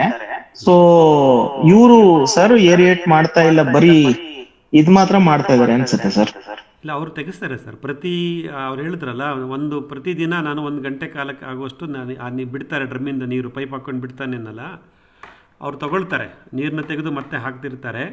ಬಟ್ ಏರಿಯೇಷನ್ ಅವಶ್ಯಕತೆ ಇಲ್ಲ. ಕಿಶನ್ ಚಂದ್ರ ಅವ್ರು ಯಾವ ಕಾಂಟೆಕ್ಸ್ಟ್ ಹೇಳೋದು ಗೊತ್ತಿಲ್ಲ. ಬಟ್ ಯಾವುದೇ ಗ್ಯಾಸಿಯಸ್ಸು ರಿಲೀಸ್ ಆಗಲ್ಲ ಸರ್. ಅಲ್ಲಿ ಗ್ಯಾಸಿಯಸ್ ರಿಲೀಸ್ ಆಗಲ್ಲ, ಯಾವುದೇ ಎಕ್ಸಿಟ್ ಆಗೋ ಅವಶ್ಯಕತೆ ಇಲ್ಲ. ಆಮೇಲೆ ನಾರ್ಮಲ್ ನೀರಿನ ಡ್ರಮ್ನಲ್ಲಿ ಇಟ್ಟಂಥ ನೀರಿನಲ್ಲಿ ನಿಮಗೆ ಆಕ್ಸಿಜನೇಟ್ ಆಗ್ತಾ ಇರುತ್ತೆ. ಅಂದರೆ ಅವು ಏರೋಬಿಕ್ ಮೈಕ್ರೋಬ್ಸ್ ಅಂತೀವಲ್ಲ, ಅವು ಬೆಳೀತಾ ಇರುತ್ತೆ. ಪ್ರತಿ ಸಲ ತೊಳಸ್ಬೇಕು, 2 ಸಲ ತೊಳಸ್ಬೇಕು, 3 ಸಲ ತೊಳಸ್ಬೇಕು ಅನ್ನೋದು ಒಂದು ರೂಢಿ. ಅದು it is A practice. But ಅದಕ್ಕೆ ಅದನ್ನು ಮಾಡದೇ ಇದ್ದರೆ ಏನು ಪರಿಣಾಮಗಳೇನಾಗಲ್ಲ. ತಾಜಾ ಸಗಣಿ ಗಂಜಲ ಯೂಸ್ ಮಾಡಿದಾಗ ಗ್ಯಾಸಿಯಸ್ ಎಲಿಮೆಂಟ್ಸ್ ಜಾಸ್ತಿ ಇರುತ್ತೆ. ಅದನ್ನು ಹೆವಿ ಗ್ಯಾಸ್ ಅಂತ ಹೇಳ್ತೀವಿ. ಅದು ಆಚೆ ಹೋಗಲಿ ಅಂತ ತಿರುಗಿಸ್ತಾರೆ. ಅದ್ರ ಬಿಟ್ಟು ಈ ಥರದಲ್ಲಿ ಬೇಕಾಗಲ್ಲ. ಮಾಡಿದ್ರೆ ಒಳ್ಳೆಯದೇನೋ, ನಿಮಗೆ ಗಾಳಿ ತಲುಪಿಸ್ದಂಗೆ ಆಗುತ್ತೆ ಒಳಭಾಗಕ್ಕೆ ಅನ್ನೋ ಥರ. ಬಟ್ ಮಾಡದೇ ಇದ್ರೂ ಏನೂ ತೊಂದರೆ ಆಗೋಲ್ಲ. ಅವು ಮೇಲ್ಗಡೆ ಒಂದು ಕಾಟನ್ ಬಟ್ಟೆ ಮುಚ್ಚಿರೋದ್ರಿಂದ ಅಷ್ಟು ಸಾಕಾಗುತ್ತೆ ಸರ್. ಆಮೇಲೆ ಮೈಕ್ರೋಬ್ಸು ಆ ಡ್ರಮ್ಮಲ್ಲೇ ಡೆವಲಪ್ ಆಗುತ್ತೆ ಅನ್ನೋದು ಮತ್ತೊಂದು ಸೀಮಿತವಾದಂಥ ಆಲೋಚನೆ. ನೀವು ಮೈಕ್ರೋಬ್ಸ್ ಬೆಲ್ಲದ ನೀರು ಹಾಕಿ ಬಿಟ್ಬಿಡಿ ಸರ್. ಅದನ್ನು ಮೈಕ್ರೋಬ್ಸ್ನ ನೀವು ತೊಗೊಂಡೋಗಿ ವೆಂಚುರಿ ಮುಖಾಂತರನೋ ಬಾಕಿ ರೂಪದಲ್ಲೋ ತೊಗೊಂಡೋಗಿ ನೀವು ಗಿಡದ ಬುಡಕ್ಕೆ ಬಿಟ್ಟಾಗ ಅಲ್ಲಿ ಡೆವಲಪ್ ಆಗ್ತಾವೆ ಅವು. ಮೈಕ್ರೋಬ್ಸ್ ಡೆವಲಪ್ ಆಗೋದು ಹ್ಯೂಮಸ್ ಇದ್ದಾಗ ಸಾಯಿಲ್ ಆರ್ಗ್ಯಾನಿಕ್ ಕಾರ್ಬನ್ ಇರೋ ಜಾಗದಲ್ಲಿ. ಬೆಲ್ಲ ಅನ್ನೋದು ಒಂದು ಮಲಗಿದ್ದ ಕುಂಭಕರ್ಣನ ಮೇಲಕ್ಕೆ ಎಬ್ಸೋಕ್ಕಷ್ಟೇ ಬೆಲ್ಲ. ಸೊ ಯಾವಾಗ ಮೈಕ್ರೋಬ್ಸ್ ಆ್ಯಕ್ಟಿವೇಟ್ ಆಗ್ತಾವೋ ಅದನ್ನು ಆ್ಯಕ್ಟಿವೇಟ್ ಆಗಿರೋ ಮೈಕ್ರೋಬ್ಸ್ನ ನೀವು ತೊಗೊಂಡೋಗಿ ಬೇಸನ್ ಆಫ್ ದ ಪ್ಲ್ಯಾಂಟಲ್ಲಿ ಕೊಡಿ. ಬೇಸನ್ ಆಫ್ ದ ಪ್ಲ್ಯಾಂಟಲ್ಲಿ ನೀವು ಮಾಡಿರೋ ಮುಚ್ಚಿಗೆ ಮತ್ತು ನಿಮ್ಮ ಮಣ್ಣಲ್ಲಿರ್ತಕ್ಕಂಥ ಸಾವಯವ ಇಂಗಾಲ ಅವೆರಡನ್ನೂ ಉಪಯೋಗಿಸ್ಕೊಂಡು ಅವುಗಳ ಸಂಖ್ಯೆ ಅಲ್ಲಿ ದ್ವಿಗುಣವಾಗ್ತಾ ಹೋಗುತ್ತೆ. ಇಲ್ಲಿ ಮಲ್ಟಿಪ್ಲೈ ಮಾಡೋದು ಒಂದು ಹಂತದವರೆಗೆ. ಅಲ್ಟಿಮೇಟ್ಲಿ ಅವು ಮಲ್ಟಿಪ್ಲೈ ಆಗೋದು ಮತ್ತು ಅವುಗಳ ಕಾರ್ಯಚಟುವಟಿಕೆಯಿಂದ ಬೆಳೆ ಸಸ್ಯಗಳಿಗೆ ಅವುಗಳ ಕೆಲಸ ಬೆನಿಫಿಟ್ ಸಿಗೋದು ಬೇಸಿನ್ ಆಫ್ ದ ಪ್ಲ್ಯಾಂಟಲ್ಲೇ. ಹಾಗಾಗಿ ನಾವು ಸೂಕ್ಷ್ಮಜೀವಿಗಳನ್ನು ಬೇಸಿನ್ ಆಫ್ ದ ಪ್ಲ್ಯಾಂಟಿಗೆ ಆದಷ್ಟು ಬೇಗ ಸೇರಿಸಬೇಕು.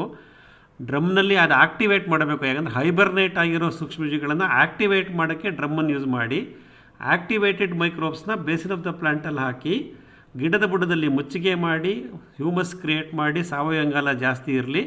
ಅವುಗಳ ಸಂಖ್ಯೆ ಅಲ್ಲಿ ದ್ವಿಗುಣವಾಗ್ತಾ ಹೋಗುತ್ತೆ. ಮತ್ತು ಯಾವ ಸೂಕ್ಷ್ಮಜೀವಿಯ ಸಂಖ್ಯೆ ಯಾವಾಗ ಎಷ್ಟು ದ್ವಿಗುಣ ಆಗಬೇಕು ಅನ್ನೋದನ್ನು ಅಲ್ಲಿ ನಮ್ಮ ಬೆಳೆ ಸಸ್ಯದ ಬೇರು ವಲಯದಲ್ಲಿರ್ತಕ್ಕಂಥ ಬದಲಾವಣೆಗಳು ನಿರ್ಧರಿಸುತ್ತೆ. ಮೈಕ್ರೋರೈಸಾ ಅನ್ನೋ ಫಂಗೈ ಹೇಳುತ್ತೆ, ನೀನು ಬಾ, ನೀನು ಜಾಸ್ತಿ ಬಾ, ನೀನು ಮಲ್ಕೋ, ನಿನಗೇನು ಕೆಲಸ ಇಲ್ಲ ಅಂತ. ಅವೆಲ್ಲವೂ ಡೈನಮಿಕ್ಕಾಗಿ ಅಲ್ಲಿ ಆಗ್ತಾ ಇರುತ್ತೆ. ಹಾಗಾಗಿ ನಾವು ಸೂಕ್ಷ್ಮಜೀವಿಗಳನ್ನು ಡ್ರಮ್ನಲ್ಲೇ ಮಲ್ಟಿಪ್ಲೈ ಮಾಡಿ ತಗೊಂಡೋಗಿ ಗಿಡದ ಬುಡಕ್ಕೆ ಕೊಡಬೇಕು ಅನ್ನೋ ಒಂದು ಪ್ರೇರಣೆ ಬೇಕಿಲ್ಲ. ಗಿಡದ ಬುಡಕ್ಕೆ ಸೂಕ್ಷ್ಮಜೀವಿಗಳನ್ನು ಸೇರಿಸಿ ಅವನ್ನು ಆ್ಯಕ್ಟಿವೇಟ್ ಮಾಡಿ ಸೇರಿಸಿ ಅಷ್ಟೇ. ಉಳಿದಿದ್ದೆಲ್ಲ ತಂತಾನೇ ಅಲ್ಲಿ ಬೇಸಿನಲ್ಲಿ ನಡೀತಾ ಹೋಗುತ್ತೆ. ಮುಚ್ಚಿಗೆ ಮಾಡಿ ತೇವಾಂಶ ಕಾಪಾಡಿ ಸಾವಯವ ಅಂಶಗಳನ್ನು ಸೇರಿಸ್ತಾ ಬನ್ನಿ.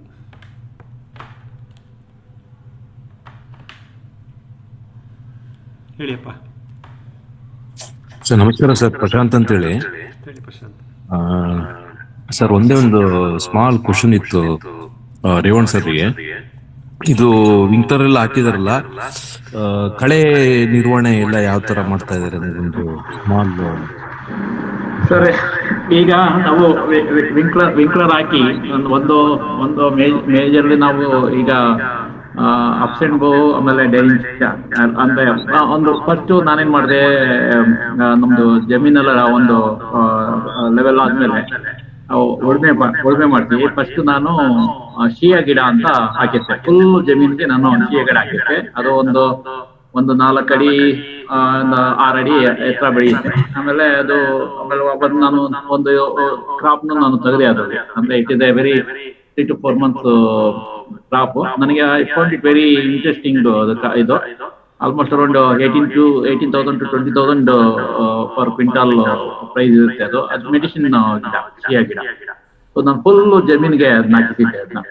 ಅದಾದ್ಮೇಲೆ ಈ ವಿಂಕ್ಲರ್ಸ್ ಎಲ್ಲ ಹಾಕಿದ್ಮೇಲೆ ನಾನು ಯಾಕಂದ್ರೆ ಇದು ನಾನು ನಿಮ್ಗೆ ಹೇಳ್ದಂಗೆ ಇದು ಕಂಪ್ಲೀಟ್ಲಿ ಫಾರೆಸ್ಟ್ ಲ್ಯಾಂಡ್ ಆಗಿತ್ತು. Almost around 60% of land completely forest ಆಗಿರೋದ್ರಿಂದ ನಾನೆಲ್ಲ ತೆಗೆದ ಮೇಲೆ ಓನ್ಲಿ ಈಗ ಅವರು 40% ಎಲ್ಲಿ ಜಮೀನು ಉಳುಮೆ ಮಾಡ್ತಿದ್ರು ಅಲ್ಲಿ ಮಾತ್ರ ನನಗೆ ಒಂದು ಸ್ವಲ್ಪ ಕಾಂಗ್ರೆಸ್ ಗಿಡ ಕಾಣ್ತಾ ಇದೆ. ಬಟ್ ಇನ್ 60% ಆಫ್ ಲ್ಯಾಂಡ್ ನನಗೆ ಕಾಂಗ್ರೆಸ್ ಗಿಡ ಆ ತರ ಬೇರೆ ಏನಿಲ್ಲ. ಬೇರೆ ಎಲ್ಲ ಮೊನ್ನೆ ಮಂಜುನಾಥ್ ಸರ್ ಎಲ್ಲ ನೋಡ್ತಾ ಇದ್ರು. ಬೇರೆ ತರ ಎಲ್ಲ ನನಗೆ ಗೊತ್ತೂ ಇಲ್ಲ ಹೆಸರುಗಳು. ಅವೆಲ್ಲ ಬೇರೆ ತರ ಗಿಡಗಳು ಬರ್ತಾ ಇದೆ. ನಾನು ಅದನ್ನ ಹಸು ಬದುಕೆ ತರ ಬಿಟ್ಬಿಟ್ಟಿದೀನಿ. ಜೊತೆಗೆ ಡೈಂಚ ಅಂಡ್ ಆಮೇಲೆ ಅಪ್ಸೆಣಬು ಎಲ್ಲಾ ಕಡೆ ನಾನು ಹಾಕಿದ್ದೀನಿ. ಅಂದೇನು ಅದಾಲೆ ಆಲ್ಮೋಸ್ಟ್ ಒಂದು 4 feet 5 feet ಎತ್ತರ ಬಂದಿದೆ. ಏನೋ ಅದನ್ನೇನು ಕಟ್ ಮಾಡಕ್ ಹೋಗಿಲ್ಲ. ಯಾಕಂದ್ರೆ ಮಳೆ ನೀರಿಲ್ಲ ಅಂದ್ಬಿಟ್ಟು ಅದು ಒಂದು ಹಸಿರು ಬದುಕೆ ಆಗಿರ್ಲಿ ಅಂದ್ಬಿಟ್ಟು ನನ್ ಫುಲ್ ಜಮೀನು ಈಗ ಡೈಂಚ ಅಂಡ್ ಅಪ್ಸೆಣಬು. ಆಮೇಲೆ ಕೆಲವು ಕಡೆ ಅವ್ರು ಉಳುಮೆ ಮಾಡ್ತಿದ್ದ ಜಾಗ 1-2 1 ಎಕರೆ 1-1.5 ಎಕರೆ ಜಮೀನು ಇದು ಬರ್ತಾ ಇದೆ, ಕಾಂಗ್ರೆಸ್ ಗಿಡಗಳು ಬರ್ತಾ ಇದೆ. ಬಟ್ ಅದನ್ನ ಈ ಮಳೆ ಗಿಡಗಳು ಬಂದಾಗ ಸ್ವಲ್ಪ ತೆಗಿಸ್ತಾ ಇದೀನಿ. ಅದನ್ನು ಮಂಜುನಾಥ್ ಸರ್ ಹೇಳಿದ್ರು, ಅದನ್ನ ತೆಗಿಸೋದೇನು ಬೇಕಾಗಿಲ್ಲ, ನೀವು ಬ್ರಷ್ ಕಟ್ಟರಲ್ಲಿ ಮಾಡಿದ್ರೆ 1-2-3 ಸತಿ ಮಾಡಿದ್ರೆ ಹೋಗುತ್ತೆ ಅಂತ. ಅದ್ ಬಿಟ್ರೆ ನನಗೆ ಇನ್ಯಾವುದು ಅಲ್ಲಿ ಕಳೆ ಸಮಸ್ಯೆ ಅನ್ನೋದು ಏನು ಕಾಣಲಿಲ್ಲ ಸರ್. ಅದು ಬೇರೆ ತರ ಗಿಡಗಳಿದೆ. ಬಟ್ ನಾನು ಅದನ್ನ ಹಸಿರು ಬದುಕಿ ಆಗಿ ನಾನು ಭಾವಿಸಿದ್ದೀನಿ. ಮಂಜುನಾಥ್ ಸರ್